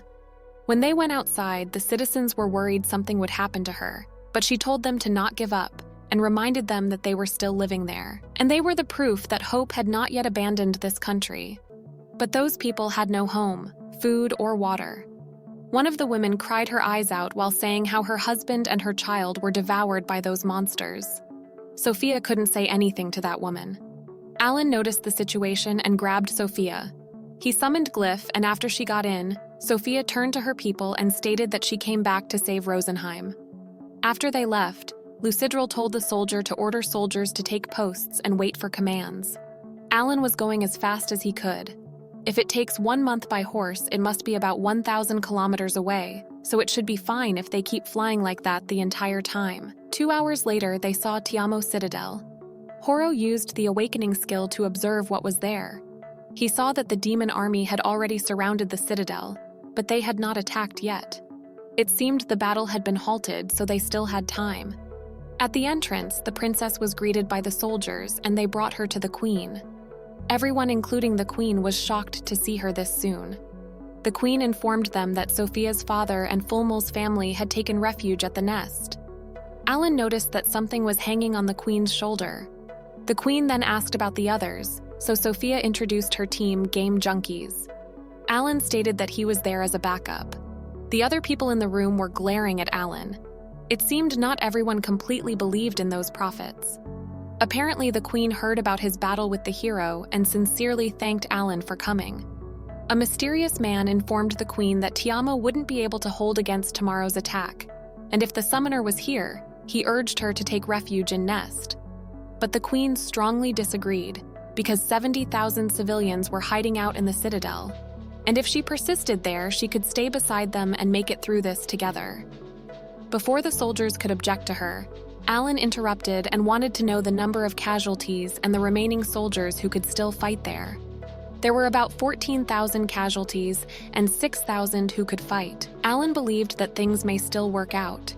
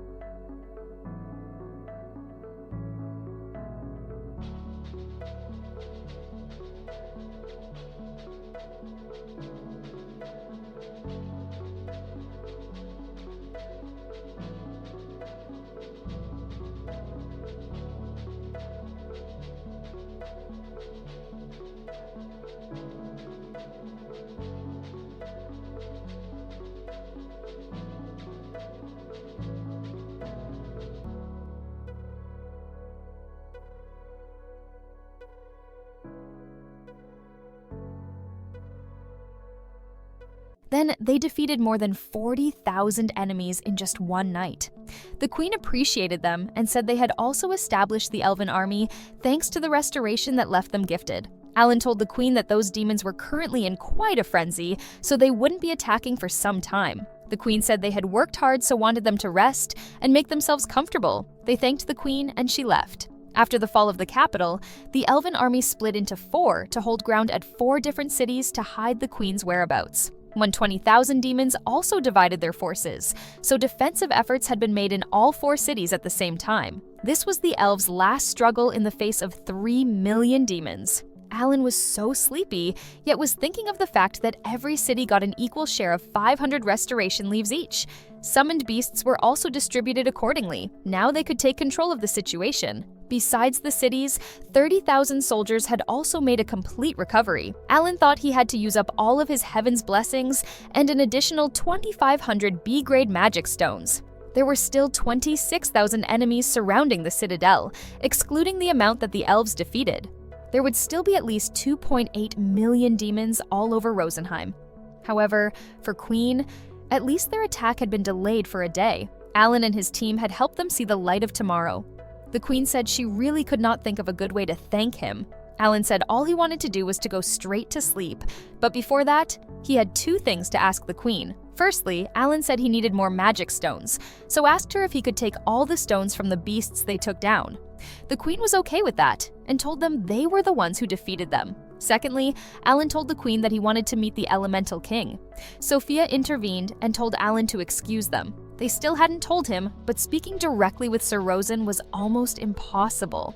Suddenly, Sir Rosen appeared and asked Alan what he wanted to ask, and called him Summoner of the Beginning. Sir Rosen was a flying squirrel, which wasn't expected. Alan thanked him for making the magic ring, and Sir Rosen said it was already a long time ago, so there was no need to talk about it. He asked Alan what his plan was for this time.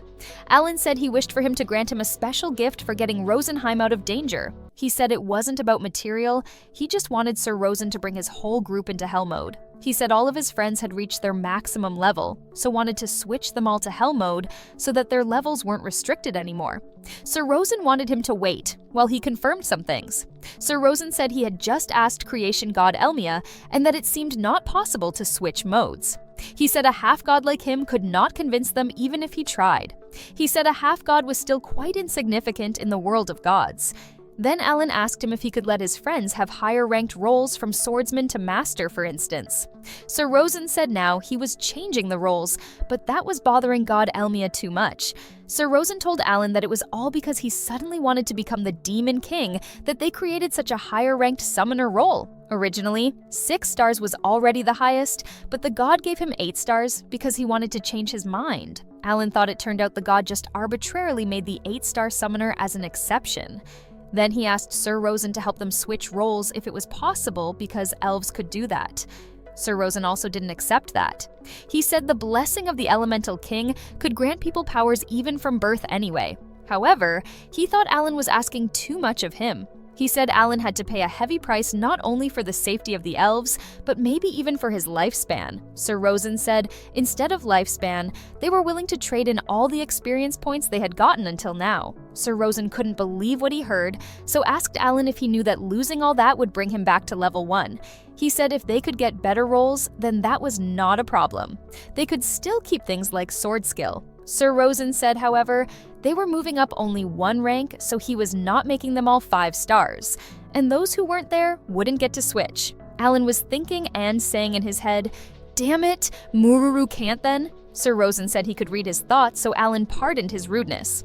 Sir Rosen said he already knew what he was thinking, so he gave her sister Mururu a 1-star talent. Alan thanked him and told him that his sister would be very happy. It was settled. Alan said he would also put his heart and soul into rescuing Rosenheim. Sir Rosen said he had to succeed. Then Alan said his sleep deprivation had reached its limit, so he went to rest. The next morning, the others were prepared to interrogate Alan as soon as he woke up. Cecil told Alan that it must have been nice being able to sleep so early yesterday, and Alan asked him what was that talk with the Elemental King all about. Alan told them right from the start that he had always pretended to be a mere farmhand child with strange abilities. However, now he said, he thought he shouldn't have hidden anymore. He said he was from another world and was chosen to become a summoner when arriving there. God Elmia helped reincarnate him into their world. Yesterday, he was talking with the Elemental King about some things from his past life. Sophia said God Elmia picked out the savior of this world. Kill said they were so lucky that Alan didn't choose to become the Demon King. Cecil asked Alan how old he was in his world. He said 35. Dagora said when they were 5, they were playing with a 35-year-old uncle. Alan told him not to call him uncle, and he was only telling this because they were all teammates now. He said even their parents didn't know about that yet. Alan said that it was great that until they defeated all the demons, Dagora would switch roles 3 times. Cecil said God would only allow them to ascend 1 rank anyway. Alan said yes, but he didn't say how many times. Every time they max out their levels, they would go up to a better role. When Alan wanted them to get ready for battle, they must have completed this ascension quest. He said they had the blessings of the Elemental King. They must have protected the Queen when they started to battle against dragons.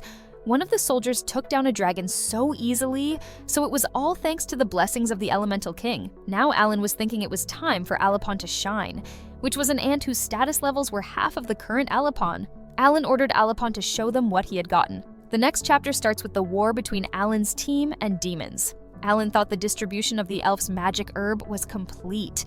Arranging that defense was eating up his B-grade magic stones. From now on, Alan had to make sure to collect those stones while fighting. While they were fighting, they agreed to follow Karina. They all were doing their best, casting spell after spell. Sophia yelled that she was the princess of the elves, so those who dared to taint Rosenheim should have burned to ashes. Then Sophia's Highness's element appeared. He said his name was Ifrit, and their low lives would perish in flames. The giant insects and the dragons were all their allies, so the commander ordered not to let Sophia roam down. There was no S-grade there. If the enemy kept things up like that, surely they would win soon. Alan thought Arapon was the true trump card in that fight, and he would let them breed more tomorrow. With just 1 Arapon, they would have an entire army of 3,000 antlings after 30 days. At the West Gate, soldiers realized that the beasts were running off to the north, so they were meeting up with the main force, which means they won the fight. Today, all 4 defensive battles were victorious, though they must have not forgotten the sacrifice of more than 3,000 soldiers. Meanwhile, Kill witnessed a little elf was about to die in her father's arms, so he healed her. Kill was happy that it worked out. Alan told him that was an amazing skill, but Kill said all he could do was revive 1 person. Alan told him that was already a lot. When they returned to the Queen, they reported to her the outcome of today's battle. They said about 10,000 demons were defeated, and 7,000 were completely taken down at the South Gate alone. Someone with his hood over his head told the Queen to return to Nest City as the dangers at the South Gate were no more. However, the Queen said she would stick to the decision she had made. The boy got angry, and the Queen said his name as if in warning Gatruga. They wanted Gatruga to stop giving Her Majesty a hard time. Gatruga said it was not his intention. Alan said it was the first time he had ever seen a formal so straightforward. Sophia said the person was his relative after all. He was the strongest man of Rosenheim, the only spirit mage ever chosen to become Her Majesty's guardsman. Cecil said he must have been as excellent as a swordmaster in Ratachu. Alan said no wonder he didn't come out on the battlefield to help. If he showed up, he would have risked revealing the location of the Queen. As the soldiers promised, they had gone through 7,000 monster corpses. Currently, they were collecting the first 3,000 magic stones. Cecil said it was up to 7,000. There was also the lot we defeated at the South Gate during the ambush last night. The summoned beasts were also helping collect them. The Guardians said they had almost got enough for the magic vessel. Armies that were recovering at the nest would also be stationed back at the front line. The Queen said the defensive lines were being revitalized and stabilized continuously. It had only been 2 days, but the battle situation had improved so much. She asked Alan if there was still enough Heaven's Blessing. Alan said he was currently preparing more. He said that just counting today, the entire Citadel had used up 400 of them. He said if she wanted them replenished from there on out, and wanted her to provide more magic stones. Cecil said that was putting profit on the table for negotiation. The Guardians said they would try to have that arranged. Alan wanted to say one more thing. He said he had received intel from his summons outside the Citadel, and the demon army had retreated from all 4 bastions and were meeting up north. From now on, the game junkies would chase after the enemy to scout as well as use that opportunity and take out 1 fleet at a time. The Guardians said it was true that only they could do that.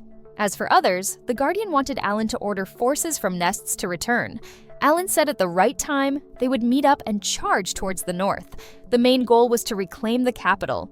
The Queen asked if he wanted to go from defense to an all-out counterattack. Alan said he wanted to destroy the remaining 250,000 demons. The next day, they were on their way to go after the demon army. Taking down a fleet of 3,000 demons went quite well, and magic stones were quickly collected. If this went on, it would have only taken nearly 100 days. Even if there were up to on the 3rd day after leaving Tiamo, Alan thought if they kept moving towards the north, there would probably be a bastion. Cecil asked Alan if there was something wrong, and if he realized something. Alan realized their true intention and the Guardian, and he decided to return to the city for now, as they wouldn't be able to take them on. The Queen was shocked that 1 million enemies were heading towards Tiamo. Alan said they planned to retreat from the 4 bastions at the same time and gather together at the north with the support fleet. Then Alan said they would charge there and pull an all-out attack on Tiamo, and it would probably take 2 days for them to arrive at Tiamo. He thought and told the Queen that maybe they had deduced Her Majesty's location from previous fights. When they analyzed retreating, gathering, and charging, it was quite a speedy army control. One of the elves said it was what he was also fearing. He said the enemy's commander was much more skillful than what they had thought. Alan said now they had to make extensive preparations for that fight, and Tiamo must have been ready to go up against the grand army of the Demon King. He wanted dear all elven soldiers to lend him their strength. One of the elves said it was impossible to evacuate 70,000 refugees in 2 days. He said all of them would fight alongside Alan to the best of their ability. Alan asked him to prepare a scouting team for him. The elf said there were 3,000 people in that citadel who could do that, so he said he would make arrangements to gather them. Alan appreciated that and told him that after relaying their operational plan to them, they would be on their way to holding back 1 million enemies. Alan wanted him to try to reinforce defenses as best as they could. The Guardian Elf said if the troop movement back to Nest went well, they would have 30,000 soldiers protecting the citadel. Then, Alan and his team left. Alan and his team are fighting against a mega army. Alan wanted Karina, Cecil, and Sophie to use their extra skills and take down the enemies. All of them used their extra skills, and when the enemies kept going, their troops were getting exhausted. However, the Demon King still had about 400,000 demons, and Alan only had 9,000 magic stones. He said he was using up 290 stones every minute, so he would be out in less than 30 minutes. Karina was injured, and Keel was trying to heal her. Karina said she was feeling fine, and she continued to fight.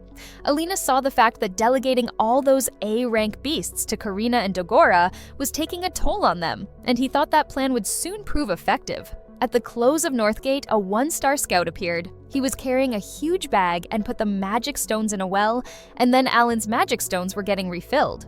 The reason why Alan wanted to work with the elves this time was so that after they took down the first 400,000 demons, a fleet of 3,000 scouts would collect the magic stones from the enemy's corpses. Now Alan had 300,000 magic stones. They kept up the attack and destroyed them with flames of rage. The demon army was getting pushed back. It was the power of humans. Some hours later, the demon army had temporarily retreated from the front of the Tiamo citadel. The Elemental King hadn't abandoned the elves, so they thanked and appreciated Sir Rosen also. Alan arrived at Citadel, and Alan said even if they let 200,000 escape unscathed, they still took down 800,000 enemies. Everyone had worked hard. The Queen appreciated them for saving their homeland. She said, as the Elemental King had predicted, Alan was their savior. Alan wanted to send his thanks to the scouting team, as they had contributed a lot to today's victory. One of the Guardians asked Alan if he had thought about the next steps. Alan said there were still 1.7 million demons left in Rosenheim. He said they could not let their guard down, and the demons might have been planning to meet up with the reserve fleet and attack together. The Guardian Elf said 400,000 demons were waiting near the Zhongying continent. Alan said they needed a stronger fortress to continue that resource-consuming strategy. The Guardian Elf said they were trying to get the Rapulka fortress back. Alan said the fortress north of Tiamo was a vital base. The elves' commander said the demon army had only just taken it over, so they probably hadn't installed a defense mechanism. Alan said if they only stayed in Tiamo, they wouldn't have any chance to win. He said once they met up with those 1 million reserves. The elves' commander said he would quickly arrange for half of the army, consisting of 300,000 elves, to retrieve the fortress. One of the elves said reorganizing the army as well as preparing a magic vessel would take about 5 days. He said it would be another 5 days to get Rapulka. Alan said this was a battle against time, and in the next 5 days, they would hunt down the remaining enemies who had escaped. Their plan was ready, and they wanted Alan to rest now. The next day, they were at the Rapulka fortress, which was surrounded by mountains. Alan said it would be difficult to attack, and he said he could see the shadow of the world tree from over there. Alan's summoner called Eri had never gone out in a fight. Since both the outside and the inside were brimming with monsters, it was time to bring Eri to fight. Alan disguised as Eri asked what the matter was, and the pig-looking servant said Sir Grasta was asking for him. He told Alan to bring that tea in for Sir Grasta. Alan wondered if Grasta was their leader or Rosenheim's boss. He took the tea, and while he was going in, the servant told him he would kill him if he kept up the straggling, and ordered him to hurry and move his feet. It was so annoying. Its intelligence was quite high for a pig. Alan went in, and there were 3 demons in human forms. He wondered which one was Grasta. They were arguing about how they lost the fight. Grasta didn't understand why they lost the fight. Another one said it might be that the elemental King Rosen evolved into a god and boosted the elves' power. The one with the long hair said the elves were prideful creatures. They could not be asking for help from the outside, but he questioned if there could be an exception this time. They all had something to say, but one of the demons said among the elves' army, there was even one who could control a dragon. The demon with long hair asked them how that was possible. He asked if they had such an incredible spirit mage, then asked why they would let them get the upper hand until now. Besides, he said, up until now, no one had been able to manipulate such a big number of high-grade beasts. Alan thought it was so cool getting to hear the enemy's generals planning directly like this and still didn't know about him. It meant they didn't have much insight into the elven army. Grasta was so angry that they still had so little information, and he said he had already sent a request for reinforcement to the devil. Alan thought those guys were only demons, and was shocked that the devil was still in the capital. Grasta said this time they would be using the pincer movement, and along with their reinforcements, they planned to wipe out the elves. Somewhere 10 kilometers north of Tiamo, Alan and his team were still fighting. Alan felt bad as he had to rely on the elf army because they didn't have much time. When Cecil asked what was wrong, he told them about what he saw. He was almost sure that Grasta was the boss that took over Rosenheim. As far as Sophia knew, the devil had never appeared in this country. Dagora wondered the reason why the demon's army taking a detour and attacking from the south. Sophia and Alan realized that southern Nests seemed like they intended to attack the city food supply from Tiamo. Nests was also where the 2 million refugees were located. Karina was panicked. Alan informed Karina and Dagora that he wanted to give them a task. He wanted to use their extra skills. Karina said that she could use other skills while she was in limit break. Kill wasn't sure if that was even possible. Karina wasn't either, as her mind just got filled with nonsense ideas when she was using it. Suddenly, Alan squinted her face and gave her a speech to encourage her, and it seemed like it worked. Cecil confirmed Alan, stating that when she used her limit break, her stats could match him. When fighting against strong enemies, they are going to need a strong power move, so even if it's unreasonable, they need to be going through lots of training to master it. Alan's next step was his problems. He had gotten a lot of experience points from the battle and was now level 63, and yet there was still a skill he couldn't use. He thought level 60 would be enough to unlock it, so he wondered when he would be able to use it. Either way, he could only fight with the cards he currently had on hand, and he started to consider preparing something that could cross the ocean. Meanwhile, Eri, who had infiltrated the demon's army, had confirmed their activities. The demon's army in Rosenheim totals 4 million, and all preparations were completed. They held an emergency meeting to decide on a change of strategy to siege Rapulka. He was told it would be a 10-day siege with 300,000 troops. 3 days after Tiamo, the commander Rukadural came and greeted Alan. He informed him that 50,000 elven troops had been prepared, and he was going to participate with Gatlog. When Alan asked Queen, he stated that she was staying in Tiamo for now. This time, he was dedicated to defeating the one who took his arm during the battle in the northern fortress. They were strong, so he was hoping that Alan prepared monsters a rank or above. Alan was comfortable with them. He then told him to follow him. Alan told Fomel to aim for the eyeball bat that was at the front right. The commander could hit it in one shot. Fomel was the best at super long distance attacks. Even though Alan had known him for 10 months, he still hadn't seen his extra skill. It would likely be his trump card used to protect Sophie, so it was unreasonable to ask him to show him. Fomel asked what Alan wanted after recovering Rosenheim. This question was unexpected. He stated that he was thankful that Alan was lending them his power in those desperate times. But since they were relying on him, he wanted to give him something he wished Alan, with a pretty strange impression, stated that he wanted the Elemental King to change everyone's job. Fomel seemed like he regretted his question and continued to hit the enemies. As Sophia seemed pretty concerned, Cecil tried to comfort her by saying Alan had a plan, and he wouldn't give up unless he was dead. They just need to believe in him and keep following him. They arrived at the Rapulka fortress with a gate at the north and south. They were going to start walking towards the south gate. The beast got ready. The elven army had 50,000 troops, meanwhile Demon's army had 300,000. Karina noticed that the Demon's army wasn't moving, which meant they were going to defend themselves. Grasta was watching them, and he didn't seem to be threatened. He was sure that there was no way they could win with 50,000 troops, even when they had new spirits. The elves noticed that the demons were using their weapons. Thankfully, Alan's beast defended the troops.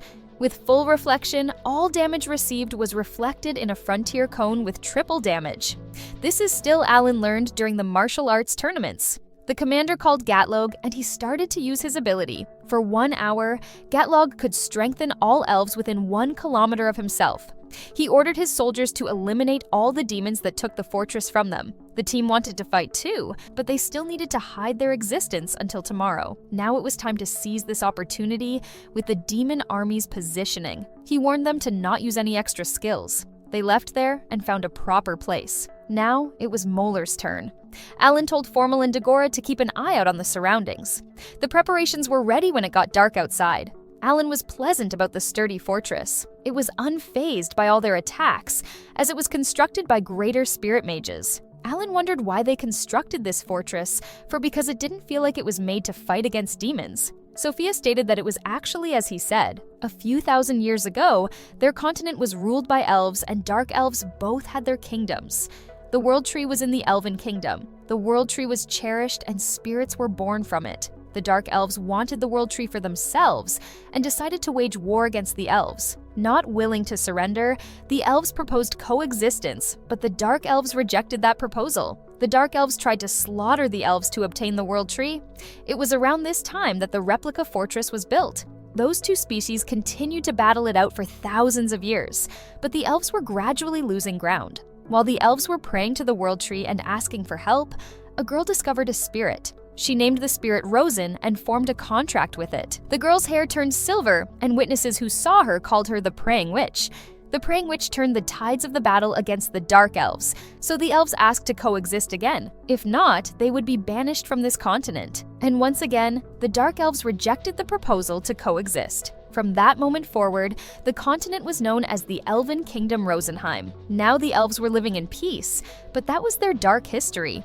Alan wondered if the Praying Witch was the queen, but Sophia's hair, just like Mother's, was the proof that they were the descendants of the Praying Witch. The elves could exist because this country had a contract with Rosen. Alan thanked everyone for their work and apologized for leaving the battle to them, but he was able to prepare what he needed. They were going to be taking back Rupa tomorrow. The demon's army was quick on their feet. In 3 days, their reinforcements would arrive there. Depending on how the 4 million troops move, he would be changing plans accordingly. It would be a tough battle, but if they were to be defeated here, Rosenheim wouldn't have a future. They were going to follow Alan's plan and fight together. The time check was completed, and now it was time to take back the Rapolka fortress. They were going to split up. Alan's team arrived at a tunnel that Alan made it. He made this tunnel under the fortress yesterday, and from there, game junkies and 5,000 elves of the detached unit would infiltrate the fortress. Once they got inside, they would focus on opening the gates for the main elven army to enter the fortress. Based on their analysis, the chances of success were very high, even though it looked pretty scary. They entered the tunnel and walked until noon. When it was almost noon, Karina opened the gate. The demons were shocked when they saw them. There were a lot of them, so Alan told Sophia to use her extra skills. Alan summoned the necessary beast to protect the elven army. The fierce battle started between them and the demons. Thanks to Sophia's wind defensive magic, they were getting minimum damage. Alan didn't have anything to compare this skill to before, but it was as expected of the descendant of the Praying Witch. Now it was midnight, and everyone started to use their extra skills. While they were surpassing the south gate, Alan warned everyone to stay close to the wall. The soldiers opened the gate, and the elven army started to regroup with the vanguard. Now it was time to clean up the rest and maintain their formation. Alan congratulated the general for succeeding. The aim was to clean up this battle while being mindful of not damaging the fortress. Alan noticed that the west side was also going well, so they would move to the east outer walls. He got 5 Sand elves and moved on. It was finally moving, so he apologized to everyone else and stated that they were going to leave the area now. The soldiers understood him and continued fighting. In front of the south gate, the general and the others encountered 3 demons, including Grasta. He seemed to recognize the commander. The other demon wondered if elves could use recovery maga. They assumed they used elves as magic herb, but they were still confident that elves wouldn't win with this. However, the general stated that they weren't their opponents, and at that moment, Alan and his team entered the area with the beasts. Grasta still didn't seem to be intimidated by anything and petty them. Alan laughed and called him stupid. Now he seemed pretty annoyed, and he ordered Neftera and Yogolf to kill them. Dagora noticed that the biggest one was 3 meters tall, so they probably needed to get off the griffs to fight them. Alan stated that Karina was going to take care of Grasta. The Beastman was Dagora's, and they were going to let Fomel handle the long hair. It was their first time fighting with 3 demons at once, so just in case, Alan decided to reorganize his cards. He had the highest battle power up front. Karina took a look at Grasta, and he looked like a human even though he had purple skin and horns. But he was a part of the Demon Lord army that killed elves, so she knew she had to defeat him. Grasta couldn't believe his opponent was a kid, and he got annoyed that they were underestimating him. They all started their battle, and Karina seemed like she was struggling, so Alan told him to keep him occupied for a bit. He wanted to defeat that mage first, but they guard him well, so they were going to attack the Beastman first. Dagora was attacking it, but it wasn't enough. Sophia continued after Dagora and then Alan with his Dora Dora and Kororin. The long-haired mage wasn't expecting a dragon and figured that they had a spirit user amongst them. Yegolf seemed struggling with Alan's team. The other demons told him that it was enough and he should open the extra door. Suddenly, Yegolf turned into a beast monster, and apparently, it was his extra skill. He was attacking them with all his might, but he was still defeated by them. Alan got experience points from the demon, which surprised him because originally, only dragons gave more than 8 million experience points. Grasta realized that the black-haired boy, Alan, was the one. He was the one who changed the tides of the battle. Grasta knew that humans don't possess that kind of talent, so he wondered if Alan was a liberator. Alan seemed pretty confused by that term, and Grasta noticed. He stated that they had to change plans because of him, but Neftera firmly objected that they could do this. But Grasta stated that he was going to buy him some time, and he should go tell the Demon King about them. Alan realized that they were using their extra skills, so he told Karina to use hers as well. With Karina, he ordered Kararon to use his awakening skill too. Both sides were giving their best to defeat their opponent, but Alan knew that it wasn't working. Gatluk pointed at the long hair, but Alan didn't seem to have given up on him. But Dora Dora wasn't enough to stop him. Sophia told Fulmul to use his extra skills. Dagora came to Karina to protect her. Karina's extra skill had been cancelled, and it didn't seem like they had the advantage. He told everyone to focus on their attacks and defeat the old man. Suddenly, Grasta kneeled. He considered this as their win because Neftera already managed to escape. While disappearing, he told them to not ever think about winning against the Demon King. When he died, Alan noticed that he was a high demon and worth 32 million experience points. And finally, Alan could use the commanding skill. A few hours later, the monsters had been defeated and Rapulka Fortress had successfully been recaptured. Normally, in offensive siege warfare, it requires triple the number of troops than the defense. Yet they managed to succeed in recapturing the fortress occupied with 300,000 enemies with just their 50,000. Sophia apologized for letting Neftera escape, but Alan understood the situation, and he stated that it plays into his next move. Harry had successfully accompanied the escaping Neftera, and this was a good chance for him to take them to the Demon King. Alan then asked Sophia and Fulmul if they knew what a liberator was, but they had never heard of it. The next day, they informed the Queen and the other elves what happened the other day. They also found a communication device that the Demon Lord's army was using, and it seemed like they used this to communicate with their forces from far away. As of yesterday, the enemy troops from the north had landed. If they were to join with the southern troops, the arrival of the Demon Lord's army would be delayed by a few days. The king asked if he had some kind of plan for them. Alan had 2 things planned. First, they were going to defeat all of the Demon Lord's army that was south of the Rapulka fortress. Second, they were going to fortify Rapulka's defenses with 300,000 soldiers. The queen seemed worried about the 1 million troops heading towards the nest. Alan was thinking that the game junkies would defeat them before they arrived there. He wanted to verify this and then discuss the plan. The game junkies seemed pretty confused and mostly annoyed that he was planning this because it took them 3 days to barely repel their 1 million troops when they were defeating Tiamo. The queen stated that it was time, and suddenly, the elemental king was floating. Rosen stated that thanks to everyone, the prayer time had been filled. The queen asked if it was time for him to become the elemental king, but he fell asleep in mid-air while grumbling that he needed a little more time. Alan didn't seem interested in what he said, as he didn't get any answer for the definition of a liberator. He wondered what the Demon Lord's next move was going to be, and hoped that Eri was doing well. A few hours later, Neftera arrived at the capital Fortenia. Alan was amazed by how huge the World Tree was.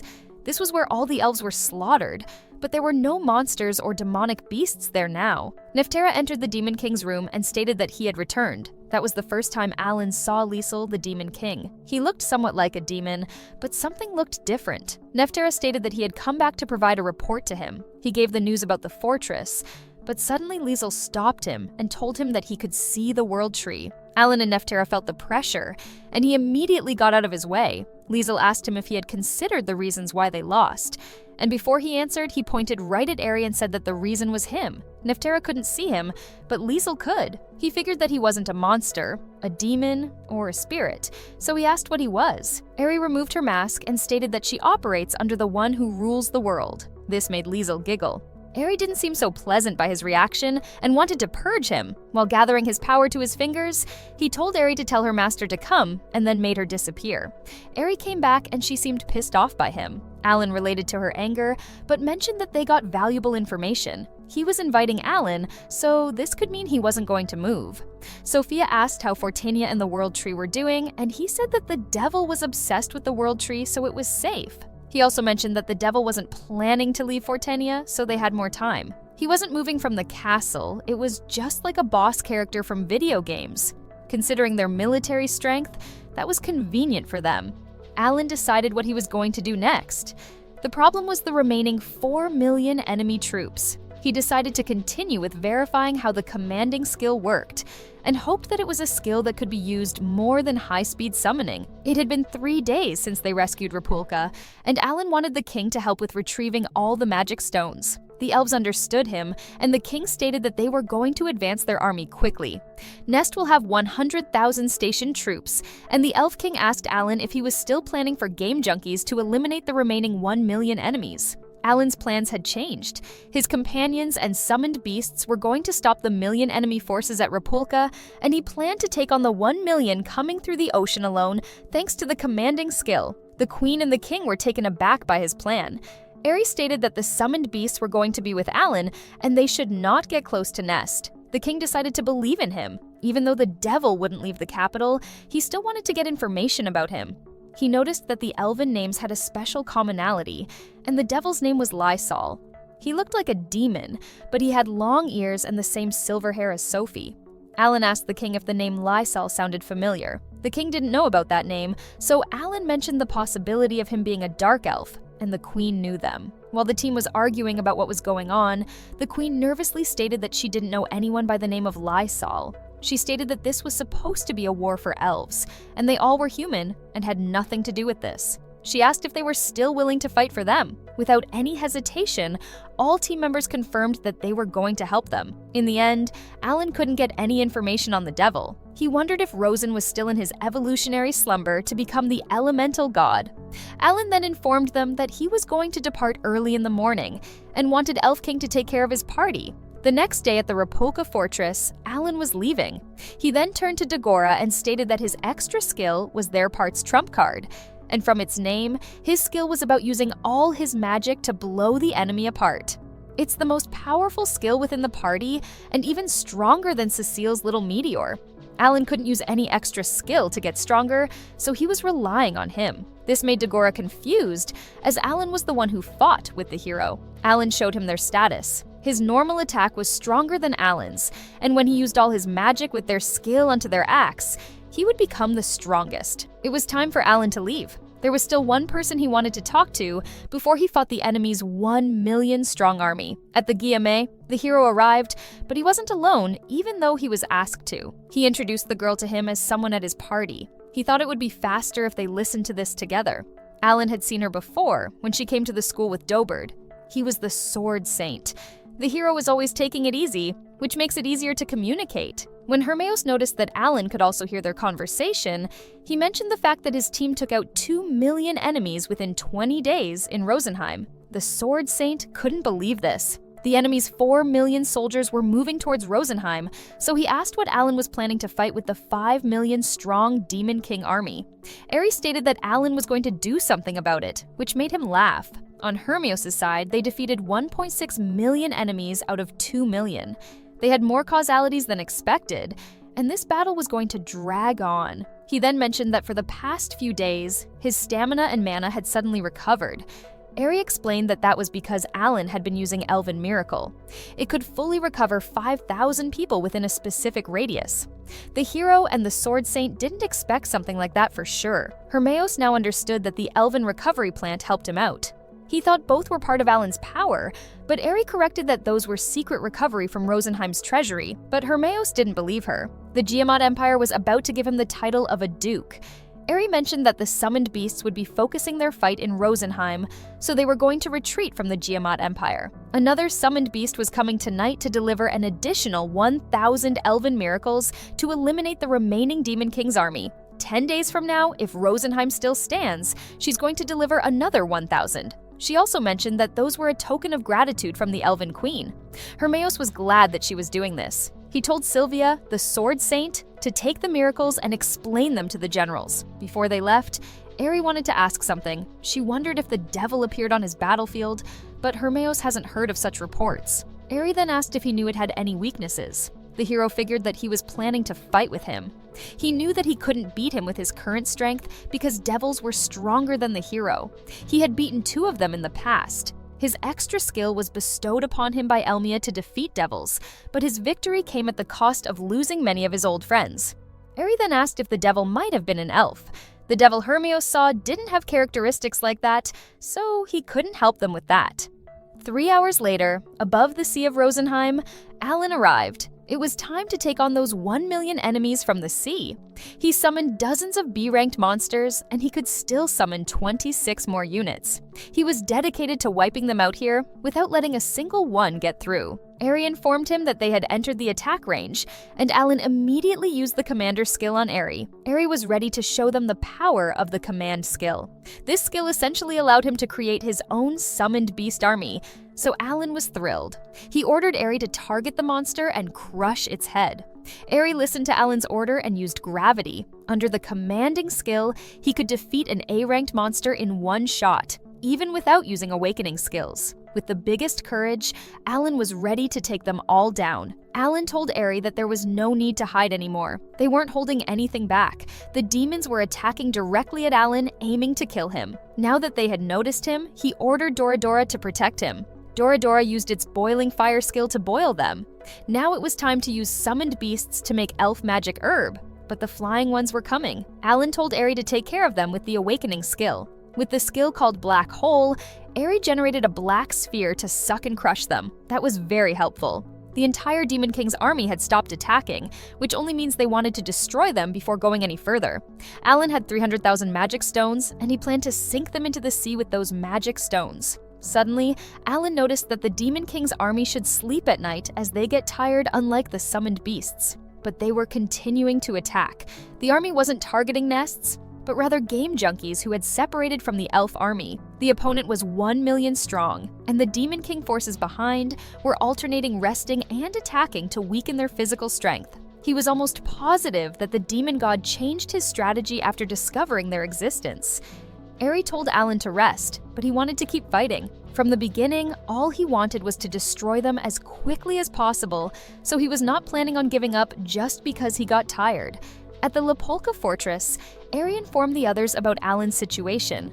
Even though they were worried, they knew there was nothing they could do. Cecil didn't think he would have a problem for a few days, but the opponent's force was 1 million. Dagora suggested reducing the number of summoned beasts there, but everyone needs those summoned beasts. Tomorrow, 4 million of the Demon King's army was going to arrive there, and that corps will be divided into 3 branches.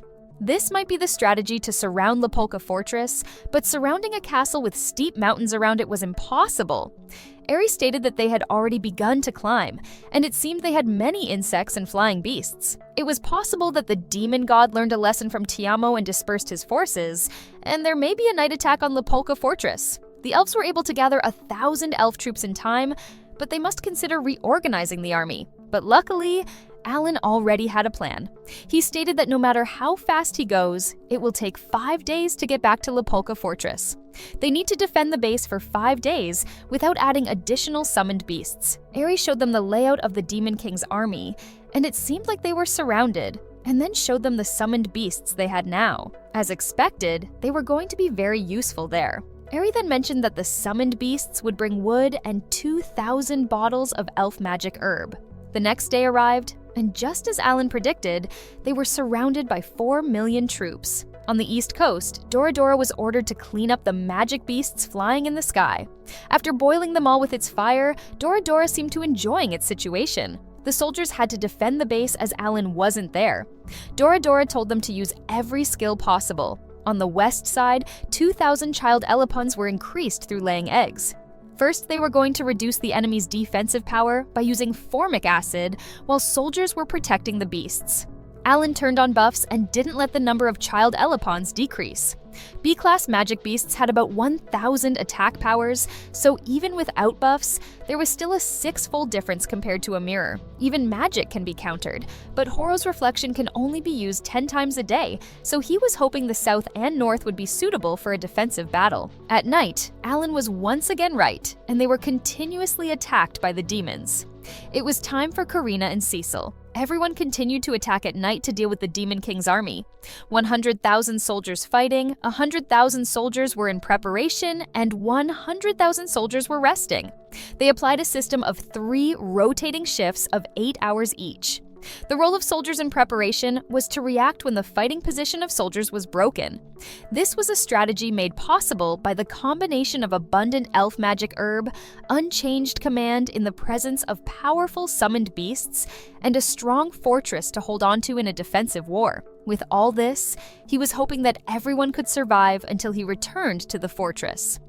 Eri checked the soldiers, and it looked like everyone got enough sleep. The first day went well. They defeated 150,000 of them, and tomorrow, the goal was to achieve 200,000.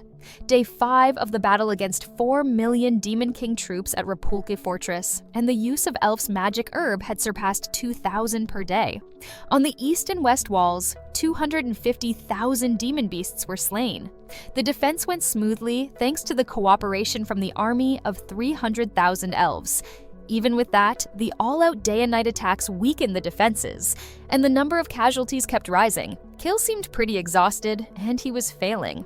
Dagora tried to comfort him, but he was still upset. He wondered how long they were going to keep doing this, and at that moment, Alan came and thanked Kill for his efforts. Everyone was relieved when they saw him. The soldiers considered him as their living miracle. His team members were also so happy to see him, and Sophia told him to get some rest first. But he stated that he slept a bit while flying.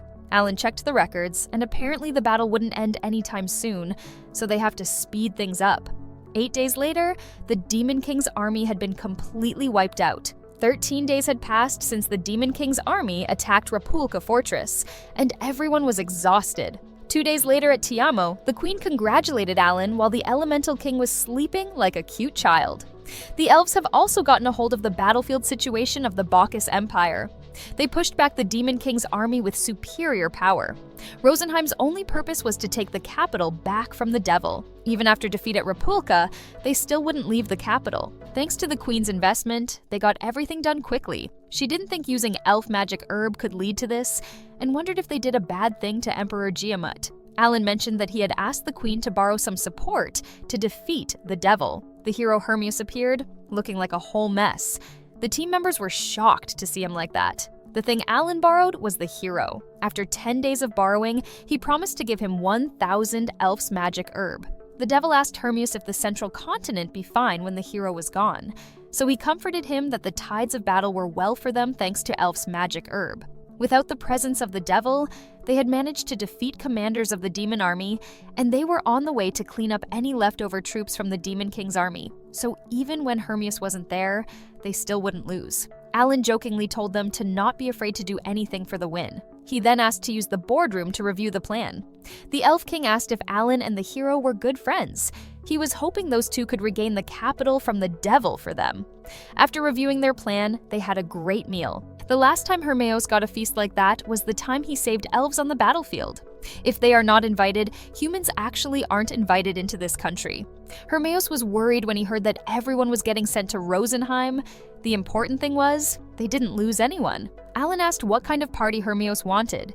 He explained that it was usually around 10 people, including a saintess, a great mage, and a swordmaster, were a basic team. Sophia thought he would want a larger team, but for him the quality was more important, and it was easier to operate. Cecil asked if that meant he was going to be away from his team to help them, and he said that if it were the whole team, the Emperor wouldn't allow it. It was also because humanity's hope, Alan, was on their side, and he wanted to know what his summoned beast could do. Alan seemed fine with that as he was trusting him now. He invited him outside and explained his skill. Hermias seemed disappointed that he didn't use his all-power when they fought. Alan explained that it was because he wanted to avoid information getting to the Demon King's army, but in the end, they didn't even know what a summoner was, so it was a waste. Before Alan continued with his plan, Hermias wanted to say something. He stated that there would be only Alan and him while fighting the demon god, but the team immediately objected to him. Hermias explained his request that it was because everyone would be await. Alan could summon beasts stronger than them and could heal. He looked at the team and they all seemed to pass the god's challenge. If they were talking about achievements in Rosenheim, then it was spectacular, but that was mostly thanks to Alan. The exception was the swordmaster with her limited break skill. Hero was sure that was the best for them. Everyone looked at Alan, and Alan stated that as a result of the last battle with the devil, Hermias had lost many valuable teammates. That was the truth hidden under the title of Humanity's Hope. He reminded them that even the heroes could fail. Even so, Alan wanted them to decide for themselves on facing the devil. His summoning ability was not the absolute force. He also mentioned that the chances of them finning was 50%. This calculation was made on the assumption that Liesel was a normal devil, but if he was a high devil, they would be defeated, which means everyone would die. Alan saw their hopeless faces and comforted them by saying they would flee before death. If that happens, regaining the capital would have to wait a few more years. The hero wondered why he said a few years. Alan explained that if they can't defeat the first time, they could always train and come back for a rematch. The way he thinks wasn't normal, but this may be because he was in his adolescent years. The game junkies made their decision, and every one of them was coming to fight with the devil god. Hermias didn't plan to die either, so he hoped that everyone would have a good chance with their extra skill. Fomel appeared and asked to join them with his extra skill. Alan gladly accepted him, so now it was only Dagora who couldn't use his extra skill. The hero found him amazing in that, even though he couldn't use his extra skill, he was in the front line all the time. He didn't know anything about any of their capabilities besides Alan, so he wanted to spar. Cecil wasn't sure if they could work with Hermias, but they wouldn't want those two to die either. They had 10 days to borrow the hero. For the next few days, they could do nothing more but plan and observe. 3 days later, on February 26th, Hermias kept practicing with Karina and Dagora and was teasing him. However, Dagora wasn't planning on quitting even though his attacks were ineffective. He wanted to fight at the front. The others seemed impressed by his deduction. The hero then explained that in the case of swordmaster or axe users, there were known stories of people not using their heads, or simply put, they were idiots, yet they were faster to learn their extra skills compared to normal people. Dagora was surprisingly an understanding and serious man, as Sil said. The hero asked Alan if he still wanted them to fight, but there was no need to analyze their powers, so they were done for now. The attack plan was finally here. Tomorrow, they were going to Fortania. In the morning, Gutherba asked Alan if he needed to fly too, but he responded that there was no need, but he needed to be ready in case something happened. The queen told Sophia to be careful with a worried face. She then asked where Hermias was, and Alan stated that he sent him on the night express. He then mentioned that there was a chance that there wouldn't be a stone left under, turned after they stormed the capital. The queen understood the situation and stated that the most important thing was to save their country and their people. She blessed them with the spirits, and they were all ready to go. After a while, they arrived at the city. Sil found the city so beautiful that he felt bad for destroying it. Alan noticed that Fomel wasn't acting formally today. He wanted Alan to take care of Sophia. The silence in the city was annoying. Alan thought they would be greeted by the remnants of the unkilled monsters, but there were none. They entered the Devil God's room, and the Devil God was waiting for them on his throne. He asked if Alan was the messiage of men, and Alan responded by saying he had come to kill him and take Fortania from him. The Devil God didn't seem to be triggered by him, so he decided to provoke him a little. He stated that he came here because he enjoyed killing the demons. When that didn't work, he told him that he knew he was a dark elf. This seemed like a trigger to the devil. Alan continued stating that he was going to take back the world tree and return it to the elves. The Devil God said it never belonged to elves, and the world tree had always been theirs. This made Sophia even more angry, and she seemed on the loose. Before they get into a historical debate, Alan stated that the Devil God was the one who brought in hordes of demonic creatures and wiped out 1 million elves. Devil God laughed and teased them more as if they weren't angry enough. Alan made the first move, and he summoned lots of beasts at the same time. The first blow was Doradora's Hellfire of Wrath. Neither tried to use his cure ability, but the flame was too strong and he died there. However, the Great Temple didn't survive after this attack. The Devil God was standing there unharmed, but he was surprised that Alan killed him just like that. Alan noticed that even with the command skill, there was no visible damage to the devil. Hermeo said even he couldn't estimate the archdemon's status, but it looked like his stamina was over 30,000, which means the hero's extra class attack wouldn't help either. However, the game goes on. He ordered Clenidogoras to finish him off, so Karina and Doradora attacked simultaneously. But the Devil God was so strong that with one move he injured Karina badly and broke Doradora's bones. His attack was impossible to survive. Ellie and Doradora attacked at the same time to gain some time. Alan knew that he was just wasting rocks, but while he was having fun, they had a chance. Karina used her ulta and started to exceed her limits. It was time to formalize. Fulmel heard him and used his ability called Arrow of Light. When he sent his arrow, Karina attacked the Devil God with all her might. The Devil God got injured on his head and neck. He indeed wasn't expecting something like that, but was still confident enough to keep his calm. Karina didn't stop and continued to attack him, but even that didn't hurt him. The difference between them was becoming more and more obvious. Cecil told Karina to stop it, but she didn't, and the Devil God crushed Karina's head with his one hand. Before killing her, Doradora managed to save her. Alan noticed that the Devil God was about to use magic. He wondered what changed his mind. Sophia's wind magic was the only thing protecting Karina. She seemed crushed by the fact that her extra skill did not affect him. The Devil God noticed that their gate was closed. He called Alan a messiah again, and Alan seemed puzzled. He thought he was calling a demonic extra and wondered if this was something about their messiah. There was a possibility that the Devil God thought Alan was a messiah, and this had something to do with the extra mode that was available at the beginning of the game. He had a lot of questions like the reason why extra mode and extra skill are called the same thing, and why he can't use extra skills. He thought about the possibility of him being able to use extra mode skills temporarily in normal mode. And in extra mode, extra skills were normal skills. Also, those skills he got after level 60 were additional skills. He then realized that this dark elf in front of him also plays in extra mode, but he didn't choose it the same way he did, so that was the point he got confused, because he didn't know how to go from normal mode to extra mode. The team members were worried that they might lose because this dark elf demon didn't even lose any health points. They asked what they were going to do, and Alan stated that they were going to change their strategy and show the enemy the ass. Alan announced that they were going to escape, which surprised everyone, including the Devil God. He asked if he ran out of clever strategies and questioned if he wasn't the Messiah, but he was sure of himself that even though he built up a huge army and tried again, the World Tree would remain in his hands, and that was the key to winning this war. He told Alan that he dared to challenge him, but it wasn't time yet. Alan made a surprise attack, but it still wasn't effective. The Devil God noticed that Alan used all his cards. Suddenly, the hero appeared out of nowhere and made a surprise attack. With his smiley face, he killed the Devil God in one hit. The others seemed pretty relieved and happy that he got killed. Hermeo stated that even though their group is weak, letting their guard down and strike unexpectedly strategy worked, and it was a good thing they implemented it before he started fighting for real. Alan thanked Hermeos on behalf of all of them. They were still a weak group and didn't have the punch to take on an archdemon. He could prolong the fight, but eventually, he would get tired of playing with them, and Alan was afraid to predict how it would end. He didn't notice Alan secretly activating a hero. The game was played out like a score, but something was weird. They still haven't gotten any experience points for him. He told Hermeos that he was still alive and he should kill him, but Hermeos was sure that he stabbed him through the heart. However, shockingly, the devil god stood up like nothing happened.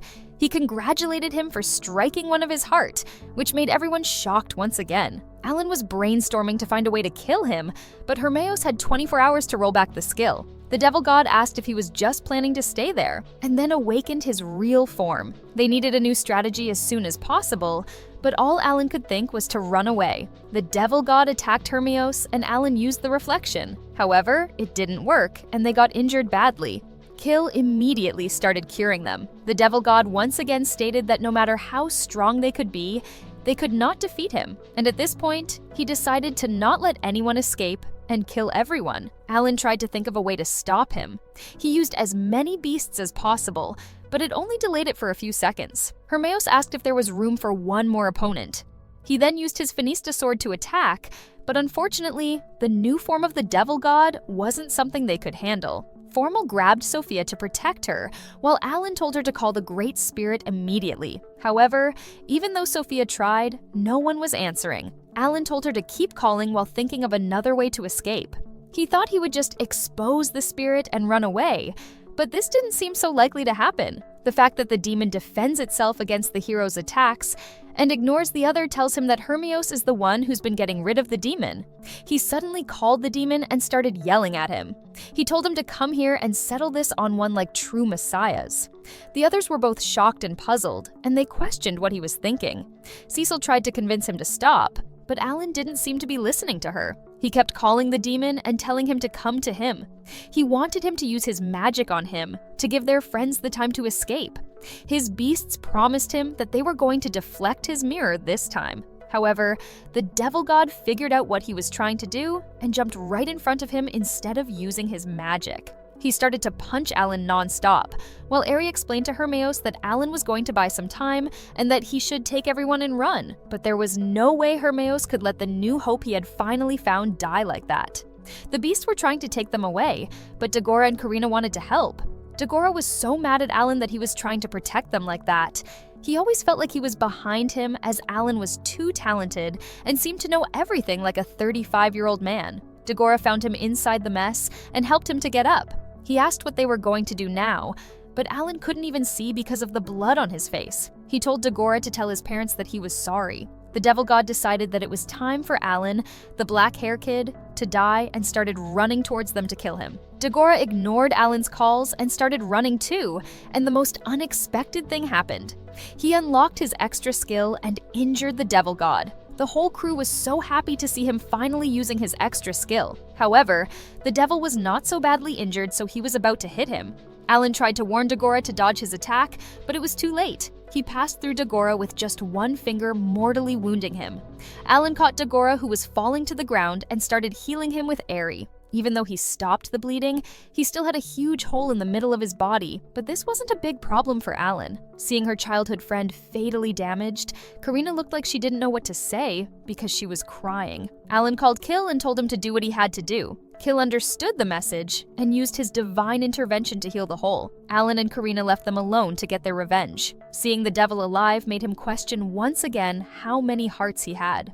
Hermeos told Karina that her blows may pass him as he was weakened by Dagora. Meanwhile, Ari and Doradora were attacking him simultaneously. Alan regretted his decision not to come there alone.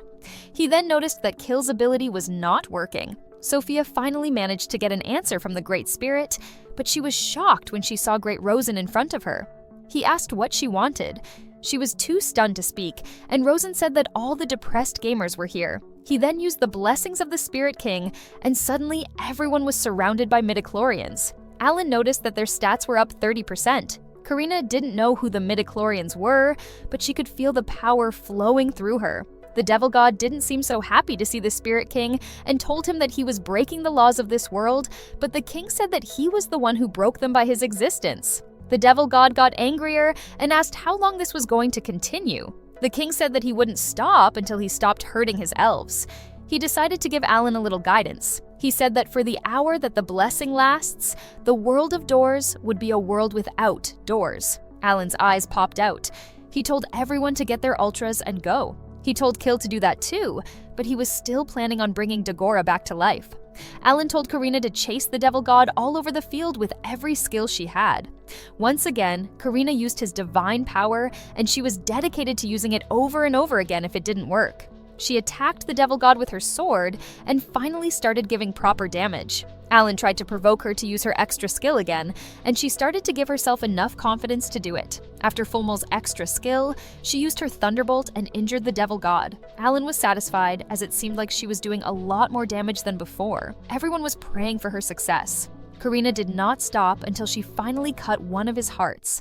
Hermeos told her to leave the rest to him, and he was going to finish him with one blow. The devil god knew he was in a weak position, but stated that he wouldn't give the world tree to them. Alan tried to understand what he was aiming for, but no matter what he was planning, he wasn't going to let him go for nothing. Soul of Darkness was his last chance. Alan knew there was no mirror to reflect that, so he told Cecil to use her ultra. Cecil wasn't sure about that, as it would cause everyone to get hurt. But Alan stated that they weren't going to get hurt because her magic would compensate for his magic, and everything would explode from the inside out. Cecil accepted to use her ultra and created a huge asteroid that was bigger than the devil gods. The two of them crushed, and Alan told Hermeos to get out of there, but he didn't want to give Cecil all the glory and threw his sword towards the devil god, hoping it would hit his heart. The crush of the two asteroids created a huge mess, and the devil god was defeated. The team was happy and relieved this time. Kill also informed Alan that he managed to cure Dagora, but he somehow didn't wake up. Alan was still doubting about the death of the devil, as he still didn't get any experience points. He tried to wake Dagora up by saying they were going to leave the EMS team waiting under the rubble. Hermeos and Karina came and asked Kill how did it go. He said that he succeeded, but his armor was damaged. Dagora was still not waking up. Alan stated that Hill's intelligence was over 10,000 after the buff, which should mean 100% probability, but with those randoms, he can't be sure of anything. He told Dagora to not play dumb and not to make this a big deal. He tried to trigger him by saying that even Drogo could use his extras, and that Karina was smarter than him. This made him open his eyes and started scolding Karina. However, Karina hugged him so tight that she hurt him. While Kill was beating Dagora for faking it, Cecil was glaring at Alan. They then thanked Great Rosen for his help. Cecil wondered if that half-body hole was completely healed, but Dagora's guts were still hanging out and he was about to die, but he said he was okay. He was still looking forward to hitting someone again. Now it was time to avenge their comrade's death. They looked at the city, and a third of the city has been demolished, and on the other side of the globe, tsunamis and volcanic eruptions were happening. He didn't know what was going on with the demon, so he decided to proceed with caution. The demon was lying on the ground with Hermeos' sword on his heart. He asked if Alan was there to admire him, and then stated that he couldn't see a world tree. His body started to disintegrate, and it looked like the outcome of the battle was a done deal. The devil god said that it may not be that bad to die in the promised land, and he wished he could show it to his people. Before he disappeared completely, he told them that even if he died, there would be a second and then a third, and the cycle would never end. Alan noticed that they tried to give this boss some kind of backstory, which was as bad as ever. His stats changed and his level was up, but there were no experience points. He wondered if the reward for defeating him was just a one-level increase. After all, they never had an opponent like that before. Suddenly, the Great Rosen's form changed and he advanced to God. He ignored everyone and said something to show himself. A voice talked and told him to stop looking at him like that. Hermeos explained to Alan that the thing was a high-class archdemon. He was the one who slaughtered the hero's entire party. The demon started teasing Hermeos, and when he saw his furious face, he stated that he surrendered. Hermeos asked him what was his purpose in coming there if he didn't want to fight. He was trying to figure out why his armies had been defeated 5 times. Alan realized that he was the one who planned and executed this Barbarossa. The demon asked for Alan, but no one said anything. Alan stood up and stated that Alan wasn't there, and he died to protect them. He seemed pretty surprised at first, but then didn't believe him as he had black hair. The demon didn't seem too intimidating, but he knew he had killed so many elves, so Alan didn't want to be nice to him. The demon said that he looked at him, and now he was going to leave with a promise that he would be back. Not only Alan, but everyone was confused. Alan decided to think about this later and told everyone that they should go back to Tiamo and get a good sleep. Thus ended their battle at Rosenheim. It lasted 43 days from the day they arrived at the nest. The glad tidings were spread to all elven cities and refugee camps, and the silent night was filled with joy. In the morning, the queen thanked Alan and his team for defeating the demon army in him. Alan wanted Hermione to take all the credit. He noticed his teammates' weird looks and explained that it was hard to be a hero and he needed freedom and movement. It was still hard to process that the devil god was a black elf. They made a truce with their king 500 years ago. Although they had no diplomatic relations involving the exchange of envoys, it was an unpleasant surprise. Alan was surprised. When it came to members of the royal family fighting in the Demon Lord's army, it can't be ignored. They would send a diplomatic mission to them and demand an explanation. So it was the one quell for renegade or the whole nation of traitors, but they had only just finished this war, so they had to be careful. However, that was up to Rosen's men. Rosen woke up and asked Alan if he could have his attention. He said that it was time to honor the loyal defenders of his elves. They're, I can't pronounce, gamers. Alan asked if that was about the first phase of nurturing his comrades into 4-star talent. As Rosen recalled, it was just about changing everyone's class. And Alan reminded him that he also said that the maximum he could get was 4 stars. Thanks to Alan, he became a spirit god, so he was in a good mood. Alan smiled and wondered how much more can he be grateful to them, as if he was trying to get on his nerves. Rosen said that he was not changing any regimes, so Alan responded by saying they could do it without him. He said that Elmia would reduce him to atoms if he did that, but as the god of spirits, he could promote any of them to 5 starts, but only 1. Alan was so happy to hear that, and chose Karina without any doubt. She already got 3 stars, and without it, she would change professions once, so it was only fair to give her the achievement. The other teammates didn't seem to agree with him. Karina thanked Alan and promised to not let him down. Now it was time to change their classes. Alan was thrilled with the new classes.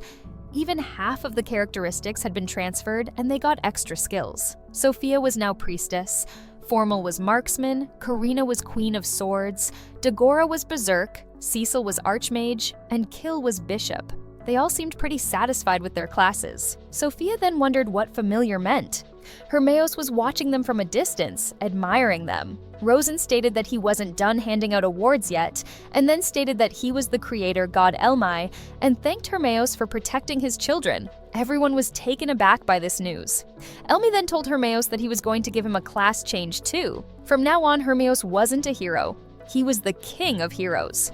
Hermione checked his stats and noticed that things had changed. He turned to Alan and said there was a way to move beyond despair. Alan laughed and told him that he always enjoyed the process of playing the game and exploring the world. Alan thanked him for coming to help him and told others to cheer up. They had a dungeon race coming up, but before it hit, they would have to prepare. Karina was a little worried about Merlin. Alan said that she had got enough stars to worry about as it was. Alan was sure she and her golem were instrumental in repelling the aggression on her continent. The important thing was that she was safe. Now, their next target was the Bacchus Empire to see how their Merle was doing. A few days later, after the big war, the Elves Queen announced to the world that their country had ended this battle, and the game junkies returned to the capital and shared their joy with everyone. Not only the people, but even the spirits were happy that the battle ended. Alan noticed that fruits grow in the blink of an eye.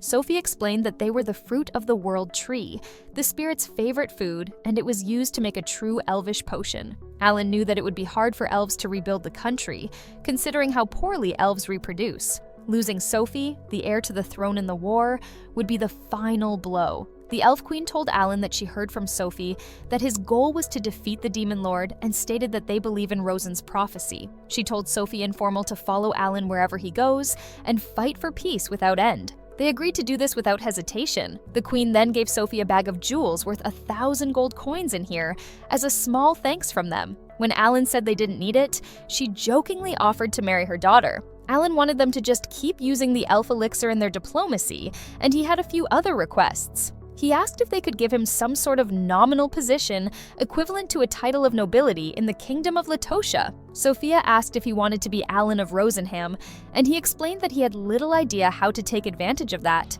Hermeos then stated that his contract was up, so he was going back to the central continent. He was thinking about going to the dungeon for the divine trials. While others were worrying if they would be able to see him again, Alan asked for tips on capturing him, but Hermeos wanted to keep those to himself and advised him to keep trying. When he left, Alan told others that it was time to get some goodies from the king. Cecil claimed that Karina could be made a baroness, nominal. Dogora wanted to be a knight, and Karina joined him. Alan told them that they were going to consult Viscount Granville first. When Sophia asked about Cecil, she said that she was already in the privileged class and exempt from all taxes. But Alan mentioned that he already knew what to demand from their golden saint with an evil smile.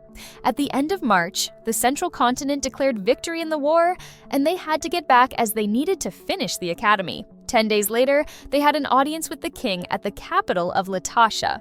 Alan found the city pretty simple, while Kill denied it as more convenient. Kill was worried that the king would be angry at this insolent demand, but the others comforted him, saying that they should be demanding twice as much and get what they deserve. They entered the king's palace, and firstly, the king thanked Elf Princess. God of Spirits also spoke and thanked them for their wise decision to save his sweet elves. Everyone was shocked that this little creature was the god of Resenheim. The old elf explained that if the arrival of the hardcore gamers had been delayed even a day, they wouldn't be standing here in front of the king. The king said that this was because of their priority of saving Rosenheim. Sophia stated that they would repay his service. The old man passed on the words of the queen. The letter started with thanking Alan, and then it stated that as a token of gratitude and appreciation of the entire elven people for his outstanding services in the war, Alan was given the honorary position of Elven NGH. Lysidral informed them that NGH was the second most important position in the army, and he advised the Secretary of Defense and Command, the generals and marshals. The people, including the king, were all shocked that they would give this title to a kid. To become a nobleman, you must have the king's approval along with all that goes with it, vassal oaths and loyal service. And now he could do nothing without waiting for a decree of noblesse oblige, which is why he wanted a non-binding position. It was worth helping Rosenheim. The old elf also mentioned that they wanted their countries to exchange embassies. He, Elder Philomel, would gladly serve as Rosenheim's ambassador. The king stated that they could use the help of elven healers. Philomel was happy that they had reached an understanding and then stated that they had a favor to ask. From now on, they intend to fight against the Demon Lord with triple their strength. For this process, Sophia Luna and her companions intend to conquer a dungeon in the Bacchus Empire. The king couldn't help but show his surprise. Their holy Mecca was priceless and they can't risk this. Philomel said that if that was true, diplomatic agreements were out of the question. The king stated that they would let the whole company go to the Bacchus Empire. When he added that they were going to establish good friendships with the people of this country, which includes their audience, they were all shocked to hear this. Alan reminded the king of the promise the previous king made. It was a promise to revive the Carnelian family of 5 years of honorable service on the battlefield or other high military achievements. When he was told that it was the king who would consider this or not, he stated that he was speaking to them as the NHS of all of Rosenheim, and it was up to him to decide how much help the elven healers would provide. Chancellor was shocked that he dared to say this, but Alan did not step back and requested him to consider their petitions carefully. He showed the official record of Gia Carnell's exploits on the battlefield. After reading it, Chancellor stated that he had a very distinguished merit. But what Keel's father did was unforgivable, and in front of other nobles, he could not show how easily forgiven a crime was. So he was going to be returned to half of the original Carnelian estate with the title of Baron. Afterward, balls and other events were held for several days to mark the beginning of diplomatic relations with Rosenheim. Kil wanted to get his title and estate back, so his family had a place to come back to. But when the White Dragon came, he heard there were a lot of people who were homeless and foodless now, so he knew he needed more gold to help them all. Cecil stated that this is why he was their golden saint, and Alan comforted him. 4 days later, it was the second year of Hedman Rodan's pioneer settlement fields were being sown and houses were being built. At the Hedman's house, Alan saw his family. His siblings greeted him and they said that they had been hunting hogs since last year. Formal was shocked that Alan had an actual family as he always seemed out of this world to him. Alan then introduced them to his team. His father was getting used to all this, even though he was still nervous. Karina and Drogo also met with their families, and they had a huge feast together. This place was Alan's favorite place for sure. He was talking to his siblings while eating to catch up with their lives. He asked Miura what her favorite talent was and suggested monks so she could heal others, and she agreed. Spirit God was also there eating. He blessed Alan's sister, and now she had a talent. His father was confused and asked if she really had a talent while she was thanking him. That was how Alan accomplished everything they had achieved, thanks to Viscount Granville. And now they had assembled a junior band. Karina and Drogo went to their own house, and the rest of them stayed at their parents' house. In the morning, Alan asked if his father was happy that Drogo was a knight, and Drogo said that he spent the night cleaning his axe. Hill wondered what Alan received as a reward from the kingdom. He said that he was satisfied with Rosenheim's reward, and he refused all attempts to bribe him. Cecil wondered if it was okay to kill him without telling anyone. They were at the White Dragon Mountains, Baron Carnell's domain. They saw the White Dragon, and it was so huge, twice the size of any dragon they had ever seen, but the design was as peppers as ever. Now it was time to defeat the creature that had been plaguing their land for hundreds of years. The plan was to defeat the White Dragon and have a feast in honor of the new Baron Carnell. When the White Dragon saw them, he questioned the creatures they were riding and who they were. Alan suggested Cecil and Kill announce themselves as they were lifelong enemies. When they did, the dragon was surprised that Granville and Kleiner were working together to take him down. Apparently, he had been waiting for this battle for hundreds of years. Alan told everyone to stay on their ground and reminded them that they had the levels to win. The first attack was from Drogo and Karina. Drogo was having a hard time adjusting to his shield. Alan noticed that he was using the breath attack, so Cecil received it with an ice ball. However, the White Dragon was so strong that her magic got pushed back. Alan then ordered Fomel to use his extra skill on its mouth while it was open. While he was doing that, Karina and Drogo attacked simultaneously. When the dragon said their tricks wouldn't work, Sophia asked if they should ask for the spirit's god power, and Alan agreed. The plan was to restrict his movement and then defeat him with Karina and Dagora's extra skills. Sophia called the Great Spirits, while Alan was grateful that they had Rosen on their side. White Dragon wasn't expecting this move. Alan acted and used Doradora and the other beasts to restrict its movements. Now that he was confused, it was Dagora's turn. Dagora used full body, full soul, but it did not work. Alan told Dagora to get back and told Karina to use her extra skill. Following the limit break, she used Heavy Slash, and this time it worked perfectly. They were all relieved and even started to observe it chopped off. Alan noticed that he could see through his intentions. When he died, they received the same amount of experience points as a high demon. Karina and Dagora leveled up quickly. Kill thought they couldn't defeat it, but the White Dragon seemed easy now that they were stronger. Cecil agreed and wondered how happy the people would be when they told them this news. At the capital city, Kelner, the people who saw them coming with a dragon panicked, but Earl Hamilton, an acquaintance of the Granville and Kleiner families, told everyone to calm down and expressed his surprise. Alan said that it was slain with minimal destruction. Now they were going to dissect its body while putting their head on display in the town square. Alan told Dagora and Kill to get dressed. The people were surprised that a young boy like Kill was the one leading their new lord. They admired them a lot. Alan noticed that no one was saying anything negative about Kill's father, and from Granville's standpoint, he was an enemy. But that wouldn't mean he was a tyrant of a lord. At Kellner's house, Alan and Cecil were impressed by how big their house was. Kill's sister was glad to see her brother okay. Alan noticed that the royal messenger was there. The royal messenger congratulated Kill for restoring the Kellner family and killing the White Dragon. He mentioned that the Majesty would be very happy and he must dedicate this to the royal family. The atmosphere changed after this statement. They were all shocked. The messenger claimed that it was their duty to offer their profits as a noble. Alan called Earl Hamilton and said that they should be repairing the mining site and start hiring laborers, and profits should be what they earn after deducting the necessary funds to maintain their land. If there was any profit, they would gladly offer it up.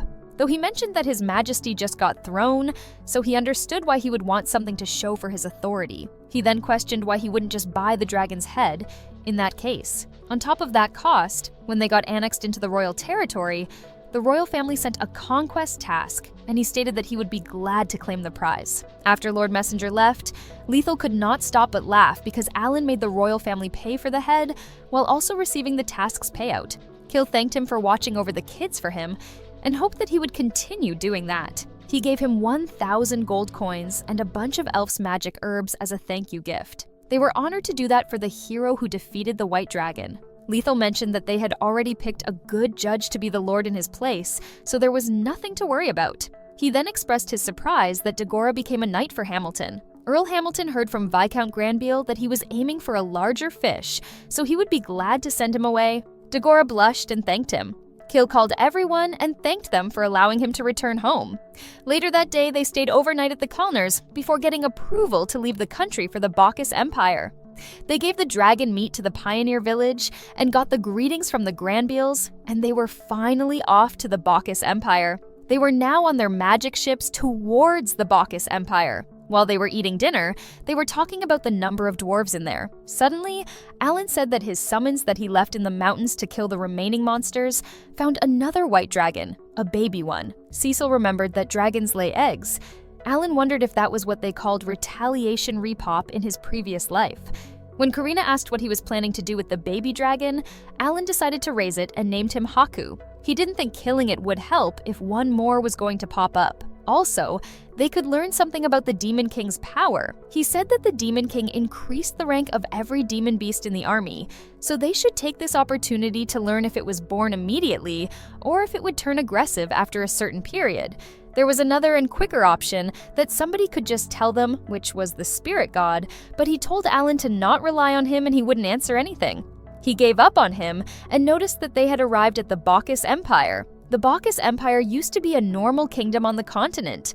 They produced great techniques of magic tools that couldn't even compare to other dwarven countries. But around 50 years ago, the Demon King's army attacked, and the kingdom held them back using magical tools and golems. To fight the army, the kingdom consumed every neighboring country and became a great empire with a population of more than 200 million and the world's strongest military force. Alan and his team arrived at the capital Danbao and were amazed by the hugeness of the palace. Visiting another country was so exciting for them, as this sensation was the best part of an adventure. They decided to stay there for today and look for Mururu tomorrow. The next day arrived and they were back at the lounge. Alan was surprised that they had elevators. A man named Nuka Kai, the Minister of Foreign Affairs of this country, greeted Sophia and wished her a good day and informed them that they had prepared a breakfast. Alan wondered the reason behind a minister being there. They sit at the table, and while Karina is being charmed by the food, Alan is almost sure that they are showing off their riches. The minister thanked them for supplying the elf's recovery potion. Thanks to that, the casualties were kept at a minimum, even when facing one of the largest invasions ever. Alan was not looking at the minister friendly while Sophia was talking. To express their gratitude, the minister stated that they were planning to supply the elves with the necessary magic tools to restore Rosenheim for free, although the maintenance afterward would be charged. Alan knew that they were trying to scrape the maintenance fees like merchants. Sophia was sure Her Majesty would be pleased with this. The minister then said that he heard they were here to challenge the S-rank dungeon, called the Tower of Trials. He wanted to remind them that it was a dangerous place where half the challengers would lose their lives. Karina seemed bored of those warnings. Sophia stated that they understood this, and they were planning to take Mururu with them.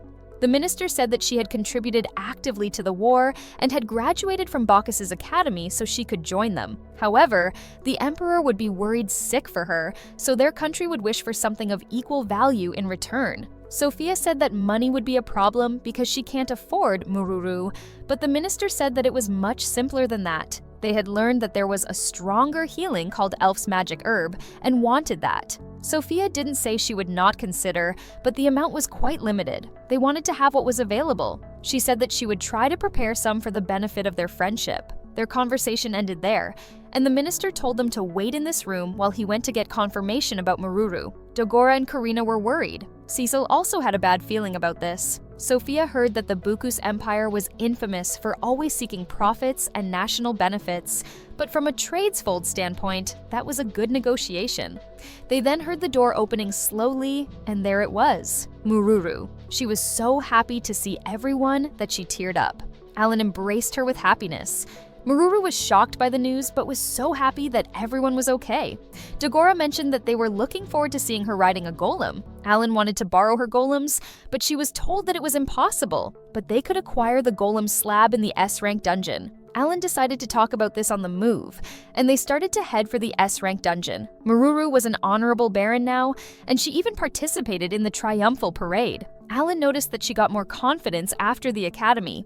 Her status also confirmed that Maruru was a 3-3-star talent. She got stronger, but her attack didn't change much. Perforation Fist means like a punch that drilled through walls. Alan was excited about the golem slab. They saw the Tower of Trials, which was much bigger than the World Tree. They landed, and it was crowded. Karina pointed at the Beast Man. He seemed like an adventurer. Dagora had never seen one on the central continent. There were a lot of beastmen there. Alan assumed that they probably came from the Beast Country to the south. They were all taken aback by the fact that there was a whole city inside, even bigger than the capital. It was even strange that there was light without any windows. Alan saw the Degreeni's temple, which was also the entrance to the S-rank dungeon. He said that they wouldn't be taking on the dungeon today, but they should hear the story at the temple. While walking among the people, they were looking at them with curiosity as they were all kids, and Alan had black hair. Alan found it amazing that this many people had conquered 5 A-rank dungeons. They went to the receptionist and stated that they wanted to conquer the S-rank dungeon. The receptionist asked if they had a magic disc, and if they didn't, they could rent one there. She gave one to Maruru, and she explained that they were going to insert the slab there. Then they would be able to create a golem. The slabs would be available in the S-rank dungeon. She then asked what Maruru's talent was, and she said that it was Magic Earth General. The others who heard her talent were shocked by that. Alan guessed that it might be because it was only 1 in 10 million people. The receptionist then asked if she participated in the last battle, and she confirmed her. The receptionist woman explained that if she had that talent, she could move a mithril-level golem with copper or silver. With the magic disc, if she was an iron rank, then she would need an iron slab. There were 10 holes, so gathering that much would be a problem for them. Alan asked if he could buy the disc instead of renting it, but as they were national properties, it would cost them 10,000 gold coins. Alan figured that they gathered the slabs and then retrieved the finished discs, making their country hold the strongest golem army ever. Alan made his decision and gave her 10,000 gold coins. Not only the receptionist, but also the other members were shocked. After leaving the temple, they rented a nearby house and made it their base while in the Tower of Trials. Karina wanted to be the first person to conquer the S-rank dungeon. Alan agreed, but it was also to help them defeat the Demon King army, so it would still be very difficult to fight demon generals after that. Cecil was confused because they had changed their class, and Karina was a 5-star like the hero. Besides, Dagora's extra skill could defeat the demon general in a slash. Alan explained that the demon general didn't know who they were in their fight, so even if they upgraded their gear to orichalcum, he expected their chance of winning to only be around 50%. It would also be a different story if it was a high general. Even so, Sophia wondered if taking on the S-rank dungeon would still be valuable. She then asked Maruru if she was okay. She said that she was fine, but did not seem like she was. She also mentioned that Tam Tam was so strong. When they gave her the confused looks, she explained that the golem user would name the golem they control. Her dad was growing a Tam Tam tree in his garden, and her 4 brothers say it tasted bad, so it was a very familiar name for her. Alan asked if she told her family she was going to be there, and she said that she didn't tell them because they would be worried sick. She wanted to be stronger for her friends and family, and she realized this the hard way. Alan's priority was getting his hands on a golem. He suggested trying to upgrade their talents as soon as possible because he suspected they would need a year to finish the S-rank dungeon. Karina realized that the best case was that Demon King's army didn't arrive until then. Alan was pretty sure that they wouldn't call for another attack because they caused a bit of damage to their army. The next thing was going to be Alan's mission. He had to improve his summoning skills and get the newly summoned beast by all means. If he kept this up, then his summons attacks wouldn't do anything against the generals. Cecil asked why he didn't stop evenly splitting the dungeon loot, as they all knew he needed crystals and gold coins the most. She wasn't the only one who thought like that. Alan was grateful for that. The next day arrived, and it was time to go. What they were looking for? Collect the golem's slab or a calcum weapon, and items to increase stats over 1,000 points convenient magic tools. The game junkies make their entrance to the S-ranked dungeon. They noticed that other parties had more than 20 people. The usual cube that manages the dungeon's floor greeted them and asked if they wished to go to the second floor. It had been a while since Alan had seen a cube. If the next floor was the second, that would mean they were on the first floor. Kill responded that there were only 5 floors to the S-ranked dungeon, and it felt kind of insignificant compared to the 20 floors of the A-ranked dungeon. This was everything the first floor offered to them, so they requested to be led to the second floor. The cube understood their request and summoned them to the second floor. The second floor was so huge that they could see the scheme. The design was so different from other dungeons. Kill assumed that the other parties were on the same floor too. Cecil noticed that there were at least 500 people there, including the cube. An admiral named Garara appeared, and Maruru seemed surprised to see him. There was also a boy named Pepeku next to him. Garara questioned why she was in a place like this with humans. Maruru introduced Admiral Garara, the supreme leader of the Bacchus Empire's army, to the team, and Pepeku, a friend who helped her a lot on the battlefield. Pepeku greeted them and introduced Sophie to the admiral. Garara stated that the potions she sent them helped them a lot on the battlefield. He was also surprised to see an elf coming to the dungeon. She responded that he was right, because they were the only elves in this dungeon right now. When Garara asked if there were only 8 of them, Alan responded by saying that quality over quantity. Suddenly, Garara told Maruru to leave this party and come with them. She was a great talent, and her extra skill would need to be activated anyway. Maruru strongly stated that she was going to conquer the dungeon with Alan's team, but Garara didn't take her seriously and told Pepeku to bring her back even if by force. Now that he crossed the line, Dagora stepped up and dared him to try it. Garara asked if they were planning to fight them, and Maruru told him to stop it. She said that she wouldn't forgive him if he hurt her friends. Garara seemed to obey Maruru's words, but didn't forget to warn them that if they dared to run away while using Maruru as their shield, no matter where they were in any realm, he would find them and kill them. Pepeku apologized on behalf of Garara, and they took him to the 3rd floor. Maruru apologized and explained that he was usually friendly, but his words inspired Alan. He realized that Maruru could actually be a tank. A tank means someone who would protect their entire team as a shield while blocking enemies' attack. To make it clearer, he told them to imagine if they had a golem that could block the demon general's strongest attack, and asked if they would agree that the tide of the battle would have been better for them. Kill said if that was the case, then they could focus on attacking, but Cecil mentioned that they would use her as a shield just like the Admiral said, but Alan was comfortable because that wasn't the case. He asked if they would ever leave Maruru and run for their lives to prove his point. Everyone refused immediately, proving that the Admiral had nothing to be worried about. Maruru felt safe and told them to leave it to her and Tam Tam to protect everyone. Alan was really looking forward to fighting a golem. They could get a copper golem on the 2nd floor. To advance to the 3rd floor, they have to defeat the 2nd floor boss and acquire 3 copper medals. There were 5 types of floor bosses. The monster's rank varies from B to S. Alan got the Griffs ready and they started to look for the boss. An adventurer group thought Griffs were monsters, but when they noticed Sophie, they realized that those were spirits. Maruru was a bit nervous about making a big scene, but Alan said she would get used to it. It seemed like most monsters were B rank. Dagora said they can't really level up with them. Alan noticed a monster with a compatible size to an A rank boss, but the Beastmen also noticed and started chasing it. They were moving really fast and will probably be on it soon. Cecil asked if they should dive in and defeat it first, but it was actually more polite not to intervene. Alan said this would be a rave for the floor boss. There were 5 types of them, so he asked Hook to find them for him. When he got one, he told the others that it was huge and was on the other mountain. There were some beastmen nearby, so they had to be fast before they got caught. He told Griff to use dash, and they started moving faster than ever. But with this much distance, Alan didn't think they would make it in time. He noticed that beastmen were running away. Karina felt like this was odd. It seemed also dangerous to Alan, so they had to hurry.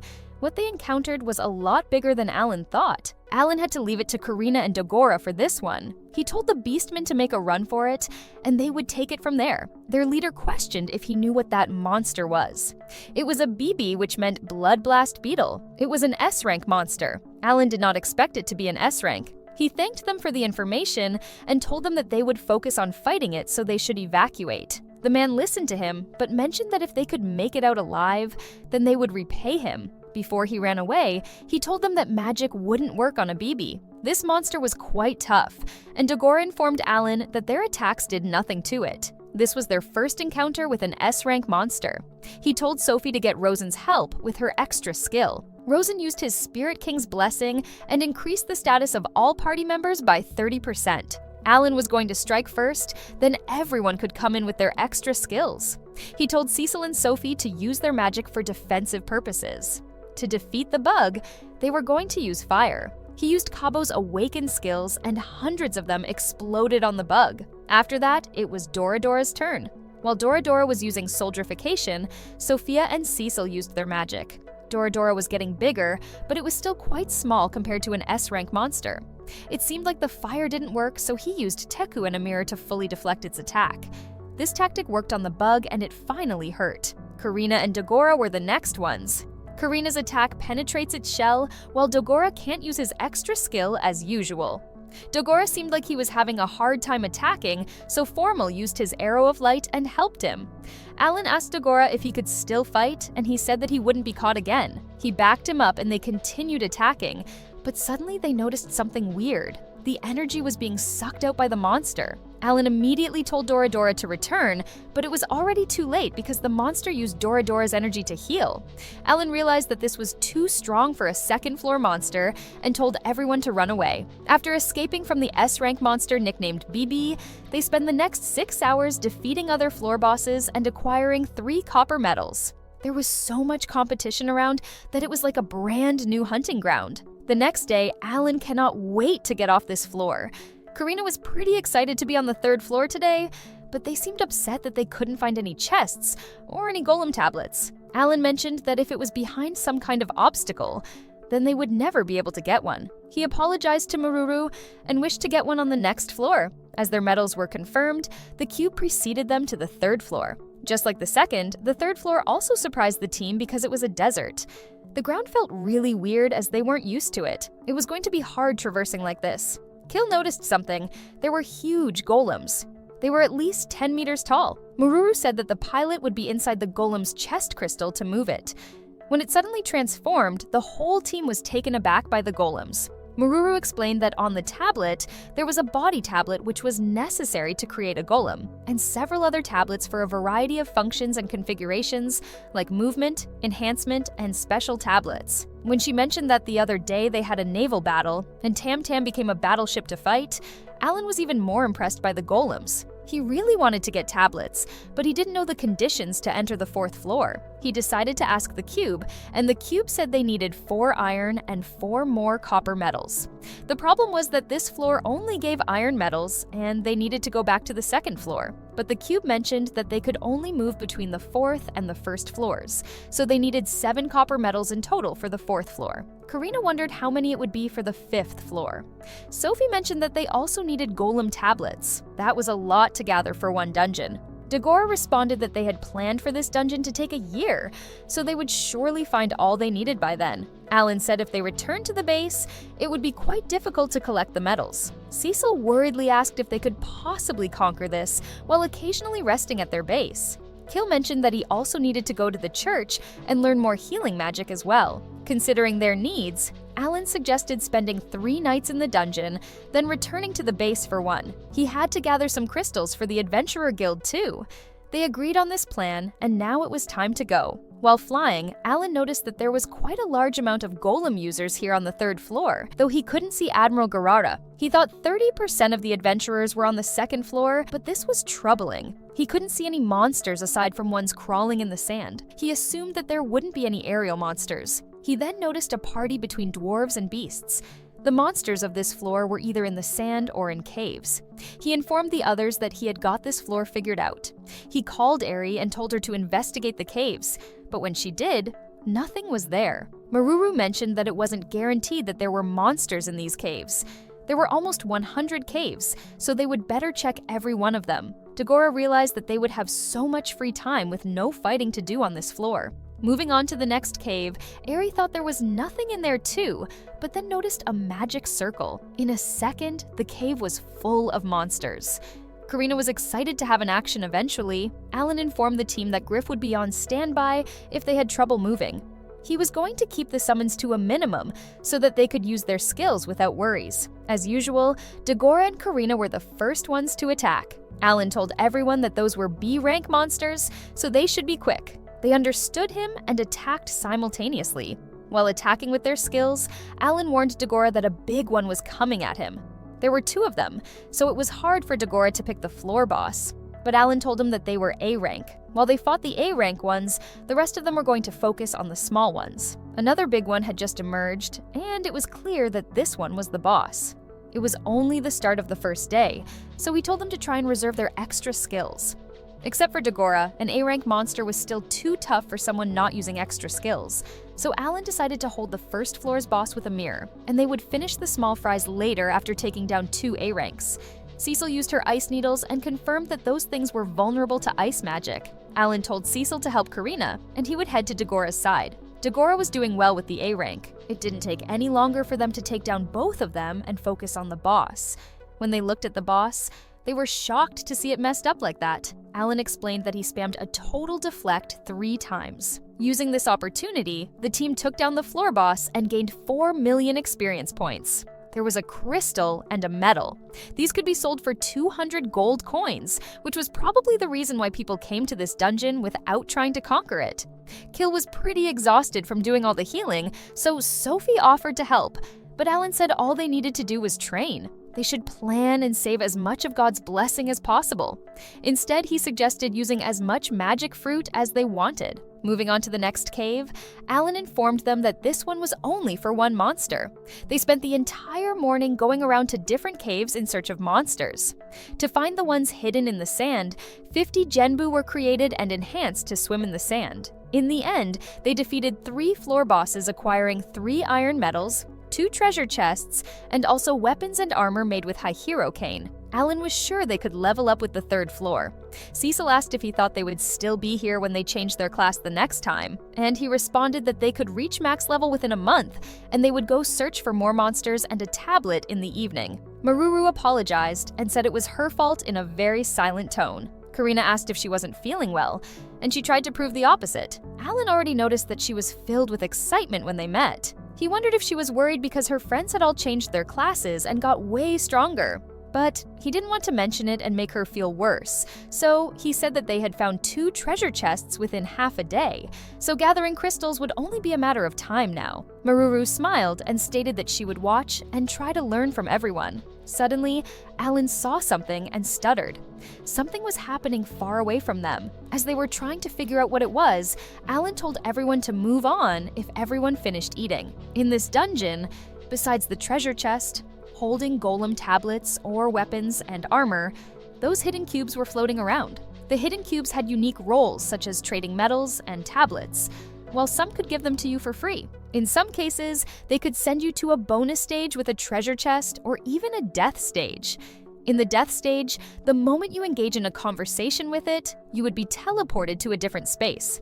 This is a dangerous place where you'll be surrounded by many A-rank monsters and killed. Not engaging with a hidden cube, even if it has no ability, was common sense among adventurers. This S-rank dungeon had so much endgame potential that Alan thought Degrani might be closer to a god. Alan told the others to not get blown away, and he would do the talking. The cube greeted the game junkies and stated that it was the reward trading system in Dungeon S302. It asked if they wished to trade their tablets and medals. Dagora seemed relieved that it wasn't a trap, and Alan responded that they would like to trade. The tradable tablets and medals must be iron, and they could trade with either of the 2. But they could only trade once with 3 medals or 1 tablet, and they would be given a random body tablet in exchange. Alan decided to trade his medals for a tablet, trade confirmed, and the cube told him to retrieve the tablet. They got the head part and only 4 left to go now. Maruru was so happy. Since they already got one on the 2nd day, Dagora assumed that the rest should be a walk in the park. The cube disappeared after finishing the task. While informing the team about the next cave, Alan noticed that something was wrong in his view. He asked if Genbu was flying right now, but Kill didn't even know that Genbu was supposed to be swimming in the sand. Cecil was worried that it might be a monster attack, but a size like this could indicate that it might have been the S-rank boss that people talked about. The tension in the cave increased after hearing the S-rank boss. Alan said it was close by and he wanted to see what kind of monster it was. They left the cave and encountered the boss. It was red, just like the BB they defeated. Its name was Scarlet Sandworm. Seeing Alan's confidence, Maruru wondered if it was really safe to be fighting something this big. It was most definitely not, but he said they were going to try their best. The other members seemed influenced by his confidence. First things first, Alan told them that they would be dead if they got caught in that mouth. He told Karina and Dagora to try aiming for its body with their extra skill. The backline team would aim for its head, so he warned them to not get in its range. After settling the plan, they started attacking. When Karina attacked the boss, it surprisingly got a lot of damage, but without letting them figure out the reason, it started regenerating. Cecil was shocked and confused because their combined magic did a lot of damage. Alan figured that it probably had low defense, yet high natural regeneration, which was pretty rare. Now, even a minute later, the monster was fully healed. Cecil asked Alan if he had any plans for this. He said that they'd just have to outdamage its regeneration. They told them to forget reserving magic and go all out. The magic spells were flying in the air, and no one held anything back. When he decided that it was enough damage, Alan told Cecil to blast it with her extra skill. Using small meteor, she crushed its head, but it wasn't over. Alan told Sophie to cast the Spirit King's blessing. Before they knew it, the crushed head was back in the monster's body again. They were going to try again, and this time he wanted them to launch a full attack with a 30% status boost. 30 minutes later, they decided that they didn't have enough firepower for that thing. Everyone was exhausted, and it was time for them to flee again. A few days following, after searching for treasure chests and hidden cubes, while also leveling up on the 3rd floor, they returned to the base to organize their stuff. They traded at the Adventure Guild while also getting some rest. Their objective to secure golem tablets went smoothly. Though they were still missing the right arm, it had only been a few days. 20 days later, they were still on the 3rd floor, and were praying that this time the cube would give them the right arm. Kill asked if he should do it as he was quite lucky. Even though he didn't believe him, he let him do it. Right before Kill did it, he tried to stop him because he might succeed this time as he failed his pulls. But to his surprise, Kill got the right arm on his first try. Even though he was freaking out on the inside, he tried to smile and act like he was so happy for Maruru. Maruru couldn't help but tear up a bit. Karina asked if she was okay and would like something to eat and worry. Alan poked Karina's cheek and told Maruru that she could show them the power of a magic earth general now. They left the cave, and Maruru calmly summoned Tam Tam. She said that Tam Tam's ability should be shown behind the magic disc. While checking the disc, Alan noticed that the golem's health and magic got increased by her alloy skill, so it was like increasing the pilot's stats. Next, Maruru tried and added the enhanced tablet that she got. This should be the tablet that enhances the golem's attacks. When she added the tablet, it increased by 2,000, confirming that it could change quite significantly based on the tablet. Though she can't use her extra skills, Tam Tam could use her other skills. Alan asked if she could try out Flying Arm. They did not expect her to extend her arm like that. Alan was shocked because it was a freaking megaton punch. He was sure they must consider a name change for that skill because it was a lot scarier than it sounded. Kill reminded Alan that it was noon, which was the time to return to the 1st floor. Dagora mentioned that Hermios would come to the Tower of Trials today. Alan suggested clearing their stuff and then going to see him. The girls wondered if they would see the heroes' party. At the base, Hermios and his team welcomed them. The team was confused as to see them in their base with their luggage, while Alan swore he locked the door. Rosetta apologized for unlocking her skill, while Hermos's team realized that they weren't supposed to be there. A good-looking woman apologized for sneaking into the house and introduced the team. They took a look at the heroes' party, Sacred, and noticed that there were a lot of powerful people. While Karina was surprised that Doberg was also there, Alan noticed that Hermeos had a whole harem with 8 women adventurers and only 2 male members. He told them that they had some spare rooms, so they didn't mind them staying there, though they would like their share of the rent. The women members thanked Sophie for her supply of Elf's magic herb for their last fight. Hermeos suggested leaving the luggage and heading out to eat something. He left their stuff to the servants and maids, and they all left. Hermeos took them to a warm restaurant, and even Admiral Garada was there. He informed Alan that he regularly met the Admiral there. He asked why he was hanging out with those kids, and he responded that they were the ones who helped him defeat the demon general in Rosenheim. Garara asked if he was going to the dungeon right after the fight because of the strategy. He explained that they were going to train on the 4th floor. He assumed that the Admiral also came without any rest. He confirmed him and stated that the Emperor's command asked him to conquer the dungeon after all, and being under a greedy narcissist was truly a pain for him. Pepeku stopped Garada from swearing at his superiors. When they sat at their tables, Hermeos shocked the game junkies by mentioning that all 19 members of the Admiral's part were Magic Earth generals. That would mean every Magic Earth general in the country was here, which also means that they just met the strongest party in the capital. Hermeos also informed them that Admiral Garara, the party leader, was the only Magic Earth king in the Bacchus Empire. Alan realized that the Empire was seriously aiming towards conquering this dungeon. Hermeos wanted to strive for their long-pursued goal. They were going to live together, and he wished to get along with his roommates. While everyone was cheering for that, Alan wondered if he could get some information on the strategy. Rosen was also there, and Doberg stated that he would like to request a class change. Hermeos wondered about the reason for the request, while Alan already found it reasonable because he would want to do that too if it would make him stronger. Doberg explained that he had been told he could do it if he paid something in correspondence, and that was the reason why he was here with Hermeos. He wanted to take it even if he only left him with 1 year left to live. He was comfortable giving him his life and asked if that was enough of a price. As Karina objected to this request immediately, Rosen responded that he had heard about his life from the creation god, Elmia, and he was grateful that he had come all this way. But he kind of changed the Game Junkie's classes without clearance, so everything was still a mess. The God's Realm put some weight on the everyone is equal, so he would have to wait. Doberg calmly stated that he understood him and thanked him for hearing him out. Alan found it amazing that everyone could have their class changed, though if he only had 1 year left, he would use it all just to level up. So he wondered why he was so hasty. Someone entered the restaurant and was informed that the black hair boy was in this room. It was a big beast man, and the boy Alan and his team saved was right next to him. After confirming that it was this kid, the man introduced himself. His name was Zuvan Albahar, the second prince of the Beast Kingdom of Albahar. Alan recalled that Beast Kingdom Albahar was an ally in the Five Continents Alliance, but he was curious to know what the prince from the largest country was doing here. Zuvan stated that on behalf of his people, he was here to express his gratitude and asked if he wished for anything. Alan had nothing in mind yet and asked if a debt would be okay.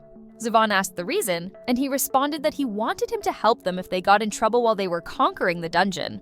He then asked if the Jemut Empire was considering taking on this dungeon, but Hermeos told him to not worry because they were not related to Jemut. He repeated that they weren't aiming to conquer the dungeon, but he couldn't be sure of that. He said that if he came up with something, he should come to him because he was going to stay here for a while. Alan thanked him. Hermeos would also be operating here, so Van could call them if he needed anything, because they were together. But Van responded that he didn't need any of their help. When they left, Kill warned Alan that he couldn't be talking evenly to a noble like that. Alan asked Hermeos if he was going to help the prince. He said that there was something he had to tell him. He didn't like walking on the eggshells here. There were a lot of children in the Radishu kingdom, and another member of Hermeos' team suggested telling Alan about that. Hermeos explained that if the first prince of the best kingdom, Beku, inherited the throne, the beast kingdom would launch an attack on the central continent. Everyone was shocked. Alan asked if that meant they would destroy the Five Continents Alliance. Cecil questioned the reason for that, because this was the time to come together to defeat the Demon King's army, not each other. Hermeos said it was normal for them not to know, because history was buried for an alliance. The Jemut Empire once dominated the Beastkins. The Beastkins were subjected to horrible racist discrimination in the Empire. Hatred burned for many years against humans, and still burns even after their independence 1,000 years ago. And that hatred was shown clearly by the beast Prince Beku. Alan figured that this was the reason why he told them about the Radishu kingdom. If it was him, he would break the alliance right when the Demon King's army was attacking the Empire. That way the central continent would be attacked from both sides, and the southern half of the central continent would have to fight the Beastkins as if they were a defensive wall for the Empire. Not everyone was expecting an evil plan like this to come out of Alan's mouth. When he wondered about that whole thing about siding with the Beast Prince Zu, Hermeos explained that the Guillemot Empire believed that if Zu became the next Beast King, then he wouldn't break the alliance. Some were also supporting the Warrior Princess, but any option was better than the Beast Prince Beku. Alan didn't know about the Warrior Princess. Hermeos stated that she was the youngest child of the Beast King, but was rumored to be a princess with excellence in both personality and fighting, though he hadn't met her yet. So there were 3 candidates for the throne. He asked why Prince Zu was here, and he said that he had been there for a couple of years for unknown reasons. He wanted to find out too, but as someone who was from the Empire, he couldn't just simply ask him that. Cecil started worrying because she didn't know how they would even fight the Demon King's army if the central continents got destroyed. Not only Cecil, but the others were also equally worried. Alan firmly stated that if that was the case, and the Beast Kingdom were to attack, they would just have to eradicate them along with the Demon King's army. To lighten the mood, Hermios laughed and stated that they would try to not let that happen. After all, they had a great relationship with the allied countries anyway. When they left the restaurant, Cecil was clueless as to why she was so frustrated. Kil was in the same situation, questioning why their country was getting attacked if it was someone else's fault. Karina asked Alan if they could even do anything, and he said that this was a matter between the Empire and the Beast Kingdom, so it was best to leave the involved parties to sort this out themselves. Mururu and Sophie wanted to express their support so that they could at least not feel alone in this situation. Alan changed the subject by reminding them that their target now was dungeon conquering. They were going to aim to reach the max for the next class change. 1 month later at the base, Rosetta was playing with Alan's face while he was uncomfortable about this. Suddenly, Cecil spawned to right in the middle of them and told Alan that everyone was gathered. Rosetta couldn't help but laugh and tease Cecil for being jealous. She told her not to worry as her eyes were on Hermios. Now that everyone was gathered, Rosen confirmed that everyone had gotten their level and stats up. Hermios asked if saying level meant they overcame the trials of the gods, and Alan confirmed him. Even though the kids got a class change the same day as Hermios, it was probably a difference in the number of monsters defeated, they assumed. Rosetta asked if Alan was not at the max level. Alan stated that he was a bit of a slow grower, so he can't change his class yet. Rosen started the process and upgraded them all. They all seemed to like their growth. Karina was a sword emperor, Dogora could remember his magic skills again, and Cecil was a barbarian general. This meant that Karina and Cecil finished their class changes. Rosetta was confused as to what they were looking at, so Hermios explained that it was different from his appraisal skill and that they could look at levels too. They got excited that they would get their class change someday too. Alan stated that the first was Sophie. As a spirit user, she had to remember to form contracts with small spirits. They started their trip to Rosenheim the next day using the super speed magic ship. Kil had a bad feeling about how they were spending their money, but Alan was comfortable because they could always make more in dungeons. At the capital city Fortania, they noticed that rebuilding the city was going well. Sophie asked Rosen to lead the way for them, and he was happy to do it. Under Rosen's guidance, contract forming went smoothly. They made a contract with the small fire spirit Salamander, a small wind spirit Ear, and then the small water spirit Kelpie. There was one spirit left, so they came to a place that looked abandoned. Rosen explained that this was where the Dark Elves used to live. He pointed at a kid and told Sophie to get over there. Sophie did what he asked and introduced herself to Corpacor. She asked if he could form a contract with her, but he didn't answer. She sat next to him and asked if he was alone. He said that they all left after arguing with the elves and didn't return. He had been there for more than 1,000 years. She asked if she could help him in any way, and he asked if she could be at peace with the Dark Elves. She said that she knew a Dark Elf, and that person had their view of justice. They loved the World Tree and wanted to come back to their hometown. In the name of the Elven Princess, she promised to never give up on talking to them. She seemed to convince him to make a contract. Just like that, she finished forming contracts with all the small spirits. Thinking about elves and dark elves and humans and beastkin, Alan realized that it was not as simple as just beating the Demon King to achieve world peace. He wasn't even sure if he needed to think about something else other than just defeating the marching enemies. Now it was time to return to the dungeon and level up. Their goal was to conquer the 4th floor in the next month. In July, it was the day they tried themselves against the 4th floor. Sophie was trying to make the Corpacor stay still. While playing with him, Dagora asked her if she was really going to ask him to cast magic when it was, but he got his answer when he burned his head. Alan couldn't believe a spirit user had to babysit a spirit too.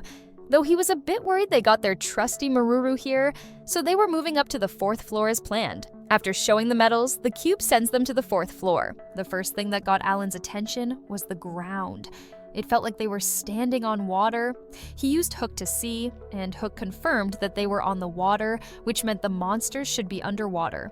The hero said he found orichalcum on this floor, so everyone was curious to see what they would encounter. They had a lot to do, so they started the conquer plan. First things first, to reach the 5th floor, they must defeat all the bosses of the 2nd, 3rd, and 4th floor, while collecting 5 copper medals, 5 iron medals, and 5 mithril medals. The team didn't expect this requirement. Alan realized that this is why Hermios didn't want to conquer this dungeon. The hero had the whole Demon King army to worry about, so risking his life would be meaningless. S-rank monsters would be their next challenge while leveling up.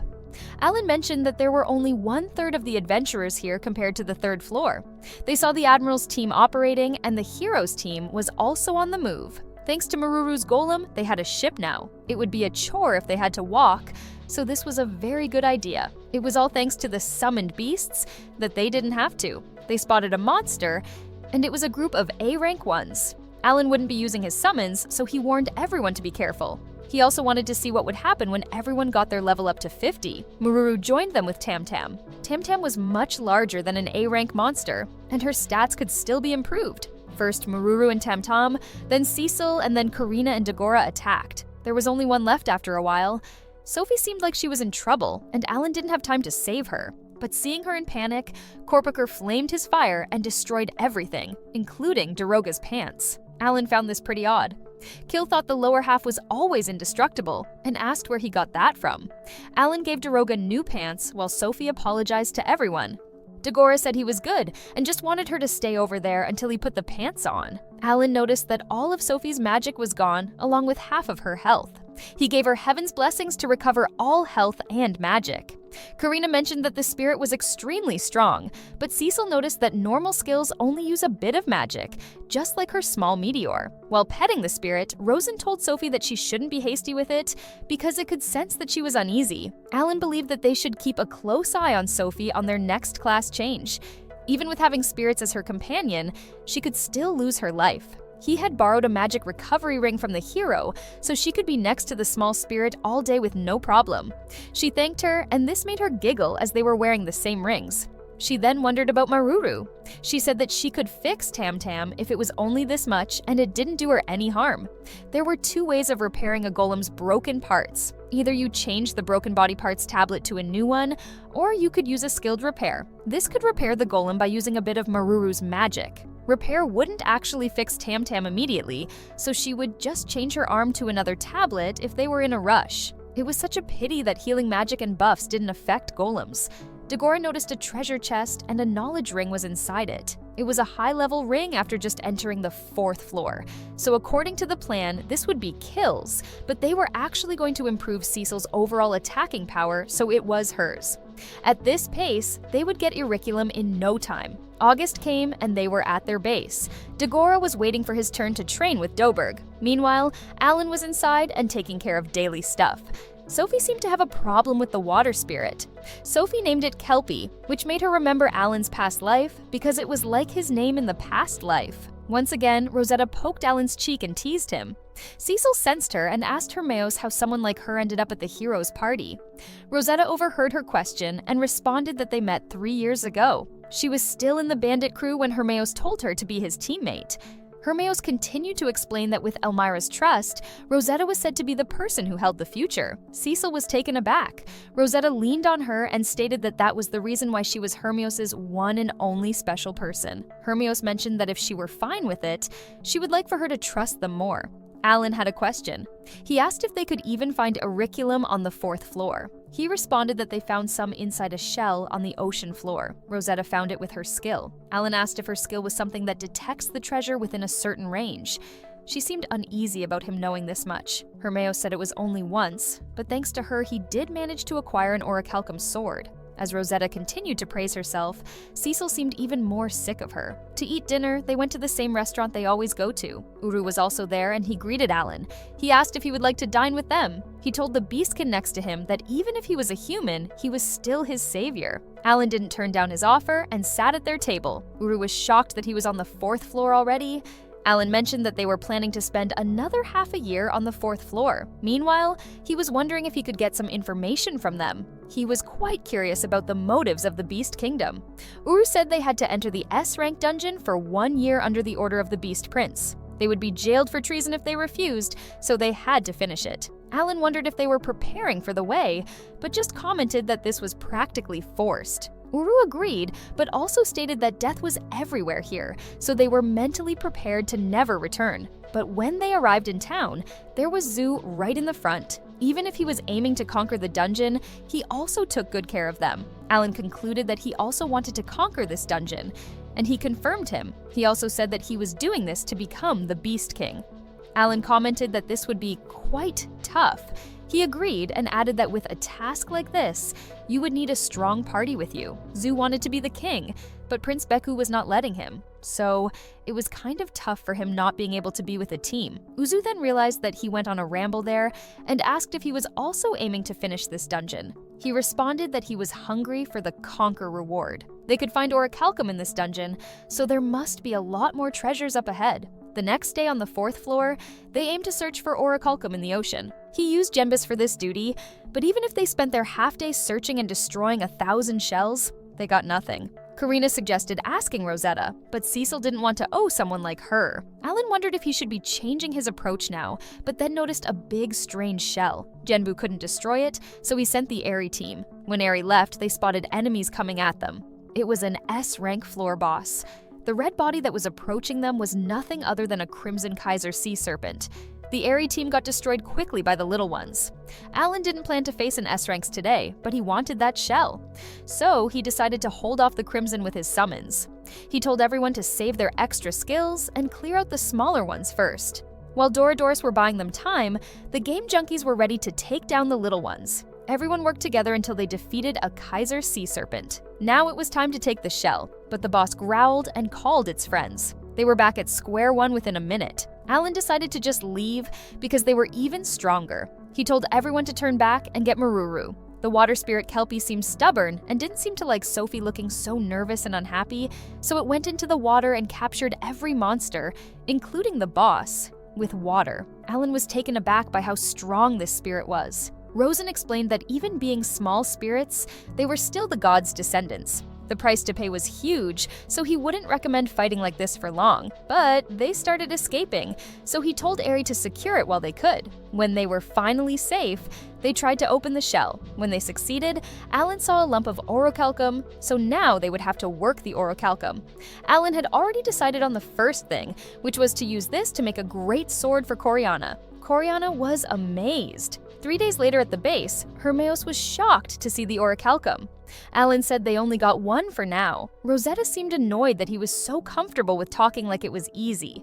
Meanwhile, Coriana was just happy that she would have a sword from that. Because of its name, or of the gods, orichalcum couldn't be forged by any normal blacksmiths, so Hermeos promised to get them in contact with the one who made his sword. The next day, Hermeos brought them to a place that used to be called the Land of Fire.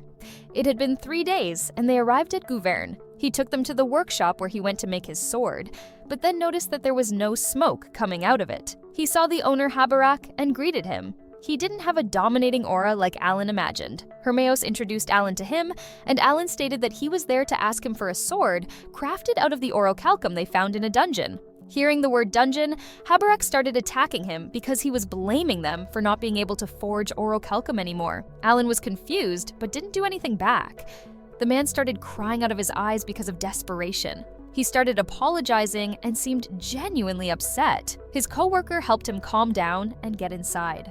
Karina was confused and asked what happened. One of the workers informed them that Habarak had calmed down, and they could speak to him now. They went inside and sat together. Habarak apologized for their trouble coming all the way here, but he could not work orichalcum anymore. Not long ago, the fire in his furnace went out, and now he cannot feel the blessings of Freya anymore. Alan asked if that was because of Degrani, the dungeon master. According to Habarak, that was the only explanation. Ever since this continent merged, the Empire had pushed worshipping him to sell magic tools. He asked Karina if she was a follower of his, and she had to tell the trust. While he was blaming himself, Rosen interrupted and told him that there was no way that was the case. He couldn't stay quiet like that because Freya wouldn't ever give up on the dwarves. He decided to go to the gods' realm and ask her himself. Habarak was shocked and curious about who he was. Sophie explained that he was Rosen, the elemental spirit king who protects the elves. When Rosen came back, he told Sophie informal that they knew his whole existence was for the elves. While they were fighting with the Demon King's 10 million troop army, the main army, including demon generals made from S-rank demon beasts and high general demons, launched an attack on the gods' realm. That's why they didn't see any S-rank monsters on the battlefield. The fight on the ground was to direct the gods' attention to humanity, so the Demon King's army was more interested in the gods' realm. Alan asked how the gods' realm was now, and he responded that a bit of damage was done, but destroying what the creation god Elma created was not a simple task. They planned to attack the Temple of Freya, one of the 4 great elemental gods. She did manage to hold them back, but not without taking a few hits. But an important sacred treasure was stolen. A god without his or her sacred treasure was no longer a god, so Freya would turn into stone in the next 3 years. If that happens, then not even mithril could be forged. Humanity would have to fight the demons with iron. Dagora mentioned the one they got in the dungeon, but Hermes explained that it wouldn't be enough for all the soldiers. Alan was still thinking about why they chose the god of fire. When he asked if it could be about the fact that the dwarves no longer believe in the god of fire, Rosen could not answer. He said that she might have gotten weakened due to the prayers being lessened before the Demon King's attack, and that's why she got targeted. They seemed shocked and guilty, but if that was true, then Alan knew the true intention of the Demon King's army. The Demon King wanted to destroy this world along with God's realm. Because of Elmia, they can't just destroy the God's realm that easily. That's why he was waiting for the gods to be weakened. If that were the case, Elmia could just defeat the Demon King. But Alan stated that they probably got the case of class change because she couldn't do that. He didn't know why, but he thought humanity had to do something. Eradicating humanity would be a breeze for the Demon King's army. Someone, or something, had predicted the god's intent and moved on it. It was about time they made their move, and Hermione was agreeing with Alan this time. In the next scene, the game junkies were in the Tower of Trials. The team was pretty upset about the fact that they might not be able to cook again, and even imagining the winter without heat was scary, and not everyone could own magic tools to help themselves. The Demon King's army's biggest challenge would be taking down Elmia. They hadn't made their move yet, so Alan couldn't predict what they were going to do. Hermione came and told Alan that he had gone to the temple and negotiated with Degrani. He sounded like a true hero now. Hermione said that Degrani would grant them whatever they wanted as the first conquering reward. Alan was excited about this special reward from the Dungeon Master. That was more than enough for them to strive for. He then wondered if Degrani mentioned anything about the sacred treasures. Apparently, he said that he was really happy when he received it from Elmia. That sounded kind of lighthearted to Alan. He assumed that every god would have one, and asked if he had ever seen a sacred treasure before. Hermione didn't even know about them. He said that if the gods had anything similar, he would notice it. A hero was a great warrior that the whole empire loved, but he was not a god. Alan concluded that a sacred treasure was simply a vessel that gathered faith. The creation god Elmia would grant a sacred treasure to anyone worthy of becoming a god. The receiver would gather faith in his or her vessel and become a god. Without faith, you could not be a god, and this was how the world worked. Cecil stated that this would mean without her sacred treasure, worshipping Freya wouldn't even do anything. Kill worriedly asked Alan if that also meant they should prioritize retrieving the sacred treasure over conquering the dungeon. Alan responded that retrieving it from the Demon King's army with high general demons and S-ranked monsters was impossible because they were too weak for that. If they couldn't even conquer an S-ranked dungeon, then they would surely be stomped on trying to fight the Demon King's army. Aside from conquering the dungeon, the only thing they could reasonably do was craft weapons and armor without the use of fire. For example, they could process the monsters' corpses in Rosenheim, like how in the Kalner and Granbiel's territories, they would process armor. Hermione agreed to Alan and decided to request that the Jin Empire take action. Zu came and said he must have some guts to ask to meet him somewhere full of the Empire's people. Alan calmly stated that he had something important to tell him. Alan told him about the Demon King's army attacking the god's realm, but Uru wasn't sure if they were reliable. But there was no choice but to tell the truth as the spirit god was right there. He didn't know if the people of the Beast Kingdom would believe his words, but Shia, the third Beast Princess, might. He said that after capturing the leader of the evil god cult that was secretly operating under the Beast Kingdom challenge, Shia went to a different country. Alan had heard of the evil god before. Zu stated that a few days ago, he received letters that she finished her duty, so she had proved worthy enough for the throne. Zu, with a proud expression on his face, stated that his sister was outstanding. Alan asked what he was going to do and if he was returning home. He responded that he wasn't, and his goal was still the same, to conquer the dungeon. He thanked him for sharing that information, and mentioned that if there was anything he could do, he would be glad to help. Alan happily thanked him. When Zu left, he told Hermione that he wanted to tell Admiral Garara about this too. If they were also conquering this dungeon, then they would easily meet him there. 2 months later, Stinger, the strongest party of the Empire, faces the bosses at the highest floor. Before the temple were dwarves, awaiting the moment that the dungeon finally gets conquered. The Game Junkies team seemed a bit upset about this because they wanted to be the first ones to conquer the dungeon, when Dagora said they should have conquered this thing by now as they beat an S-rank monster. If that was the case, they would be the ones to get the first-time conquering reward. Hermeos greeted them, and they congratulated Alan's 15th birthday. Rosetta offered a drink now that he was legal, but he refused firmly. A true gamer doesn't drink, he thought. Alan mentioned to Maruru that the Admiral team took their time. She agreed and stated that it had been half a day and wondered what they were doing. When the Admiral appeared, he was heavily injured but still wanted to go inside as Pepeku and Bobogai were still in there. Maruru and Alan immediately went to help, and he gave Garara the heavenly gift. His arm healed in a second, leaving him in shock. He wondered if he had more of that, but his other team members didn't want to let him go in there again. He said that it was pointless because it was a place where once you leave, you can never enter again, so even reinforcements or Kill's revival skill wouldn't work. But Garara insisted that he would be able to save them. But once again, the members had to stop him with tears in their eyes because no one in this country could replace him. When it comes to them, everyone was willing to give up their lives, but he needed to not let their sacrifice be in vain. Realizing that he must stay for the sake of the others, Garara couldn't stand straight and fell to the ground in anger. Ju wanted to have a chat somewhere with Garara. When they finally calmed down and sat together, Garara told them what happened. 6 people lost their lives, and Pepeku was one of them. Garara said he had made it through so many battles, but this one was the hardest. His comrade asked what they were going to do next. Garara stated that the party had disbanded. They could ignore the Emperor's orders. Now they had the chance to return home and do what they really wanted, and he would take full responsibility. He told them to not worry because they would fight the Demon King's army, and he told the others to forget about challenging the last floor because he assumed they didn't need to risk their lives there. Hermeos and Ju kept their silence, but Alan stated that they needed to conquer it. A few days later, Admiral Garara didn't return to his BIE and stayed at theirs and drank his brains out. Rosen informed everyone that today was the final class change for Formal, Dagora, and Kill. When the class changing process was over, Kill became the Saint King, Dagora was the Berserker King, and Formal was the Archer King. Sophie was estimated to change her class in a month. Seeing them all being 4 stars, Sacred Party members admitted that they were no longer the strongest party alive. Ju was also there, and he was pretty impressed that they could change to a higher class. They reminded him of the 10 great beasts in his country. They were strong beast warriors that he wanted to invite to his party. Alan figured that the Beast Prince must have stopped him. Hermeos told Alan that the Albahar royal family was very strong. If they actually form a team, they might actually conquer this dungeon. Alan was surprised that he knew the royal family. Hermeos comfortably stated that he spared the current Beast King and lost. Meanwhile, drunk Garara was telling them to forget their plans, because whatever they did, there was no way anyone could defeat the boss on the top floor. Even though the team was shocked, Dagora responded that they wouldn't know until they tried. Garara insisted that even if every one of them tried, they would still die in vain. He also told them to leave Maruru out of it if they wanted that ending.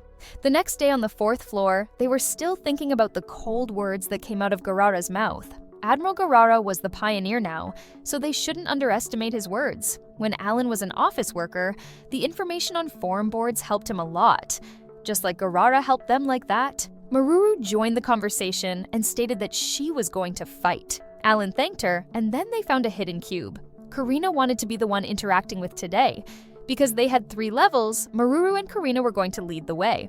When Karina interacted with the cube, she successfully summoned everyone to the death zone. Maruru chose Tam Tam and started attacking the A-rank monsters with ease. By using the giant tablet and enhanced tablet, Tam Tam's size was increased by 2.5 times and 3 times the stats. And she also increased her stats by 3,000. Maruru easily defeated 2 of them. Now it was time for the others to join, because there were a lot of them. The team was pretty confident and dedicated to defeating all those monsters, and Alan was excited to do the one thing he needed to. 4 days later, they returned to their base from the death stage. Hermeos and his team were shocked that they went there. Alan mentioned that they got 3 people to max level thanks to that, and kind of massacred 1,000 A-rank monsters. Rosetta commented that the hidden cube didn't sound that appealing after all. The others came and brought a bunch of stuff. Alan asked if they could borrow his name for a bit. Hermeos was puzzled, but still let them use his name. The team went to the Adventurer Guild, and the receptionist girl asked if they were there to buy weapons and crystals. Alan confirmed her and mentioned that they also had something for them from the hero himself. Seeing what they brought, the girl was shocked and wanted them to wait a little. When she returned, she brought the head of the guild. The head of the guild asked if that was really from Hermeos, and Alan said yes. That was information about the S rank dungeon, and there was also a map layout of where the treasure chests and hidden cubes were on each and every floor. The woman also showed that there was a map of the death stage. They couldn't believe their eyes, but it was real because everyone worked for 2 months for those. Alan explained that Hermeos was providing that for free so he could share it with everyone. He mentioned that he also wanted to decrease the mortality rate of the S rank dungeon to below 10%. The head of the guild wondered about the reason behind this. Alan responded that it was because he didn't want to lose any more great adventurers. Alan actually didn't want his fighting power to stagnate, so he wanted more weapons and armor to be collected. The price of that information was humanity's survival. The head of the guild stated that they were grateful for him and that he would get this to the adventurers. Alan mentioned that Hermeos would provide them with more information. He realized that using the hero's name made it quite easier to converse. When they left, the head of the guild was sure that Alan was the elves' advisor. The next day, the intel was made public under Hermeos' name. The other adventurers thanked him wherever they saw him. They started buying meals and drinks for him. Alan and Maruru saw him later on the floor, saying that he should be the one getting all the thanks. Before Alan could respond, Zu and Uru came and greeted them. Zu said he was the intel, and the Beastman's mission to conquer the S-rank dungeon was still on, so it would help them a lot in bringing his soldiers back to their homes. Zu and Uru thanked Hermeos, but he seemed sick of the compliments. In November, they all got their new gear and weapons, and it was time to take down S-rank monsters.